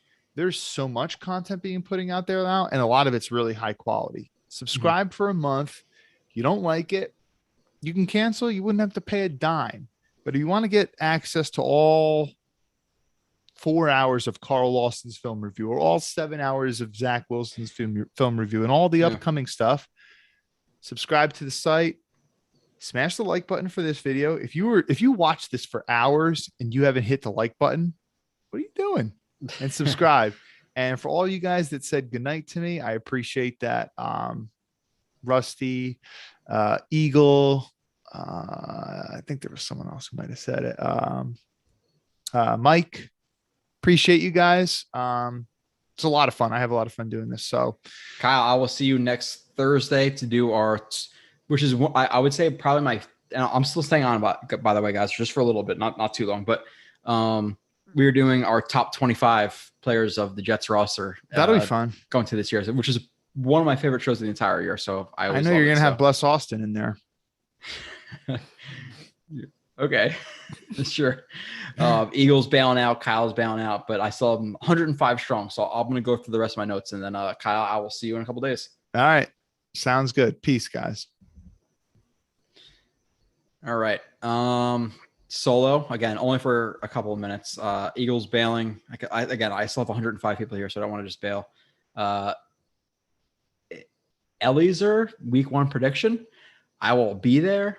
I will do like a full, not really like a full, like I don't like to like do like a whole 30-minute breakdown on that game or the games prior to it actually happening. But I think the Jets win because one, Sam Darnold isn't good. I know they have wide receivers, but I think the Jets have enough talent in their front seven to pressure the Panthers. So I think it would be something like 27-20. I'll predict 27-20 is what I'll say. Jets score 3 touchdowns, 2 field goals. Panthers score 2 touchdowns, 2 field goals. Right?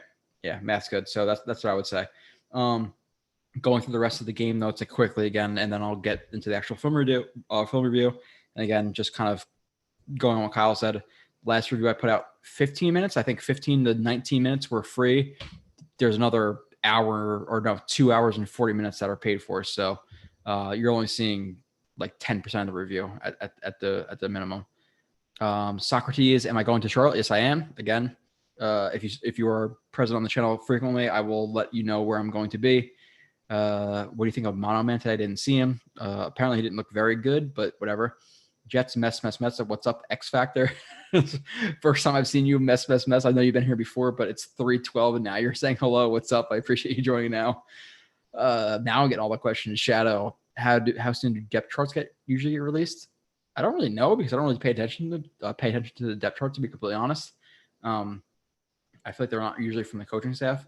Mike says, Joe, thoughts on Hassel? I kind of like him as a fourth safety, at least until Davis gets back. I think it's going to be Niesman, but I think Hassel has made an actual decision, like made it a tougher decision to make than it was previously, where like I thought Niesman was in like a lock to be that number 4 guy. You got to understand with Hassel, like, yeah, he forced a fumble or two, and I got to rewatch it again, but live watch without having a replay. Hassel also looked really, really bad on that Sherwood blown tackle for a touchdown. So I would say Niesman's going to be the 4th guy, but I think Hassel's a practice squad guy, me personally.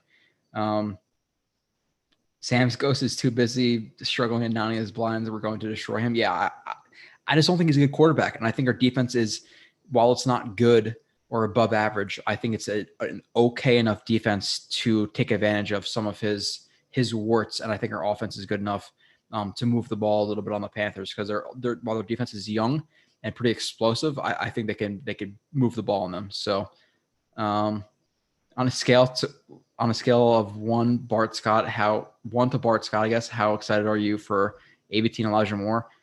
I'm gonna say like a 9. I think ABT is at the minimum an average left guard in this league. And I think that Elijah Moore, based on everything that we've heard, and even before we heard a little stuff in preseason and training camp, I watched it. I was like, this guy is really, excuse my French, really fucking impressive. How did he fall to 34? And now he was there. They obviously nabbed him. And now he's been blowing up training camp. You have guys like AJ Brown coming out and saying how good he's going to be, and OBJ and all these guys. Plus what we're seeing just in those practice reps, like I'm really, really excited for Elijah Moore. Let's see. Joe Darnold actually looked good on tape. Would you admit it? Well, he gave us. Yeah, of course. I've been wrong plenty on this channel. The thing about doing 3 hours reviews every week and doing reviews on plenty of players, I've been wrong. I'm not afraid to admit I'm wrong, but I'll give you the reason why I think, why I was wrong, why I was right. Like, I'm never going to hide anything. Like, one of my biggest things, like, was a couple of years ago, like, with Greg Dortch, like, everybody loved Greg Dortch. And I was like, yo, this guy blows. And then, like, 2 weeks into training camp, he was cut. I was like, okay, that's exactly what I thought. He was not good. But the problem with a lot of people, and I'm not going to say the 105 people in here, but maybe 15 out of those, out of the 105, a lot of people can make a really impressive 5 to 6 minute highlight tape, but it takes a lot more than that to actually evaluate a player. What offense was he used in? How did he get open? Yeboah, did he get open because he was running hitch or snags or curls or sticks in wide open space and then running for extra yards? Or actually Yeboah, was he running a post wheel and just nobody covered him on the wheel? And now he's running for a 50-yard touchdown. So his stats look him up are impressive. Like, how did they get open? Like, the process for me is so much more important than the stats. Stats, they really don't mean shit to me. It's a lot more about the process. So, like, that's why the most basic argument you'll see about Zach Wilson this preseason was, okay, he was playing against second and third stringers. If that's the only thing you're going to stick to, you win the argument. That's all you can say. But if you're going to go through the process about how he dropped back in the pocket, how he went through his reads, how clean was his footwork, how clean were his throwing mechanics, was he snapping from reads, or was he locking onto reads? That's also something to look at. So if I saw Zach Wilson versus third stringers and he was locking onto his reads, chucking up balls to Corey Davis, and getting, whatever, let's just say a fade or not a fade, a curl comeback, whatever it was. If he was staring at Corey Davis and forcing a ball versus a third string corner, it's a lot different than him going through reads 1 to 2 to 3 and throwing the ball on a post or a squirrel or a stick nod, like they call it. Or actually it was really 1 to 2, read the linebacker, see him on the squirrel or stick nod, hit it, throw it away from a free safety dropping down from the middle. Like, that stuff matters. I don't give a fuck about stats. This show will never be about stats. These streams are so much more basic than the other shit. Not shit, but 107 of you in here. I really hope you guys watch the actual film reviews, because it's and I love doing it because I love talking to you guys. That's why I do this. But you guys know. If you guys know, you guys know. That's all I'm gonna say. Shadow, who's also in our in our fantasy league, who's also gonna get shit on. Love you, Shadow, but I'm gonna dominate you. Thoughts on KJ Wright? I think it'd be a good move. Like, listen, there's a certain point where, like, yeah, you want to bring in more for offense because the offense is more young, and you want more kind of you want more support around Zach Wilson. But at what point does your defense really struggle because of how young it is? I don't think. While I think that guys like Sherwood and guys like Nasruddin will benefit from playing time, which they'll get nonetheless or regardless, because they're so thin at linebacker, so they're going to get playing time. They're also being forced into a position that they're not ready for yet, in my opinion. We saw it with Sherwood tonight. Really bad angle. I think he needs to learn a little bit more. Even Nasruddin, like, Nasruddin has been starting at Will Backer for a little bit now, and he hasn't really made too much of an impact minus a forced fumble. And for linebackers, you want to make an impact. So I think bringing in a veteran guy here who could play, Sam Backer to teach these guys, I don't think it would be a bad thing, because you're looking at the linebacker room right now, and past obviously Mosley, Sherwood, Nasruddin, and Cashman, who do you have? You can't have 4 linebackers on a 4-3 team. There's just no way. So we're gonna keep going. Greg Dortch, Socrates, yeah, he guys sucked. Everybody loved him.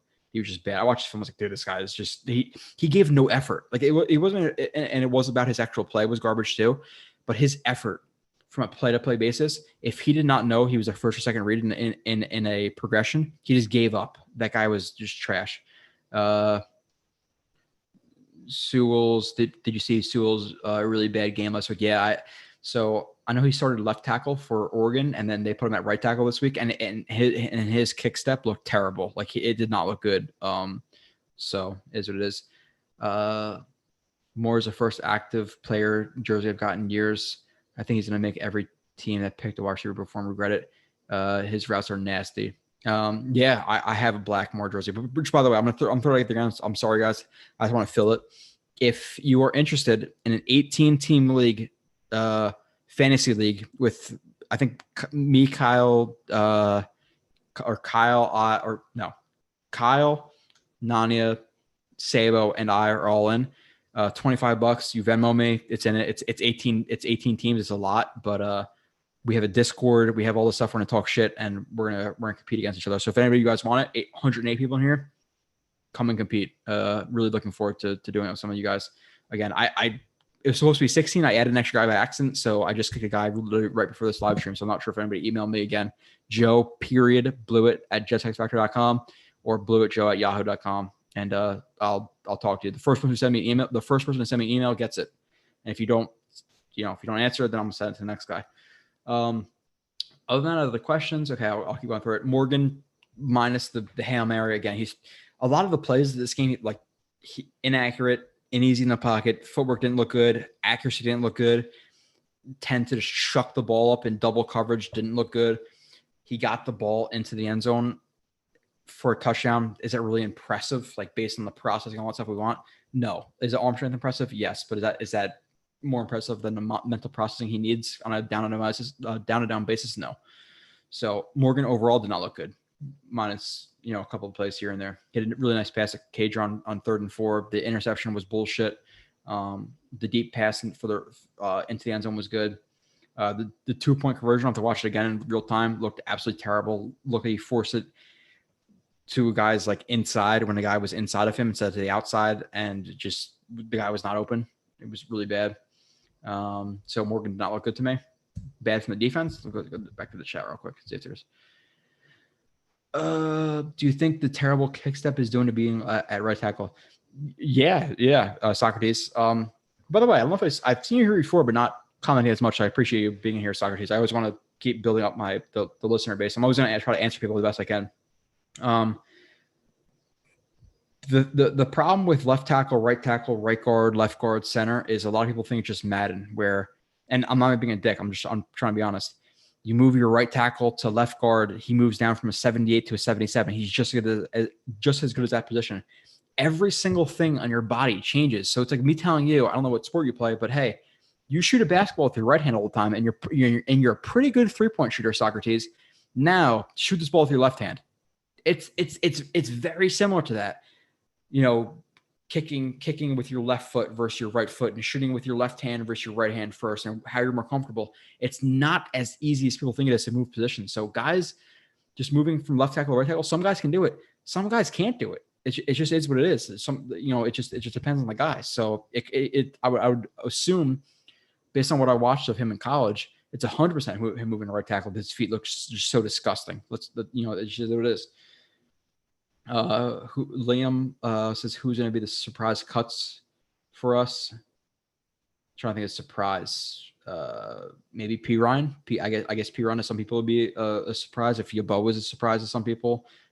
People talking about Ryan Griffin. I think if the Jets keep 4 tight ends, he'd probably be the 4th, but I think they only keep 3, and he's probably cut. Nathan Shepard might be another one.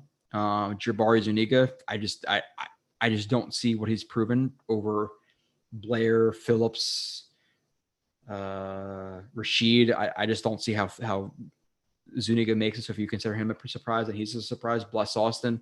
He's not going to be cut. Do I think he should be? Yes. That's just me.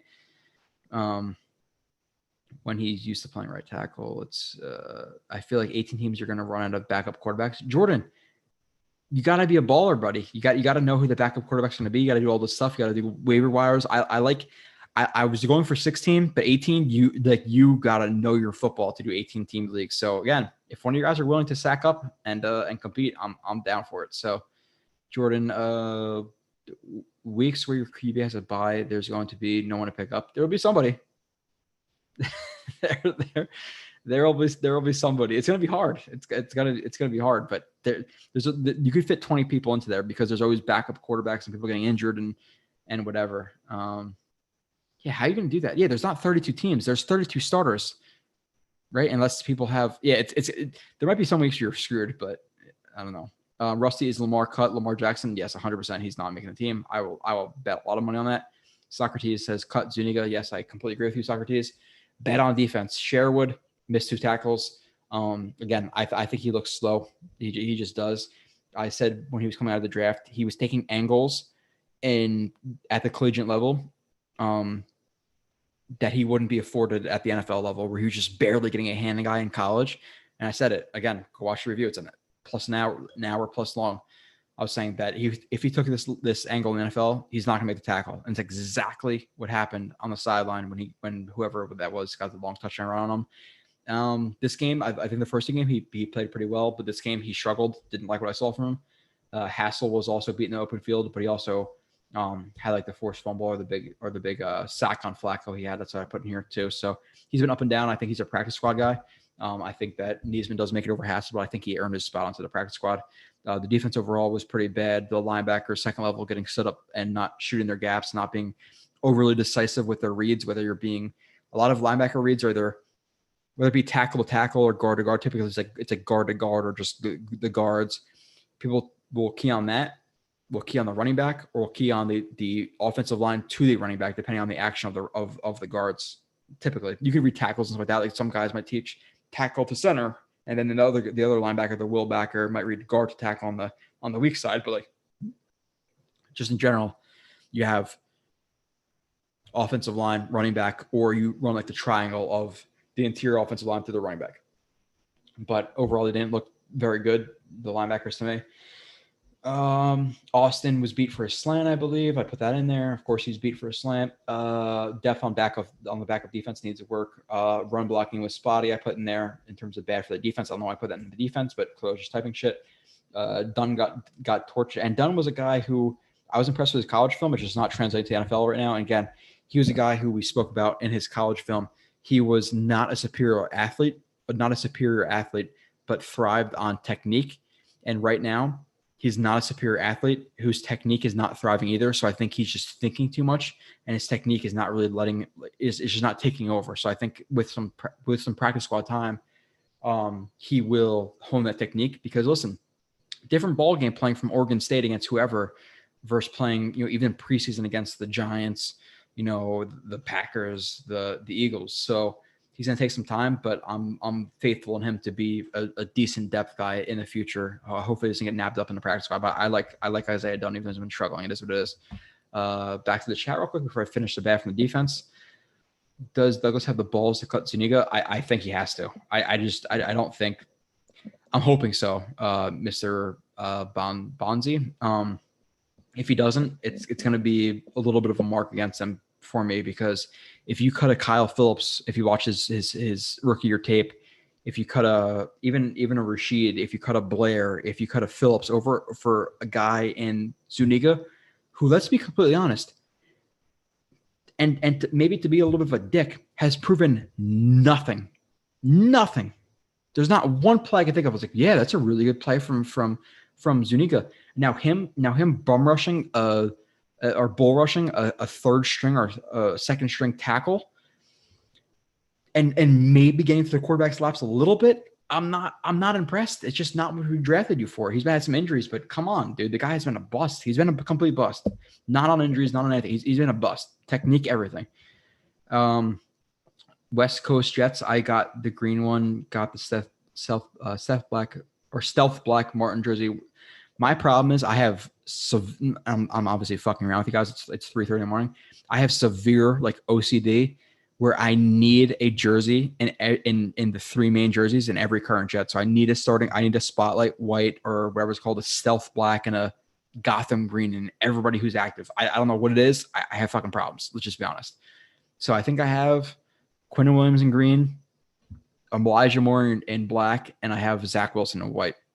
I've been burned so badly on jerseys though, from Calvin Pryor to Sanchez to Brett Favre, even to a bunch of guys. But can you imagine if the Jets kept Brett Favre in 2009 and 2010? We win the Super Bowl. One of those Super Bowls we win with Brett Favre. Guarantee it. Mr. Bonesy, I'm down for fantasy joy. Send the email to your Yahoo. Mr. Bonesy, I will email you back very shortly if you're the first person to email me. I'm not sure if you are or not. Venmo me at JoeRB31, $25. But actually, don't do that yet. I'll email you back. I don't know who emailed me first. But you have to obviously pay and then get into the Discord. If not, if you guys are wanting to get into the league next year, that is what it is. But it's been filled up. So, Liam, who's winning the starting right tackle job? It's tough right now, to be honest, because I think Moses. So I'm in, and again, there's hours of film reviews out there I've done, and you guys know that Fant's been underrated by fans, where Moses has been overrated. Moses is more slightly above average to average, where Fant is slightly below average to average. But with that being said, Fant fits the scheme better. Now, with me personally, I think it's also is it a 1v1 comparison at right tackle? What's concerning? Who's going to take the job? Is that the main determining factor, or is it the fact that Fant can also play left tackle? Moses never played left tackle. At least I think he spent a couple of reps, but Fant has spent a whole season at left tackle. So would they rather give Fant the backup job where Moses can be the right tackle, because Fant has the flexibility and the experience playing both right and left. So I think Fant will probably lose it, but I think that's because he has versatility where they feel comfortable with him if Becton goes down more than they would with Moses, because Moses is mainly a strict right tackle. So I think Fant off the jump has a big disadvantage because he has that position flexibility, which you think would help him. I hope you got what I'm saying. In a deep league, you'll have bigger problems at backup quarterback. Yeah, Shadow, it's gonna be fun, man. I'm excited to compete against you guys again. Was it Shadow? Who the hell? Who messaged me their picture of the JetX? I forget all the names. Whoever it is. Danny Arucci. I think he sent me the picture of him and the whatever it is. A lot of you guys, the Shadows and the Rusties and the Mikes and all these guys, and even Socrates, this whole chat. Like I appreciate all you. I'm really excited. Like the fact you guys are hanging out with me at 3:30 in the morning, like you don't know how much I appreciate you. I really do. Be a part of JetX. We're building up to something. It's gonna be great. Bad day. Campbell, was it Elijah Campbell, who was a guy who's been hyped up as like the other like slot receiver? I think he's a guy who's a practice squad guy, but he took a terrible angle on a tackle attempt. I forget exactly what it was, but I noted it. Eccles left with a shoulder injury. We don't know what that is. Marshall got washed in the run game. Jonathan Marshall, I think he's more of a practice squad guy than a starter, because he offers a decent amount in the pass rush game, but as in the run game, I just don't see it. Pinnock, I said didn't prove much to this preseason. He had the nice strip, which was nice, but he had a soft penalty at the end. Other than that, nothing much else from the defense. I'll do again, the last review I did was 3 hours of a preseason game with a lot of it being Zach Wilson, but this next one will be at least 2.5 hours if you want to subscribe. If you don't subscribe, only probably about 20 to 30 minutes will be free. So it just is what it is. I have to give somebody a reason to subscribe. Hold on, I'm going to keep going real quick. We're going to take a couple questions. I'm going to go. Special teams, Amendola, 1 field goal for 31 yards, 2 for 2 extra points, which is good. Again, capitalizing on his opportunity last week. 54-yarder, a 40-something yarder, and a 30-something yarder. And now this week, again, 31-yarder, 2 for 2 extra point. Fine. Man did well. Long punt of 58 yards, which hung in the air for freaking ever. So that was awesome. Barrios had a good return, which is taking back on a holding. Let's see other notes. Huff, didn't see much of him. Not great for a guy, again, who is trying to take over that. He's going to be on the roster regardless, but for that starting edge spot, I didn't see a lot of him in the last 2 games in that like more full-time role. Even though the first game he was in a full-time role, but I want to see more of him the last 2 games. Didn't impress me much. Smart, had a couple of plays, but overall he took a downturn from his first 2 games. And then apparent needs after this game, I said O-line depth, linebackers, obviously corners too, but I just don't see them bringing any corners or bringing any more corners. Okay, 109, 109 people in here. Last time I said I was like, I'm not going to leave until there's less than 100 people, and now it's even further than that time. People thought I was crazy last time for going like 310. Now it's 334. I'm going to answer a couple more questions, and then that's it. I love you guys. I really do. Okay. Do you have PayPal? Mr. Bonesy, again, I don't know if you are the 18th guy. If you are, I will send you my PayPal link. I'm not sure if you – I would prefer to be guys who are subscribed to the website. If you're not, I'll give you the whatever. You maybe will after this stream and other streams, but I do prefer to be a guy who is a subscriber of the website. Oh, God, Mike, they do win one with Favre. Oh, dude, listen. If they had, this is going to be like whatever, but if they had Josh McCown of 2017 versus Mark Sanchez in 2009, 2010, they win one of the Super Bowls. McCown, what he was with the Jets and that shit ass team versus what McCown could have been. I'm saying 2017, you transport him in time to 2010. He would have won one of those games for us. And I know Mark Sanchez was good in the playoffs and all that stuff, but Mark Sanchez was just not it. He just wasn't it. Watching second half of O-line, Dan Moore Jr. doing well against the deep D line, showing a lot of anchor and strength against then Levin and Feeney needs footwork help. I haven't watched enough to know that. If Dan Moore makes it, I might end up doing a 2-hour breakdown on him. I don't really know. Rusty, if we had Favre for 09 and 10, we'd definitely win at least one Super Bowl. Yeah, I agree. Rusty, appreciate you. So you're awesome. Mike said I can't walk away. It's like a car crash type of walk away, or you just enjoy the videos. Mike's always in here. That's funny. I'm tired as fuck. I can't BS that yet, dude. Again, the Hail Mary gave me energy. I know like 3 people who like the Jets and the rest are Giants fans. I've been suffering more or less since the early 90s. I know Rusty's with you, Mike. I know a lot of people in the chat are with you, or at least a lot of people who listen. So, I've been suffering, and it's not even as long, but I'm a Mets fan, been suffering forever. A Jets fan, been suffering forever. -9, 10, and 15. Even in 15, I looked at the team. I'm like, Ryan Fitzpatrick, old. Brandon Marshall, old. A lot of these guys old. I was like, we're gonna suck after this, and then we did. So I've been suffering a lot. Nets are good now, but a lot of my Nets years and in the early 2000s with Kidd and Kittles and Scalabrini and Alonzo Mourning and Richard Jefferson and Kidd and all those guys, loved them. After that, and I still love them, 12-7 or 12-70 with Devin Harris and all these shitbags. And I'm not that Devin Harris is a shitbag, but they sucked. They sucked for a while. Other than that, but Mets, Jets, Nets, Devils were great in the early 2000s, but since then they've sucked. Like I've been through a lot of suffering. So, but I cannot lie to you. The Jets, I would take. If you told me the Devils, the Mets, and the Nets all won rings next year, I would take the Jets winning one over that. Not even close.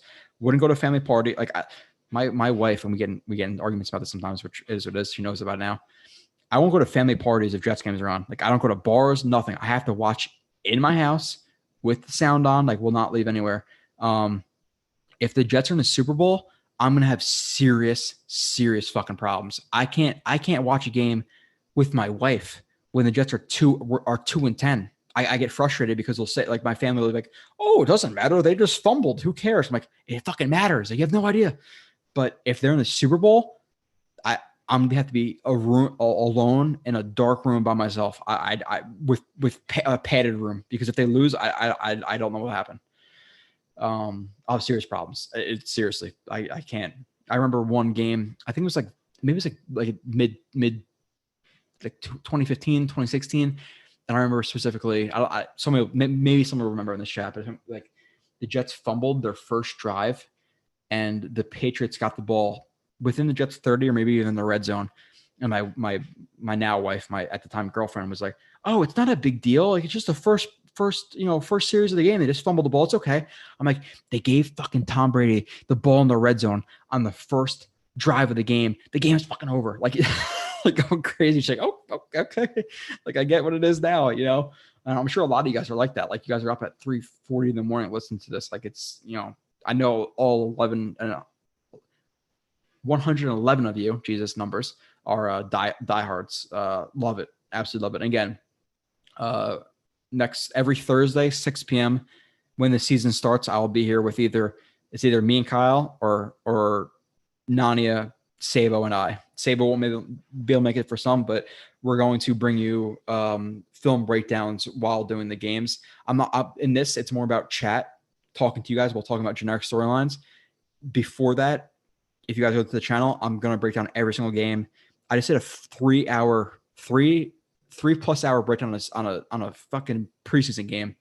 Regular season, if you want to learn about the game and offensive line assignments and, you know, what a tag rush is versus a hug rush versus a green dog versus cover 3 replacement versus cover 4, cover 3 sky versus cover 4 switch versus Zorro versus all this stuff, that's the main part of this. That's the main part. But this is what I try to do for people who don't necessarily enjoy that stuff. I still try to project my opinions to you guys and talk to you guys while not necessarily having to go play by play and break down a play for 5-6 minutes. You know, I know some people don't enjoy that. So this is what this is for. So I appreciate you guys a lot. I really do.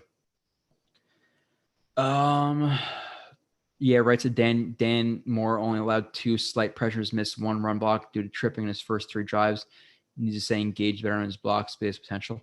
Yeah, listen, there's a reason he was one of the most highly hyped up, UDFAs out of Grambling State, if I'm not mistaken. He had a good Senior Bowl, but he hasn't played in about 2 years. And listen, my thing with so the positive to the negative, yeah, right, is, and I like to look at the more positive, like, yeah, Dan Moore's gonna be great for the Jets. He's gonna be that depth guy. We're missing Lewis, we're missing Feeney, not Feeney, but Lewis and Clark and all these guys. But with the same in the same kind of lens, Moore was just cut by the Panthers, who have a dog shit offensive line. Dog shit. Their offensive line is bottom 5. So if they cut him, why? Is it his play? Is it his work ethic? What is it? So there's something there. So I just want to act like, oh, we just got a stud. Could it be? Yes, but why was he cut by a team who needs offensive line even more than the Jets do? And they suck. I rooted for the Jets, dude. I'm trying to find. I don't know what Jets are talking about, but you guys are talking about rooting for the Patriots. Wasn't that those 2 giant, or weren't those 2 Giants Patriots Super Bowls the worst? Like, for people who don't live in New Jersey, New York, you don't understand like the hatred for the Giants, but the Giants fans are just such like white collar, have no idea about their team or their Jets, like assholes who just rest on like the laurels of 10 years ago. I do not like Giants fans. Do not. Liam, do you think Jonathan Marshall's going to cut? So remembering all these names at the top of my head at 4:00 in the morning. You have what? You have Q, right? Rankins. You have Fatukasi.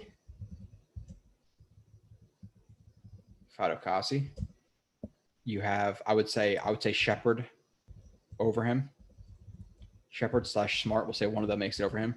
And then you have the edge guys. I'm probably missing somebody, right? Q, Rankins. So you have 4. And you have the edge guys, like you're talking about. Blair. We just did a roster prediction a couple of weeks ago, but now it's so much harder with all these guys off the team. Blair, Huff, Ham, Clark. Yeah. Going through it, I think he does make it, but you're gonna have to take him over a Shepard or a Smart. Like, I think a couple of weeks ago, I thought the Jets were gonna carry 10 defensive linemen or 11. Now I think they carry 9 to 10. I think Marshall does make it just because they don't want to risk him being off the roster, but he hasn't looked good in the run game at all this preseason. I haven't really seen him make any plays in the run game. I've been meaning to subscribe to. I owe to you guys. I watch and listen to everyone too much. Yeah, Mr. Bonesy, again, subscribing to the YouTube, and then also we do a subscription. It's $50 a year, and again, not a lot of channels. No channels will do a 3-hour breakdown of a preseason game, but that's what I do here personally. That's my contribution. So to watch 15 to 20 minutes of that breakdown versus 3 hours is why you subscribe. And Nani's numbers, you don't get all of those if you're not a subscriber. Like, we give some articles for free, but a lot of the other stuff is paid, but we listen, it's very easy to go on a live stream for 2-3 hours a week, 4 hours, 10 hours a week. But for me personally, like letting you guys in, it's 4 o'clock in the morning. For me to watch the film, break down the film, put up the film, and then do the live streams, you're looking at 15 to 20 hours a week, like minimum for me, where people can go on a live stream for 3 hours and be done with it. Like the film takes me forever. It just does. So that's why we charge, Socrates, bro, you're a Mets fan. Yes, I am. That's more because of it's not necessarily because of my family. It's because of where my friends brought. Like my family's not aren't very big sports fans, but my really good friend was a Mets and a Jets fan. I became a Mets and a Jets fan. My grandpa was a Devils fan. I went to 2 Devils games with him. Obviously, I'm now a Devils fan. Like watching them dominate in the early 2000s when I'm like 8 years old, 9 years old. And then the Nets. I forget how I exactly liked the Nets, to be honest. Maybe that was the thing of my own, but I started watching when it was like, Kittles and Jason Kidd and Kenny Martin and Richard Jefferson and Keith Van Horn and all those guys, and they were like playing well. I remember my first game actually watching was Michael Jordan. I was like, he's not from New Jersey. He's not a local team. And I started looking into other teams, and I watched, Jason Kidd and all those guys dominate. So yeah, I'm a Nets fan. Which people now are like, oh, you're a bandwagon Nets fan. Bullshit. Bullshit. I watched Devin Harris being the best player on the Nets, going 12-70 in an 82 game season. Let's keep going through. Mr. Mike, dude, yes, Joe just won Super Bowl. Yeah. Stay till 6 a.m. Could I do it? 100%. Trust me, I stay up until I could stay up. I'll probably be up for another like 6 hours. God, I don't want to think about them. Plus, yeah, if they lose the Super Bowl, if they were ever in the play, if they're past, if they're in a conference championship or the Super Bowl, I love you guys, but you're gonna have to give me a couple of weeks break. I'm not gonna be able to do it. I'm not gonna be able to do it. Joe in tears. You're crazy. The rest of us. Yeah. Again, there's a reason I'm doing this right now for you guys. I'm a wacky Jets fan again. Won't go to family parties. We'll call out sick. We'll switch shifts. Like I switch shifts all the time from work. I'm the new guy to police department. Like it's not easy to switch shifts. I'll switch shifts, take off. I've been to a bunch of stadiums. Can't watch it with family. I can't watch games. Like if people, and my problem with if I go to a bar and especially like doing the film stuff, not to be like douchey, but I hear like, oh dude, that was such a bad play by Zach Wilson. I'm like, dude, shut the fuck up. You know what they're talking about, especially when I have a couple of Hogardens or whatever else in me. I can't bring myself to go to a bar and just hear really stupid opinions. And that's the problem. I go to games and I hear fans talking about stuff and they're Jets fans or other fans. I'm like, I just try to block it all out. I just breathe, just Husa, it's bad. I know there's other guys like that. Only diehards here. Yeah. Liam, you got that right for sure, man. Shadow. Let's see. Bro Moore's going to be there in the 9th, 10th round. Mr. Bonesy, if you're in that draft, I'm not so sure. Let me see. I'm going to tell you right now. Mr. Bonesy, I don't know if you're still in here. 341. This is six minutes ago. I hope you're in. Yeah, Lewis and Clark, unintentionally funny as hell. I was going to say that too, but I can't comment enough on what they did to be like smart about it. Like, oh yeah, those explorers. Mr. Bonesy, I'm going to tell you right now if you're in the league. Just give me 2 seconds. Mail, Gmail. Okay, I didn't see anything in there. Yep, Bonesy, you're in. Bonesy, the one thing again, I don't know if you're a subscriber to the website. If you aren't at this point, you're listening to this deep into it. I hope you would at least do the month subscription and check out the content. I'm going to email you back as soon as I end the stream and just tell you where to send the 25, and then we have the draft. Like I think it's like the 1st or the 3rd of September, like the 6:30, 7 o'clock, something like that. But I hope you're a subscriber. If not, it is what it is. But maybe we convince you. I know there's a lot of subscribers in here as of right now. Again, it's our first year. We're gonna keep taking off. So in Yahoo's like 3 out of 14, I think. No, Shadow. We have 17 out of 18 right now. And with Bonesy coming in, we're 18 out of 18. I let a guy in by accident. I thought we had less than we did or something like that. I thought we had like 15. I then a 16th guy, and then we really had 18 out of 18. But the one guy didn't pay, so I booted him, and now Bonesy's in. He's in the 18th spot. So what's up, Bonesy? You're in. Use better illustrative tools than your mouse cursor, please. CD 2K 1000%. Again, once the website keeps building up, you're gonna have a backdrop. You're gonna have a actual tool where I have a pen and I can draw on the screen. I'll draw coverages. I'll draw routes. I'll draw everything. So yeah, I know I know me going like this on the screen is what it is. But if you were like an OG follower, I was putting up videos I recorded on my cell phone and talking over it. Like it's that will 1000% happen for you, CD2K, 100%. I'll keep going real quick. Not mock wide right and 2 catches, 3 Super Bowls. They definitely got lucky 100%. I'm the same way. I'll take off for Jets games no matter what, bro. Yeah, I was when I was a security guard. I remember I still had season tickets, and I still probably go to like 5 or 6 games a year. But I worked like 5 or 6 doubles in a row just to get off for a Jets game. I forget exactly how that worked out, but I will not miss a Jets game. Like typically, if I have off, I'll go to them. But a lot of times, if they're like playing away or even if they're home, I get off at 8 or 9 o'clock in the morning, and I hear people like bitching. Like you know how people are. Some people are hard in here, some people are soft. If you're soft, I'm sorry, but like I hear people like, "Ooh, I flew from California to New Jersey. I'm so jet lagged for a whole week." I'm like, yo, I literally will work 27 hours a row on like 3 hours of sleep, and you guys are bitching.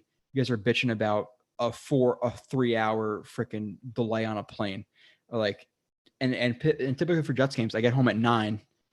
And if I'm watching the game, I get up at 12. So I get 3 hours of sleep, and I'll watch the whole Jets game, all the games that next day, and then work. So I stay up from about 12 o'clock till about 8 o'clock the next day on 3 hours of sleep. And people are like, "Oh my God, dude, that jet lag from 3 hours." I'm like, yo, people are so soft nowadays. It just is what it is. You guys know how it is, I hope. I'm in bed and you are still live chatting. Go to bed, Jets X Factor. No, Eagle, I'm not going to bed. How about that? I'm going to subscribe. You got my word. Yeah, Mr. Bonesy, again, $50 a year. I don't know. You're new to me because I haven't seen you before. Whatever player you're interested in, just type in Blewett and then type in their name. Elijah Moore, Corey Davis. I did a show with Marcus Coleman, who played in NFL for 11 years, and we talk about his film. AVT, literally anybody who gets signed this year, go type it in, and there's a 2-hour plus review out there. And maybe you know a lot, but I think you'll learn a lot, to be honest. Other than that, we're full. When are we doing the draft order? Shadow. As soon as Bonesy, I will do the draft order, and I will send it to the Discord tomorrow. Shadow, if you're I think you're in the Discord. Mr. Bonesy, I'll send you the invite for the Discord as well. I will send the draft order. I'll send a video of me doing it randomized, and I'll send the draft order tomorrow to everybody. 18-team league. If there's no other questions, I'll give you guys like 2 more minutes. Again, I hate to end before I have less than 100 people. At a certain point, we're going to have much more. I'm never going to be able to end with less than 100 people. I hope. That's my hope. Fingers crossed. But the fact that you guys are up with me at 4 o'clock in the morning, more than 100 of you, I am beyond impressed. So anything else in the chat? Again, I'll wait 2 seconds. Any questions? Damn, this lightning store is crazy now. And again, we'll chat in the future. You guys can ask more than football shit too. Like I'll talk about anything. I really don't care. With my job, whatever. I'm not going to give away anything that's going to get me in trouble with my job, but I do work a pretty interesting job. That is for sure. So, damn, this lightning storm is crazy right now. I think that was in Jersey before it arrived in the island. Were you in Staten Island or something like that? Yeah, we had crazy lightning and stuff here in Jersey, Rusty. Solid stream tonight. Jordan, I know you're always in here. I appreciate you. Bonesy, I watched a lot of everyone's stuff on YouTube. You, Mania, Salo. I know you mean Nania. Appreciate that. I'm going to end it in 2 seconds unless I see one more question. I always suck at ending the stream. Your streams, you're going to see me sitting here like staring at the screen for like 10 minutes. I just don't know what to do. We're all excited for the season. Yeah, hell yeah. Let's. I'm excited to break down film with you guys and do live streams during the season. If this is what we're getting in preseason action, I'm so excited to talk to you guys during or after. I'm nuts with the Jets. So I had a Jets wedding cake and I got married, and my wife knows I'm nuts. Good. That's the guy I want in my fantasy league, Long Island. Okay, Rusty. All right, time to go to sleep. Have a good night, everyone. Always fun. Okay, I appreciate you guys. And again, Thursday, 6 o'clock, be here. Hopefully all you guys join it back again. And did your job need to approve this side job? No, it doesn't really affect my job. Like there's certain things like Ubering where I can get involved like criminally, with certain things, people, trying to jump me or whatever, need to get involved with. But with this, it's like, listen, you can't break down football film and talk to 100 psychopaths at 4:00 in the morning. Like, how's it going to affect my job? So no, being a bouncer, Uber driver, that stuff affects my job, but not this. Realistic score, week 1 score prediction. I said it before, but I'm going to say 27-20 Jets. 27-20. That's what I'm feeling. But I appreciate you guys, and I will hopefully see you on Thursday at 6:00.